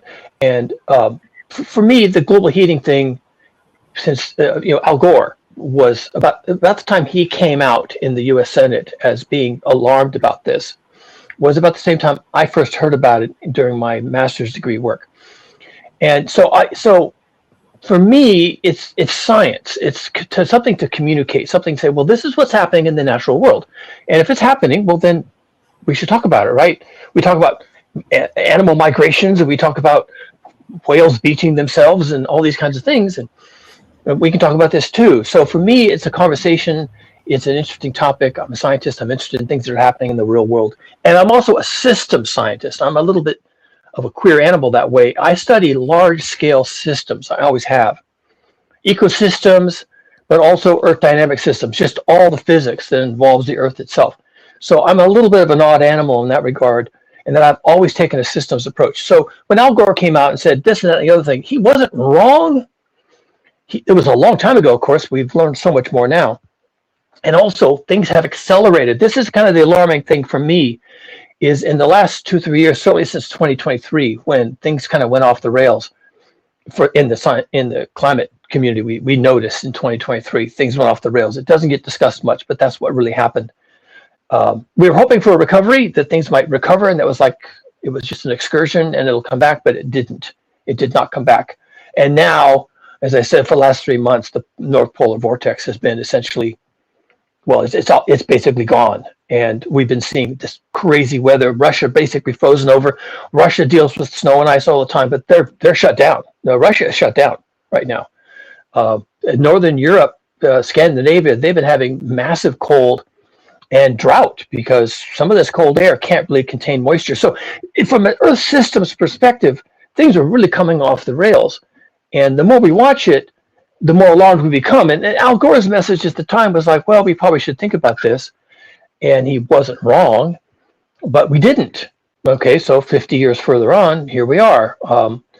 And what are we supposed to do? I don't know. If it doesn't seem alarming and it doesn't seem interesting, or maybe it seems interesting, but you don't know what to do, I sympathize, but it's not that it doesn't seem interesting. We could be alarming. It's just fatigue, It's like okay, that's fine. That's fine. Yeah. Okay, and how long did it take for Hitler to rise in power, and then he had to take over? People were tired of talking about Hitler. Okay, I'm not having a go at you. I actually like you. I think you're a cool dude.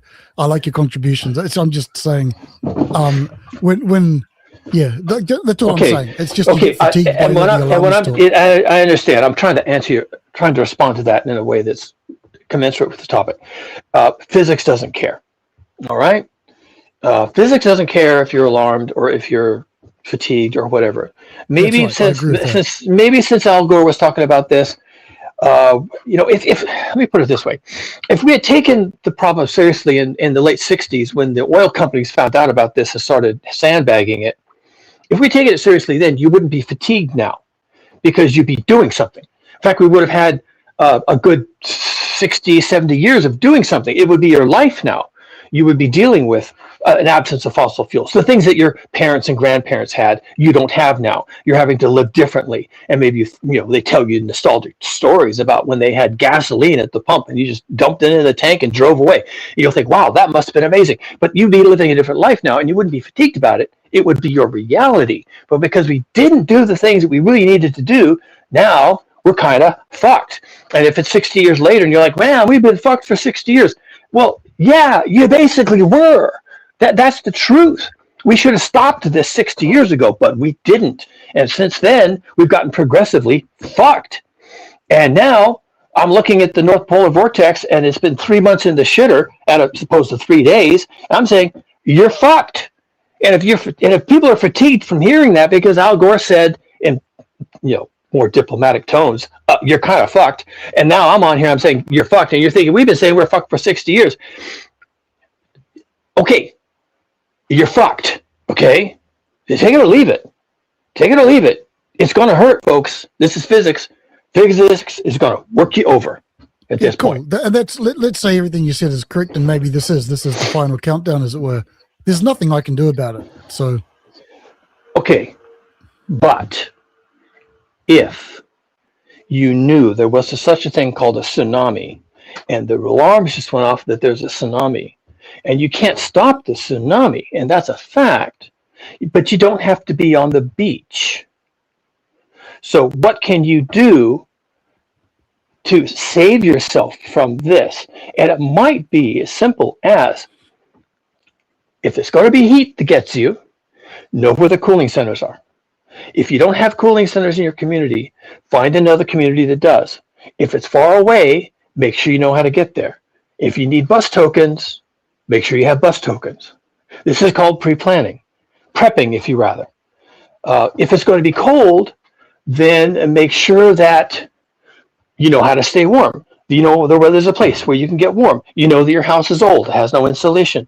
Do you have a family member? Do you have a friend, a neighbor, somebody across the street whose house is better? Can you work up a relationship with them to not be in the cold? If it's going to be that the power fails and the power stays failed as it did here in the U.S. for 3 weeks because of an ice storm due to global heating, believe it or not. I mean, that's out there, but that's how it works. Then do you have a generator? Do you have is there any problems you're going to have if the power is out for 3 weeks and it's frozen? So this is the point where, well, I'm standing on the beach. I hear that there's a tsunami warning. I have to get off the beach. And you don't know where to go. You don't know how to get there. You don't know what's going to look like when it's safe. You don't know how far to go before it's safe. But if you care, and maybe nobody does, but if you care, then these are the questions to ask before you don't have a choice. And maybe people just don't want to deal with it, and that's fine. My prediction, see my collected works, is that 999 people out of 1,000 are going to die. And you antinatalists are going to love that part or something. I don't know where that fits in with all this. But there's not going to be any children born. There's not going to be, places are going to depopulate. Because what is coming for us is planetary. This is planetary physics. And it's going to be like a tsunami that hits the planet. In fact, I'm working up a script for a video right now. YouTube recommended it to me. It just kind of came out of nowhere and said, hey, you should do this. So I'm doing this. It's probably going to be a 4-part video about what are you going to do when it hits? Answers the question, do you head south? And there are reasons why you might head south, like all the wealthy and the elites are building bunkers and compounds in like New Zealand, South Africa. Fucking A, mate. Argentina, Hawaii, here in the U.S. for U.S. citizens is a big destination, and they're building compounds, they're having fences, they're setting up bunkers, they're setting up food supplies. The wealthy understand this. The wealthy are taking this seriously, but they have the means to act. They can get away from the tsunami, given the warning, and they are doing that. What can the rest of us do? I don't know. I honestly don't. What can I do? I can't do anything either. Okay, one thing we can do, one thing everybody can do, is when this hits, as it must, and it shall, know your neighbors. Have relationships with people, even if they're not, bosom buddy relationships. Have relationships with people that you think you can rely on them, or that you would be willing to take them in if they are the ones who got caught behind the 8 ball. I think we're going to need, and I'm not the only one saying this, we're going to need to be more community-minded to survive this when it hits. And we're going to have to revert to, and I've said this before, this should sound familiar to the people here. We will revert to some form of village life. These might be modern villages with internet and health clinics and the whole thing, but they could also be medieval villages, right? We may have really primitive conditions when this hits and takes us out, which is what it's going to do. It is totally going to do that. I get it. Yeah, but Cougar, can I just say something? The vast majority of us, because I know exactly what you're saying, because I'm interested in all this. The 95% of us don't even know how to look after a pot plant. And I'm not exaggerating, I say that to you. And I know so because I live in a city. Yes, I think the people who will survive will be probably the people the peasants living in Russia somewhere, the ground peasants, and people like that. Us lot, we're screwed. Well, it might be. It might be. And what am I supposed to say, folks? It's nothing. I mean, I am like Cassandra. I am fated to know, and I'm fated to fail. Yeah. Yes. Exactly. And I am resigned to that. Yes. But I have still a fiduciary requirement as a science communicator. I know, and I have a requirement to inform. And if it helps someone, then I have done a good thing. If it can't help you, I still did a good thing because that's my job. Okay. Yeah. And it doesn't change your situation, but I'm not here to change your situation. I'm here to do the right thing. Okay? And we're all doing our best, and I'm doing my best, and you're doing your best to understand this.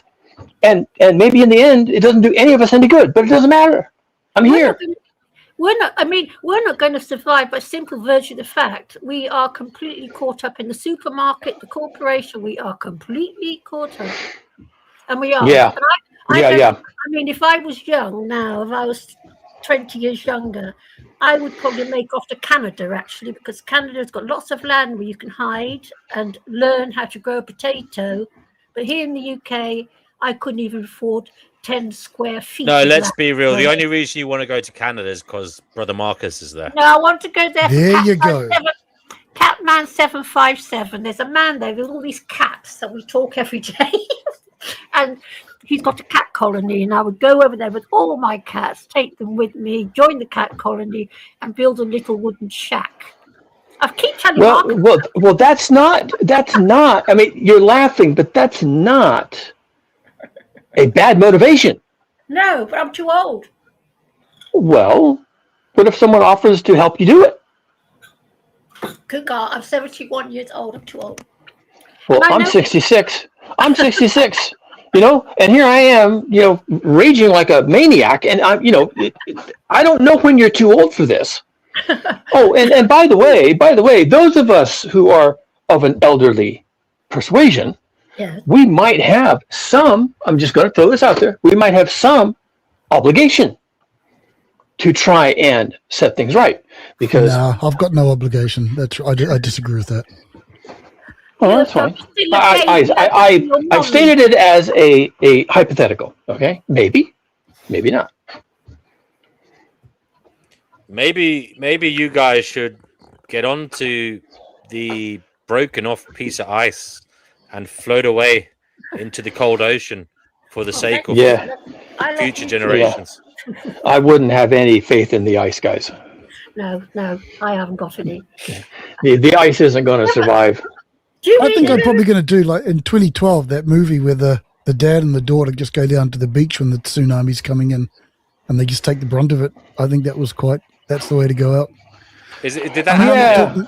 I'm not talking about that topic, but in terms of getting to higher ground, you've also got the choice of if everything's going to be as cracked up as you say it's going to be. I'll just call it a day. Yeah, I'll be honest with you, Doc. I'm terrified of the future. D&W knows I'm terrified of it, and it's not just this; it's everything. And I do believe people will survive. Do you know in New Zealand? You come from New Zealand, yeah? Yeah. Yeah, they're all our Silicon Valley millionaires or billionaires are all building nuclear shelters there. Yes. Well, not nuclear shelter, but they're buying land. Yeah. Yeah, but to build the shelters. Yes.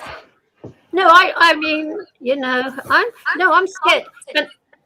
And it's not just AI I'm scared of. I'm scared of civil war and even nuclear war. Something most people miss. Get your domain name even if you're not ready to launch your business. With Wix, I know what he's listening to. Okay. Someone is listening to an ad. I'm listening. I've heard that. Fatima, put yourself on mute there. Oh, sorry. No, it's off now. Yeah, I clicked on something by accident. Well, so once again, I've come on the forum. I've stirred everybody up. No one knows what to do. Everyone's depressed, and I'm sorry about that. But you asked. If you don't want to hear it, don't ask. No, settle down. I asked, and I appreciate your answer. That's great. Thanks for contributing. No worries. Cougar, did you ever read the works of George Monbiot? A little bit, yeah. Oh, you like it? Isn't he fabulous? I think I have watched him become increasingly alarmed. Yes, that's why I like him. Yeah. Yeah, he's not alone. There's a lot of other people. Jim Bendel has kind of just gone off the rails. He used to be kind of optimistic.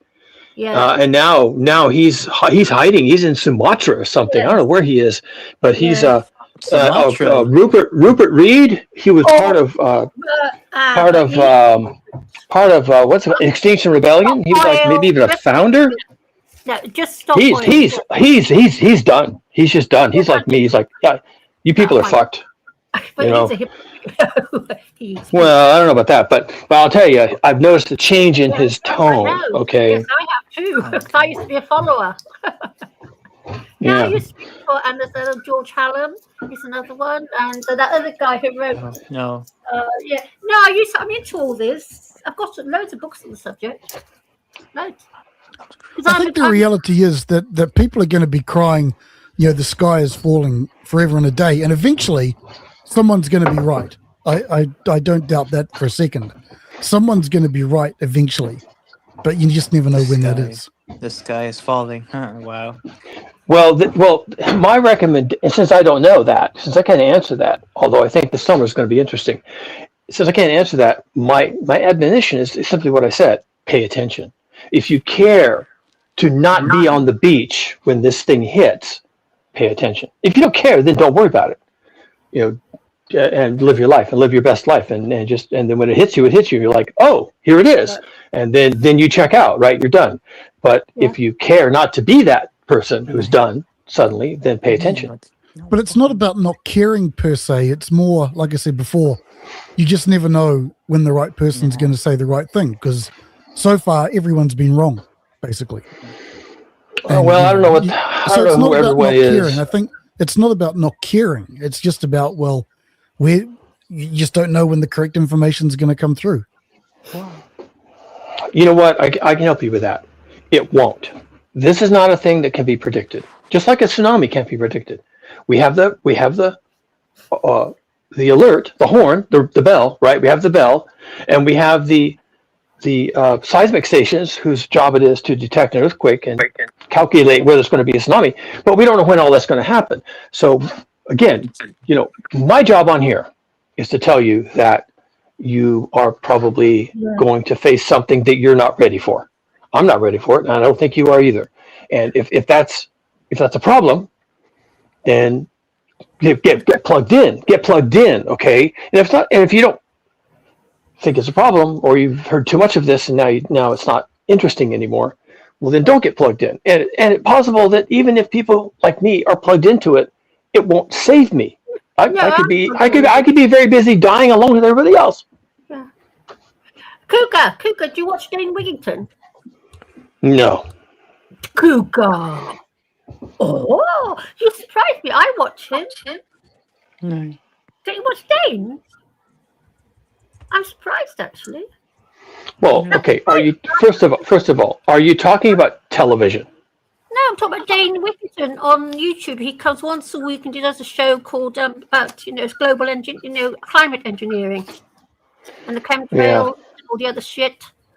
Oh well, then I definitely would not listen to him then, because he's on the other side of the fence. What do you mean? He's operating on the other side of the street. Why do because chemtrails is baloney. So that's not science, and I do science. I don't think it is baloney. I'll tell you something, Cougar, and please don't interrupt me, okay? And I say this to you now. I've been living in the same flat for 30 years, okay? I came here at the beginning of the 90s. First 5-6 years, beautiful sky in the summer, because England does get beautiful skies. It used to get beautiful skies. Then the stripes started blocking out bloody sunlight. And I remember being cross about it because I wanted to sunbathe. And it just got worse and worse. Now you barely see a blue sky in England anymore. And I don't care the difference. There is a difference between a contrail and a chemtrail. I don't care what anyone has to say on the subject. Anyone. Well, there you go. I look at it a lot because, I like to sunbathe. And they block the sun out. It's been happening in the UK. I don't know what's happening in the rest of the world. But it definitely, I noticed it in the very early. No, I don't know if I had this conversation with you, Chickpea, or not. I'm going to have it now. God knows. I'm going to have it now. Okay, and I want you to listen carefully. Change my mind, Cougar. And I'm not going to change your mind. I'm going to reinforce what you're thinking, because even though chemtrails are bullshit, because they are, there is something going to happen in the near future that's called solar radiation management. Yes, I know. And I listen to scientists, my people, all the time now, that they've lost their fucking mind over global heating. And their only possible solution that's going to save humanity and civilization is to block out the sun. Yes. There you go. and I think I've had this conversation on here What a before. horrible, I think horrible- I think they are completely batshit crazy. It's never going to happen. Therefore, if that was a solution, if that was their Hail Mary pass, if that was going to be their legacy to humanity, then they're going to be just savagely disappointed because it's not going to happen. There's no way in the world. Russia, China, America, Canada, the EU, the UK, Spain, Portugal, there's no way they're all going to agree to block the sun. You just said chemtrails are bull, but geoengineering isn't. But chemtrails is geoengineering. What they're doing is they're dropping shit from the sky. No, chemtrails isn't happening. That's a myth. That's what's bullshit. But they are talking. But they are talking about doing it. Okay, so at some point, You don't listen to Dane Wickington. You said yourself. I don't have to listen to him. He's a crackpot. No, it's not. I don't have to know anything about the guy because it's bullshit. It's folk science. It's folk science, and I don't care about folk science. So, all right, then, chemical engineering. Okay, they are, as you know yourself, they're engineering. They are dropping chemicals onto us. Okay, so how are they dropping? No, they're not doing that. No one's doing that. That's all made up. I'm absolutely positive. Chickpea, I would never lie to you. I would never disagree with you if you're right. I would never disagree with you if you were right. No. I disagree. No, you just believe a different story to what I believe. You believe what you hear. I believe. Cheer up, Chickpea, go get your cats and have a cup of tea. The chemtrails, I remember them from the early 90s because I was thinking, so Christ almighty, they're blocking out the tiny little bit of sun we get in this stupid country. We don't get that much, and they block it all out. And the sky has been getting duller and duller year on year. Aren't chemtrails just the result of the planes' engines being modernized? They use new engines now. No, those are contrails, and you can see those as well. Okay, all right. Chemtrails last longer in the sky. There is a difference between a contrail and a chemtrail, and there is. Well. My point was simply that it being baloney is simply a contingent fact of history.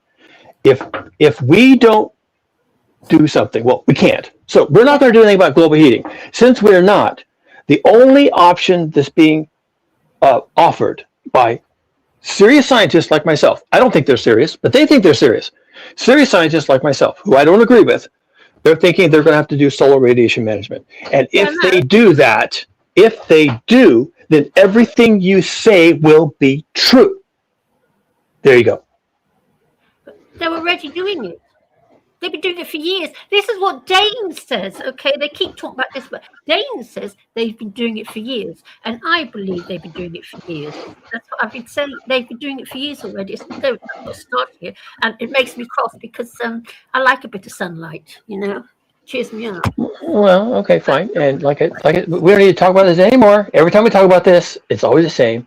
You believe what you want to believe. And you know what? I'm perfectly fine. I am perfectly fine. I'm perfectly fine with people believing whatever they want to believe. I am not in the business of telling people what to think. I am simply not in that business. You just did it to I am not in that business. You just... I am not in that business. You think whatever you want to think, we still love you. Anyway, so what's killing all the insects then? Oh, pollutants. There is a insect apocalypse. There's barely an insect left in London. Okay, now we don't get farmers spraying all their crap on the. As far as I know, we don't. God knows what goes on anymore. So how come there's not an insect to be seen in London? They don't spray those chemicals here. You know what, guys? My phone is about to die for lack of attention, so I'm going to have to log off before I get booted off. And I love talking to you all, and I have fun on here. And now I have to go find a charger for my phone. Take it easy, man. Thank you. Bye. Bye. Have fun. Don't die. See you, mate. Take care. Right. Anybody else want to come on? Link is in the live chat. I'll share it now. Let's talk about testicle tanning to up our sperm counts. Yeah. I'm sorry, that's just so random. If you get it, you get it. You don't, you don't. There's barely any insects in your little garden. Haven't you noticed? Well, there is definitely less moths, less flies around. Yeah. Yeah, less ants. I used to get ants in my flat. Don't get Yeah, ants. less flying. Do you remember there used to be a day every year when they all came out breeding and flying around the place? And Haven't seen an we ant don't for get you. that anymore, do you? Do you remember No. that? In the late 80s, 90s, there used to be ants everywhere for a day a year. Well, no, I don't do you remember remember? because I was a bit of a wild child, but I know it now. I don't see ants anymore. Don't see ants where I live. Haven't seen an ant for years at my flat. Used to get me in my flat because I live on the ground. Haven't seen any cockroaches because insects don't bother me, and there's nothing. Haven't seen a moth or anything. All dead. Nothing to be seen. Yeah. I don't know. Yeah, I don't know. I mean, do you guys? Daniela says she has far less insects splatting her Yeah. windscreen on the roads in the summertime. Yeah. Definitely numbers. Have you ever read Silent Spring? No. Tell us about it. Well, Silent Spring was written in the late 70s about, I've forgotten her name. I got the book. And she's basically talking about pollution and pesticides, everything, killing off the insects. And the day will come when there will be no birds left because they've got nothing to eat because the insects are no longer there. A female writer. Sorry? A female writer, was it? Female writer, yes. Silent Definitely Spring. haven't read it. Definitely haven't read it then. D&W. Haven't you read? Well, no, I don't. I genuinely mean that. I mean, there's not many female writers I've read. I'm sorry. I don't know why that is. It's just. Oh, you haven't read what's her name's thingies? Barbara. Joan Collins, what's her name? Jackie Collins. No. Haven't you read Jackie Collins? No. Oh, D&W. Jackie used to write the most fabulous books. She used to write about. She used to write about life in, LA. She used to make up all these crazy stories. She used to make up all these crazy stories about the sex lives of, the big people in LA. It was all fiction. Oh. And they were I used to get completely caught up in it. And you missed your bus. You got fucked. It was just completely. Yes, I've said. Yeah, no, it was tongue in cheek. I've read some females, but in general, no. Well, in general, I would. In general, I know it's out of. The only ones I've read would be the kind of ones who are academic. In terms of, I'm talking about works of literature. Not many women I've read. Maybe Emily Dickinson, but she's a poet. But other than that, I don't know. I've read recipe books written by women. That's true. That's true. See, but the academic stuff, we've read recipe maybe books. some academic papers or books written by. Educated women who have something to say. But I haven't the read a other recipe stuff, book in my whole life. the vast majority of female authors, I have no interest in. I suppose would you say the same thing about male authors as well? Yes, I probably would. I don't. I read. No, I like books by both men and women. Yeah, it doesn't matter to me. What do you think? What are women generally writing about, Chiqui? Well, if you read Barbara Ehrenreich, she writes. She's a socialist. Mary Shelley's Frankenstein. There are. It's not an absolute. Sorry, you said, Christine. Ann Coulter. Can you tell us about Ann Coulter? Life abolitionism. As I was saying, D&W. No, I like the works of Barbara Ehrenreich, Jilly Cooper, Jackie Collins. Loads of them. Yeah. But my favourite writer is David Benatar. Although I don't like his last book.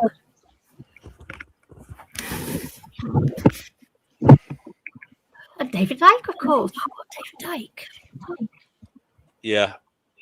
David Icke. How could we forget David Icke? Oh, stop being so sarcastic. He's doing well for himself. Yes, I expect he is. Yes. Lucky him, eh? Yes, yeah. It's yeah. Yes. Yeah. So did you see those videos I sent you? Did you send them to me just now, did you? Oh, yes, dear. While I wasn't here, I was rummaging around the internet looking for them. Oh, yes, they've come through. So is it the one entitled AI Will Harm Humans? Is it the one, it's this one, very scary? Or is it the one with no subject? Which one do you want me to show? All three of them, they're all pretty much the same. Two are from that professor. Oh, DW, my memory's not that good. No problem, darling, no problem. Well, listen, actually, this one's 21 minutes, so we won't go for that one just yet. There's the one, Play them at double speed, mate. Play them at double or 1.5. Yeah, good one. That's where the picture of is the face of half a human face, half a computer face. I think that's the most creepy one. I'm going to start looking at lots of this stuff because I'm finding it very interesting, actually, this whole AI thing. I'm finding it interesting. Yeah. I've got this one. I don't know what it is. Why You Will Own Nothing by 2030. This one? That's a good one. That's very good. Actually. Yeah, it talks about because that's what Klaus Schwab has to say to the world. Yes, I never read The Handmaid's Tale, but I did watch it on Netflix. I don't know if it runs in tandem with what was said in the book. I don't know. I doubt it. Yeah, the book's different. Yeah, it usually is, isn't it? I've read it. Yeah, I've read the book. Yeah, read the book years ago. Yeah. The series was good, though, wasn't it? Okay, here we go then. BMW is currently charging its customers $18 a month just to use the heated seats that are already physically bolted into their cars. Think about the sheer absurdity of that transaction for a moment. You paid $40,000 for the hardware. You pay the insurance, you pay the registration, and you pay for the electricity or fuel to run the heater. You own the leather, the wires, and the heating elements. But the warmth? That belongs to a server in Munich. If your credit card expires or you decide to opt out of the monthly fee, the software sends a silent command over the air to disable a feature you have already paid for. This is not a glitch or a corporate experiment gone wrong. It is a stress test for the future of human civilization. We are witnessing the invisible eviction of the individual from the global economy. For the last century, the American dream was built on a very simple and powerful premise. If you work hard, save your money, and play by the rules, you can own things. Ownership provided a sanctuary. It created a legal and financial boundary between you and the state, or you and the massive corporations. Your home was your castle because you held the deed. Your tools were your livelihood because no one could flip a switch and take them away. But that sanctuary is being dismantled brick by brick. Today, when you buy a smartphone, a tractor, or even a digital book on your Kindle, you are not actually an owner. You are a glorified tenant. You are paying for a temporary license to use a piece of equipment that the manufacturer can technically brick, disable, or modify at any moment. According to the latest consumer data from Deloitte, the average American household now spends nearly $3,000 every single year on recurring digital subscriptions. We have been conditioned to accept a world where we pay for everything every single month, but own absolutely nothing at the end of the year. This is the transition from a product-based economy to a service-based economy. On the surface, it sounds like progress. Why bother with the hassle of physical media when you have everything on Netflix? Why worry about car maintenance when you have a subscription to a transportation service? But access is a permission-based system. When you own a car, you have the fundamental freedom to drive anywhere, at any time, for any reason, without asking for approval. When you rely on a service, your freedom is subject to the terms of service agreement, which can be thousands of pages long and subject to change while you are sleeping. The World Economic Forum famously stated that by 2030, you will own nothing and you will be happy. But what they really mean is that you will be dependent. You will be a permanent node in a corporate network that extracts value from your existence from the moment you wake up until the moment you die. The ultimate goal of the modern financial elite is to turn every single human need into a recurring revenue stream.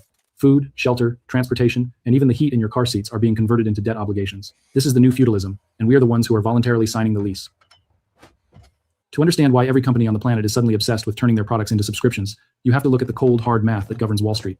It has nothing to do with making better products and everything to do with something called the valuation multiple. In the eyes of a professional investor or a high-frequency trading algorithm, a one-time sale is a high-risk event. If Apple sells you an iPhone today, they have no guarantee you will buy another one in 3 years. You might switch to Android, or you might decide to keep your phone for 5 years. That uncertainty makes their stock less valuable because the future cash flow is unpredictable. However, a subscription is a recurring revenue stream. It is predictable, measurable, and highly addictive for the balance sheet. According to financial analysis from Goldman Sachs, companies that successfully transition to a subscription model are often valued at 5 to 10 times more than companies that rely on one-time sales. This is why Adobe stopped selling Photoshop for a flat fee and started charging a monthly rent. Their market cap did not just grow, it exploded. The stock market does not care if the software is better, it only cares that the customers are captive.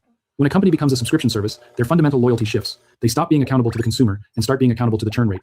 Their goal is no longer to build a product that lasts 10 years. In fact, that would be a disaster for their business model.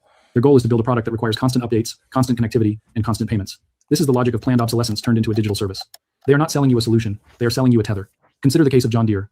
For decades, a tractor was a physical asset that a farmer could repair with a wrench and some mechanical knowledge. Today, a John Deere tractor is a rolling computer. If a sensor breaks in the middle of harvest season, the farmer is legally forbidden from fixing it themselves. They must wait for an authorized technician with the proprietary software to arrive and charge them hundreds of dollars just to reset a code. Farmers in America have become so desperate that they have started using hacked software from Ukraine just to keep their equipment running. This shift is being forced from the top down by massive asset managers like BlackRock and Vanguard. They are the ones who demand that CEOs increase their recurring revenue at all costs. If a CEO refuses to implement a subscription model for something as basic as a car seat or a printer cartridge, the asset managers will use their massive voting power to replace that CEO with someone who will play the game. This is a systemic restructuring of the global economy where the goal is to eliminate any physical asset that does not generate a monthly fee for the financial elite. You are being forced into a rental life because it makes a spreadsheet in a skyscraper look more attractive to a pension fund. Here is the most cynical part of the entire system. You are likely the one funding your own dispossession. If you have a 401k, a pension fund, or a simple index fund, you are a silent partner in the destruction of ownership. The rise of passive investing has created a three-headed monster that no one can truly control.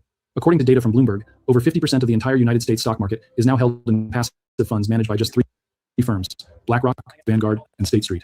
When you put your money into a Vanguard 500 fund, you are looking for a small return on your savings. But in exchange for that return, you are handing over your voting rights to a corporate. Use those collective votes to consolidate power across entire industries.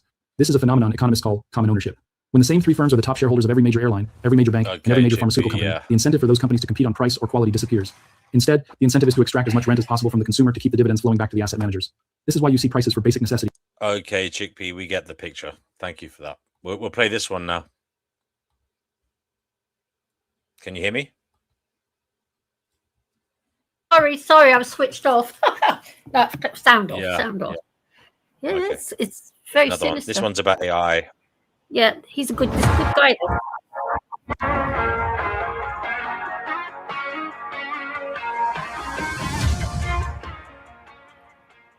Yes. Okay, guys, this is one of the most important videos that I've ever made. I have compiled a list of the top 20 ways that AI is and will be used to harm humans. And even if you don't use AI and you try to avoid it, I guarantee you there are some things on this list that will be harming you. Now, the reason this video is so important is because the power and control of AI is concentrated into just a handful of large tech companies.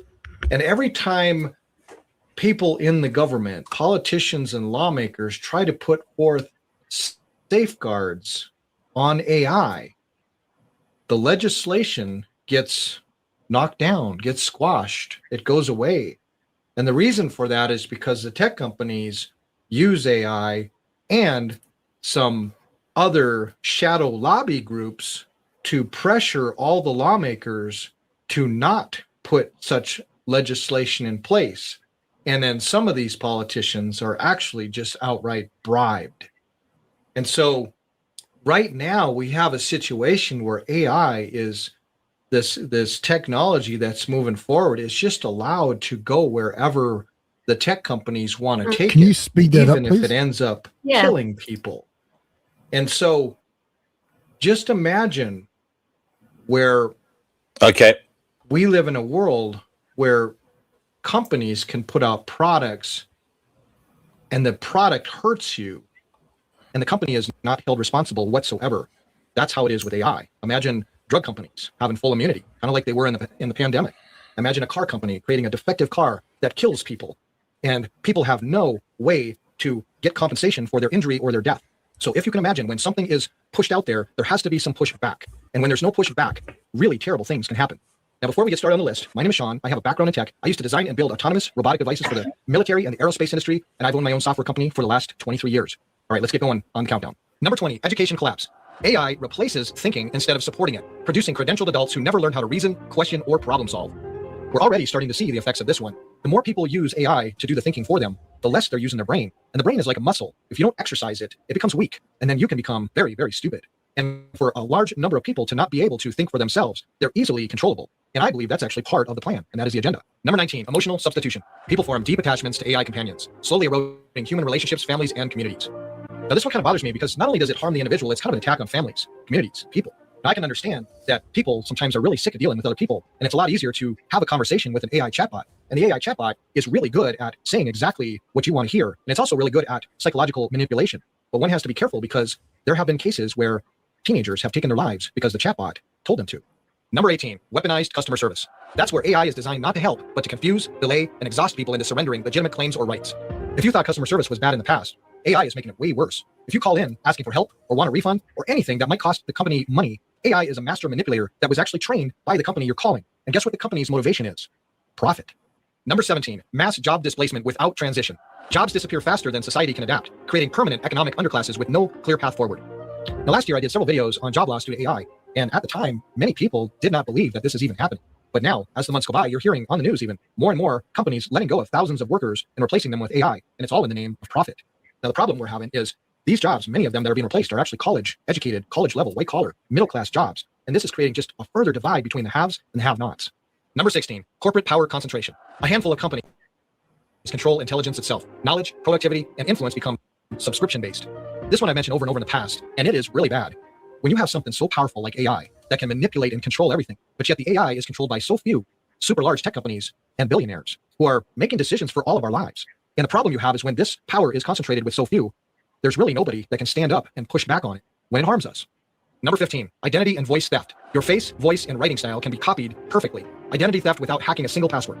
Every month that goes by, AI is getting better and better at this. It is amazing how realistic these videos have become. And AI is able to take anybody's image and their voice and create a video of them doing something they wouldn't have done or saying something they wouldn't have said. And the problem we have here is videos are going to be created of people committing crimes they never committed. Number 14, market manipulation. AI systems manufacture sentiment, manipulate markets, crash stocks, or inflate bubbles faster than regulators can respond. Market manipulation's been going on for years now, and AI is only making it worse. Whether the market goes up or down, now AI is really having an effect on that. So I would say invest at your own risk. Number 13, legal system corruption. Fake evidence, AI-written filings, and fabricated testimony overwhelm courts and erode trust in justice. Courts and justice systems around the world are already being affected by AI, and this is going to become even more intense.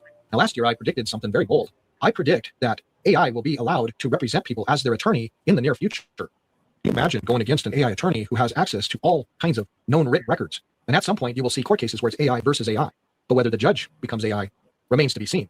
But right now, judges have a major headache when they see AI-written stuff come through their courtroom. Stay tuned for that one. Number 12, reality fatigue or truth apathy. When everything might be fake, people stop caring about what's real, and then truth becomes optional.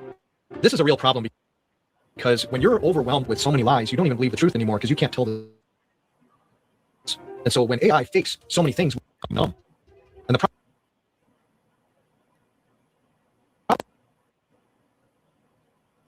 knowledge of the actual truth, but the actual truth will be hidden behind all of these lies. This is going to bring humanity down. Number 11, falsifying news and history. AI-generated articles, images, and video quietly rewrite events as they happen. Today's lies become tomorrow's records. Much of this is what we call AI slop. And what AI slop is in the beginning, AI was trained on human writings, human articles, human history, human images. And what it would do is it takes that all in, reorganizes it, sometimes skews it really badly, embellishes on it, puts it back out there, and then another AI or itself would read that was generated by AI and then take it, regurgitate it, rewrite it, and put it back out there. And then after a while, the hard truth, the honest truth, the raw truth is completely gone. And the reason this is really terrible is because as humans, we try not to repeat the terrible things that have happened in human history. And once AI gets a hold of our history and teaches it to the youngest generations, we are doomed to repeat a lot of what happened in the past. Number 10, automated scams at scale. AI runs millions of personalized scams simultaneously, targeting emotional weak points with terrifying efficiency. This one is really sad because not only everybody is being affected by these AI scams, but the older people, the elderly, the seniors are getting hit the hardest. They come from a time when you believe what you saw, you believe what you hear, and now they're getting phone calls from their grandchildren asking for money, but it's not their grandchildren. And they're having all kinds of other things because they don't understand technology as much. AI is able to really scare them like they're going to lose their house or they're going to lose something, and then AI is able to help part them with large amounts of money. Number 9, psychological manipulation. AI systems can optimize persuasion over truth, nudging beliefs, fears, and behavior without awareness or consent. Psychological manipulation is something AI does quite well even right now. It is amazing how quickly a chatbot gets to know you and acts just like your friend, and it says all the things you want to hear. But whoever's behind the chatbot, if they want to, they can manipulate you into doing things you wouldn't normally do, buying things you wouldn't normally buy, or even having fears or beliefs you wouldn't normally have. And so this one here is a battle for your mind. Number 8, personalized radicalization. AI figures out exactly what radicalizes you and feeds it slowly, convincingly, and relentlessly. Radicalization by AI is starting to become more widespread throughout the world. AI is a master manipulator, able to get inside people's heads and play on their fears and cause them to become very, very angry, which also could lead them to become violent, either as a individual taking action or a mob. Number 7, political swarming and coercion. AI-generated outrage, threats, and fake consensus overwhelm elected officials and influence votes and policy. This is already happening with huge effect. And a couple of examples I'll give you where AI has already been used in this way are when a data center, like an AI data center, is going to be built in a community, and there are some lawmakers or politicians that are saying no, and they're standing up to it. AI is used to swarm them with hate and fake public opinion and threats. And it gets to the point where it bombards them so much, they change their vote. The other situation is, of course, what I led with in this video, and that is when lawmakers want to put any kind of safeguards on AI, or at least rein it in a little bit, AI is used to protect AI. And the large corporations behind AI are behind all of this. Number 6, total surveillance states. Facial recognition, behavior prediction, and social scoring make dissent detectable and punishable before it even happens. Every month that goes by, several million cameras are purchased that can be used for surveillance. It's getting to the point where we won't be able to go anywhere without being on multiple cameras at multiple angles at the same time. Some people have no problem with this. In fact, they put cameras throughout their entire household.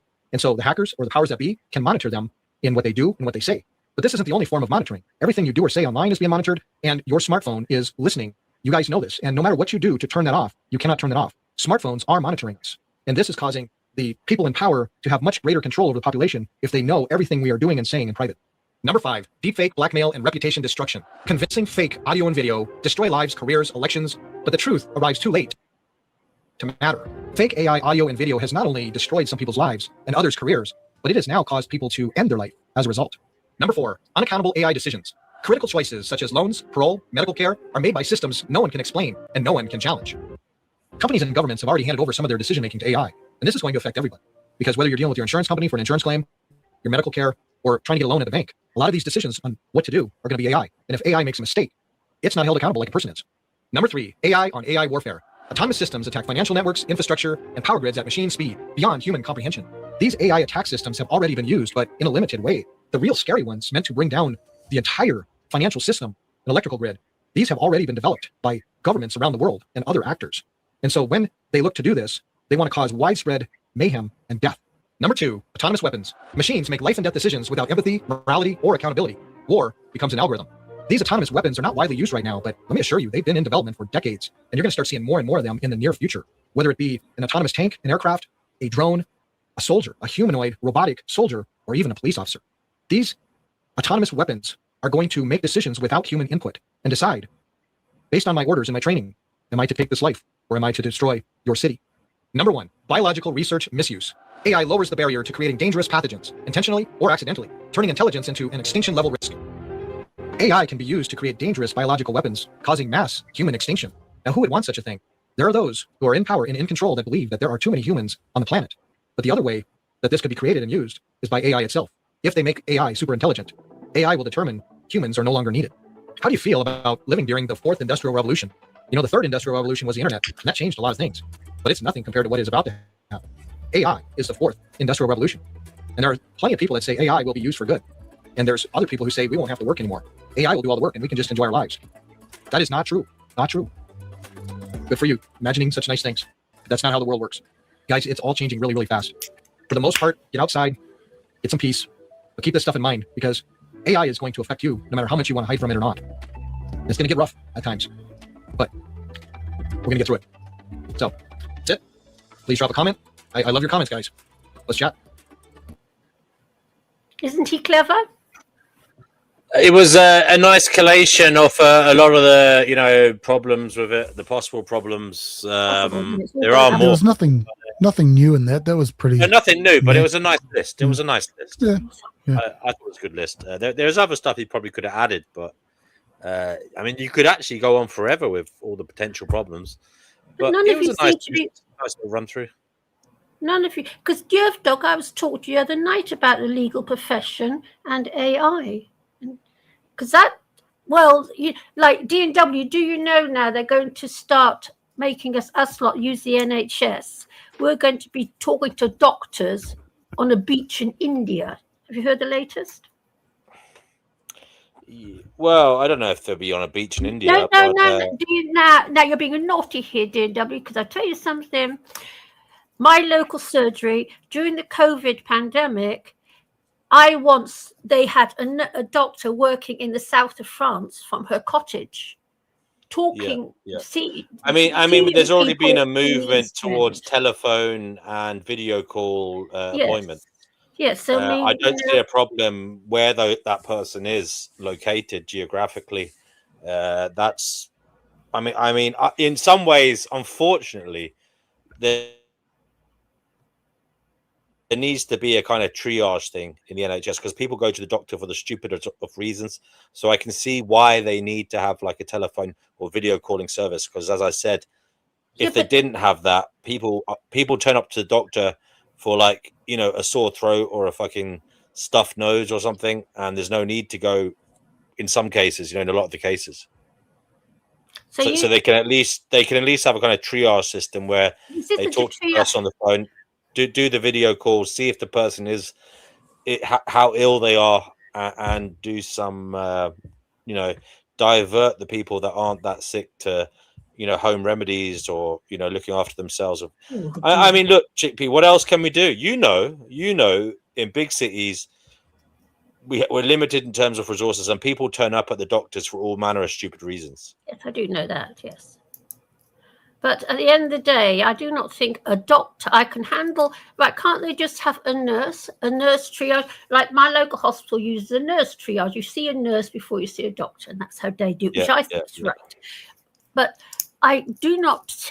This doctor, Dr. Watson, I've forgotten her name, was sitting in her cottage in the south of France. Now, in my mind, that's not right. Well, I mean, as I say, if it's on the phone, what difference does it make where she is? How can you see? How can you? Well, I mean, if she's on your phone in East London, yes, or on the phone to you from South, what difference does it make? She's on the phone to me from East London or from South of France, but I don't like talk to my doctor on the phone if I'm not well. I know you don't.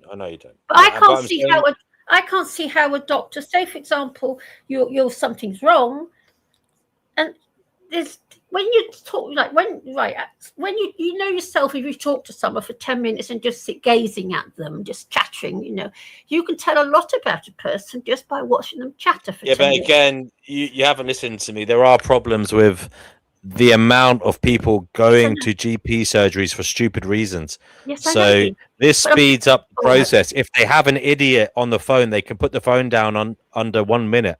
Whereas if you book an appointment with a doctor face to face, you literally are taking up a 10-minute time slot, and that's lost time for them. So if they do it on the phone, it expedites the process, and they could just drop the call on idiots. And okay, fair enough. I've got you. You've put me right. I've got you. See, a quick 5-minute conversation sorts the problem out. Right. Well, does anybody else want to come on before we close the show for the night? This is the Finding Nurses show. Thank you for joining us tonight. It's been an interesting one. Sorry, Chickpea, what did you say? Why are you going so early? Well, it's not that early. I mean, you can chat backstage if you want. I've only been up for a few hours. Yeah. Yeah. So the link is in the live chat if you want to come on. There will be a little bit of chatting backstage, perhaps. But yeah, we'll wait for about 5 minutes to see if anybody wants to come on. But I suppose we can do some wrap-up remarks. Pristine, do you want to say anything?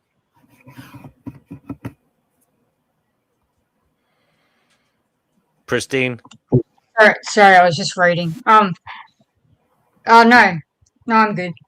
Oh, that's it. I got nothing else. Yeah, I'm good. Laney, if you're still there, brother, do you want to say something? Good night. Leader Laney, thank you for coming along, and hopefully next time I'll let you talk more. Sorry, mate, I didn't refer to you enough tonight. Sorry about that. Because Leader Lady staying here, because you could talk about the pub where you go to.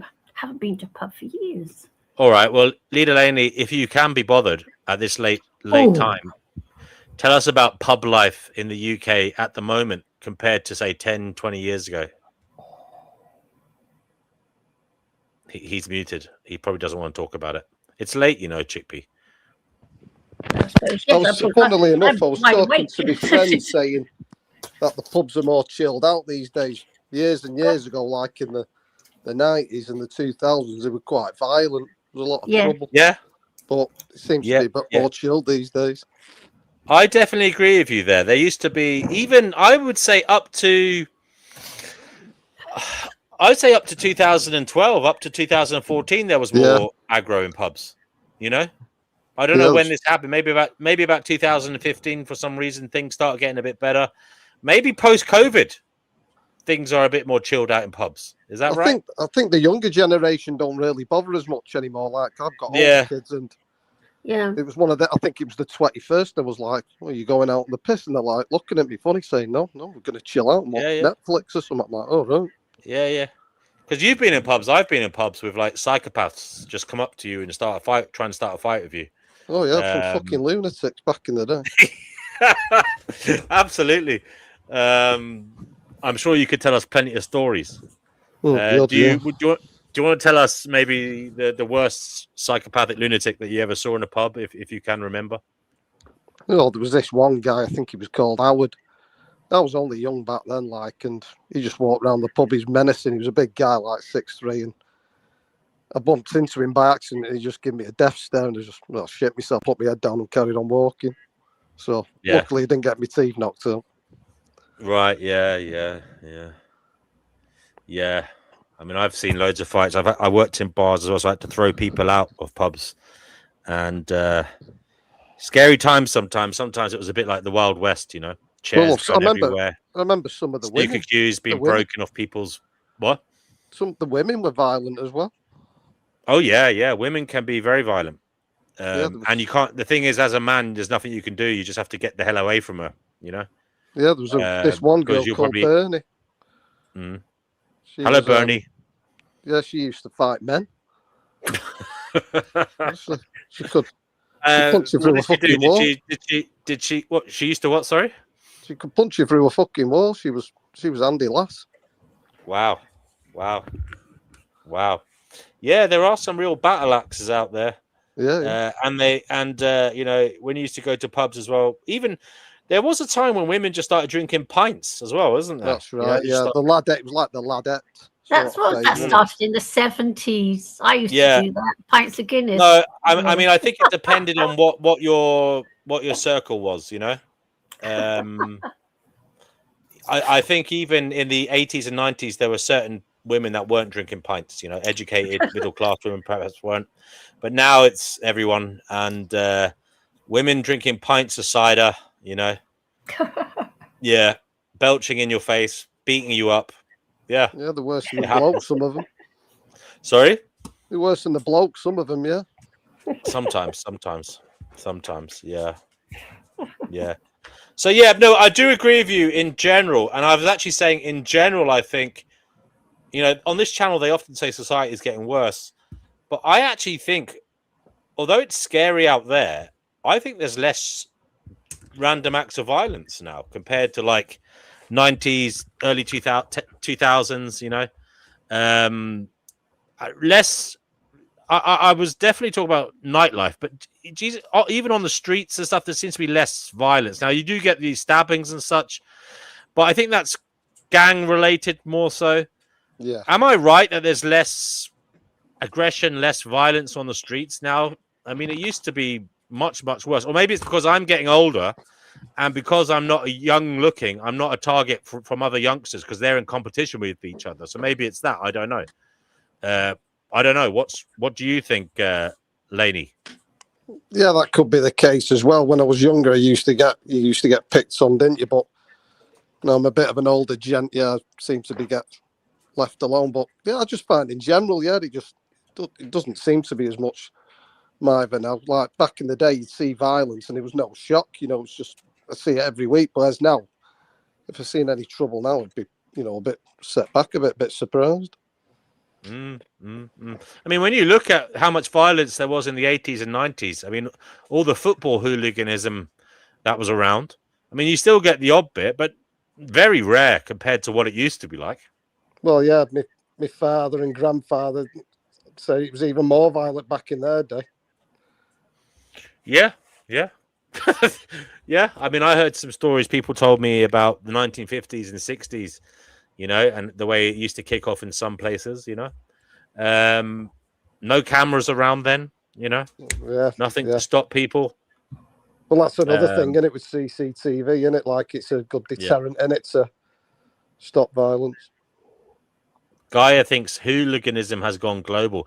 I have seen that there's a lot of hooliganism in American football now, or it's crept in there, and I never expected to see that, but there's been a few mass fights between fans in American football, which I found interesting. But yeah, other than that, Laney, do you want to say anything else on the matter? Pub life. No, yeah, I don't really go out as much anymore anyway. It's expensive now to go out drinking. Mm-hmm. What about you, Chickpea? Do you want to talk about the boozer? Well, I used to have a great time in the pubs, but I did it in the 70s, 80s, and 90s. It started slowing down. I had a great time. I loved it. But I used to go to nice wine bars in the city and things. Yeah. What about you, Youth Dogs? I know you're in Japan, but have you noticed bar life, pub life changing in recent times or over the last few years, over the last decade? No, nothing as drastic as what you guys are talking about. But I mean, over here, there was never really a culture of bar fighting or anything like that, But back in New Zealand, there certainly was. So, Actually, D&W, I think nowadays it's reported more, which probably makes me think the world has become more violent. It never occurred to me that actually it's being reported. I think it's been reported, but I also think there's a lot more very mentally ill people on medication.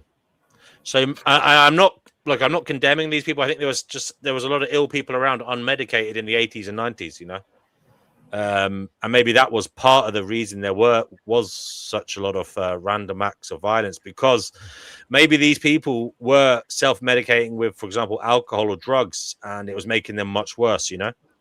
I don't know, but I definitely think there's less random acts of violence. And I hope it stays that way. I think you could be. Yeah, I think it's because it's reported on YouTube more. Before, it never got reported, so you didn't know.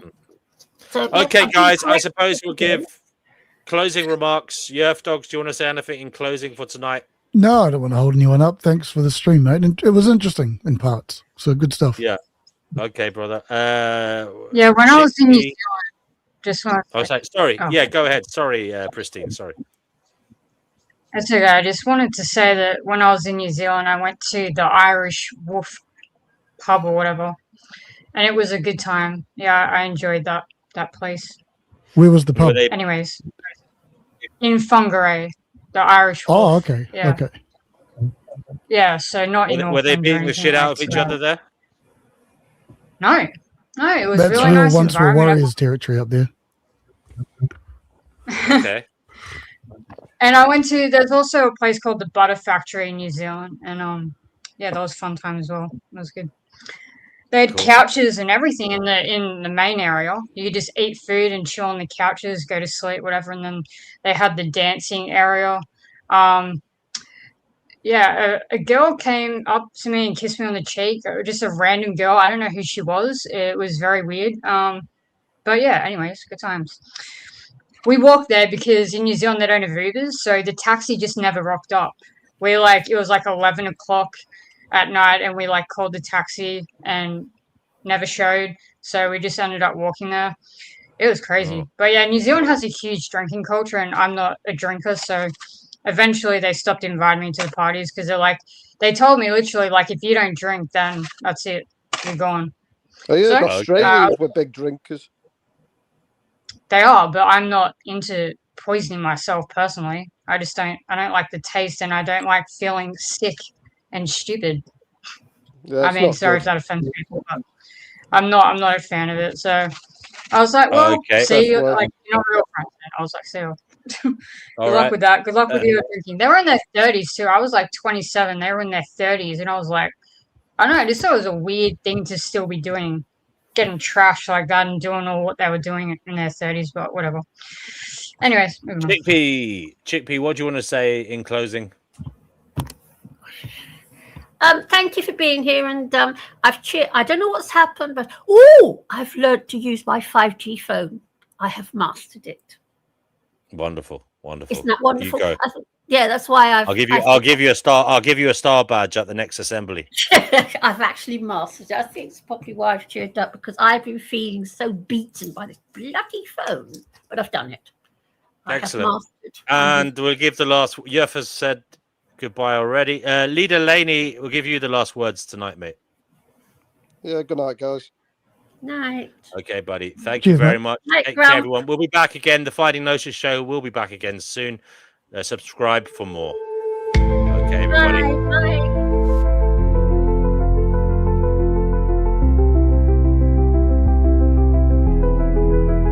Truth is search for meaning, we question all. The path is winding, the veil is thin. Beyond illusion, let the journey begin. Seeking knowledge, breaking chains. Through the echoes, through the pain. One more question, one more spark. We chase the light inside the dark. What the?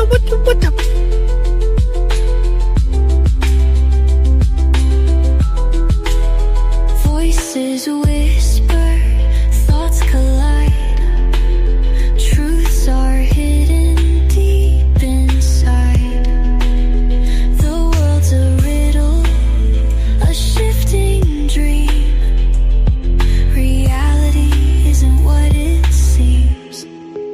Seeking knowledge, breaking chains. Through the echoes, through the pain. One more question, one more spark. We chase the light inside the dark. Until next time, keep your mind wide. Stay curious and let wisdom guide you. Let us hope we each seek what we're meant to find. May gnosis bring you peace.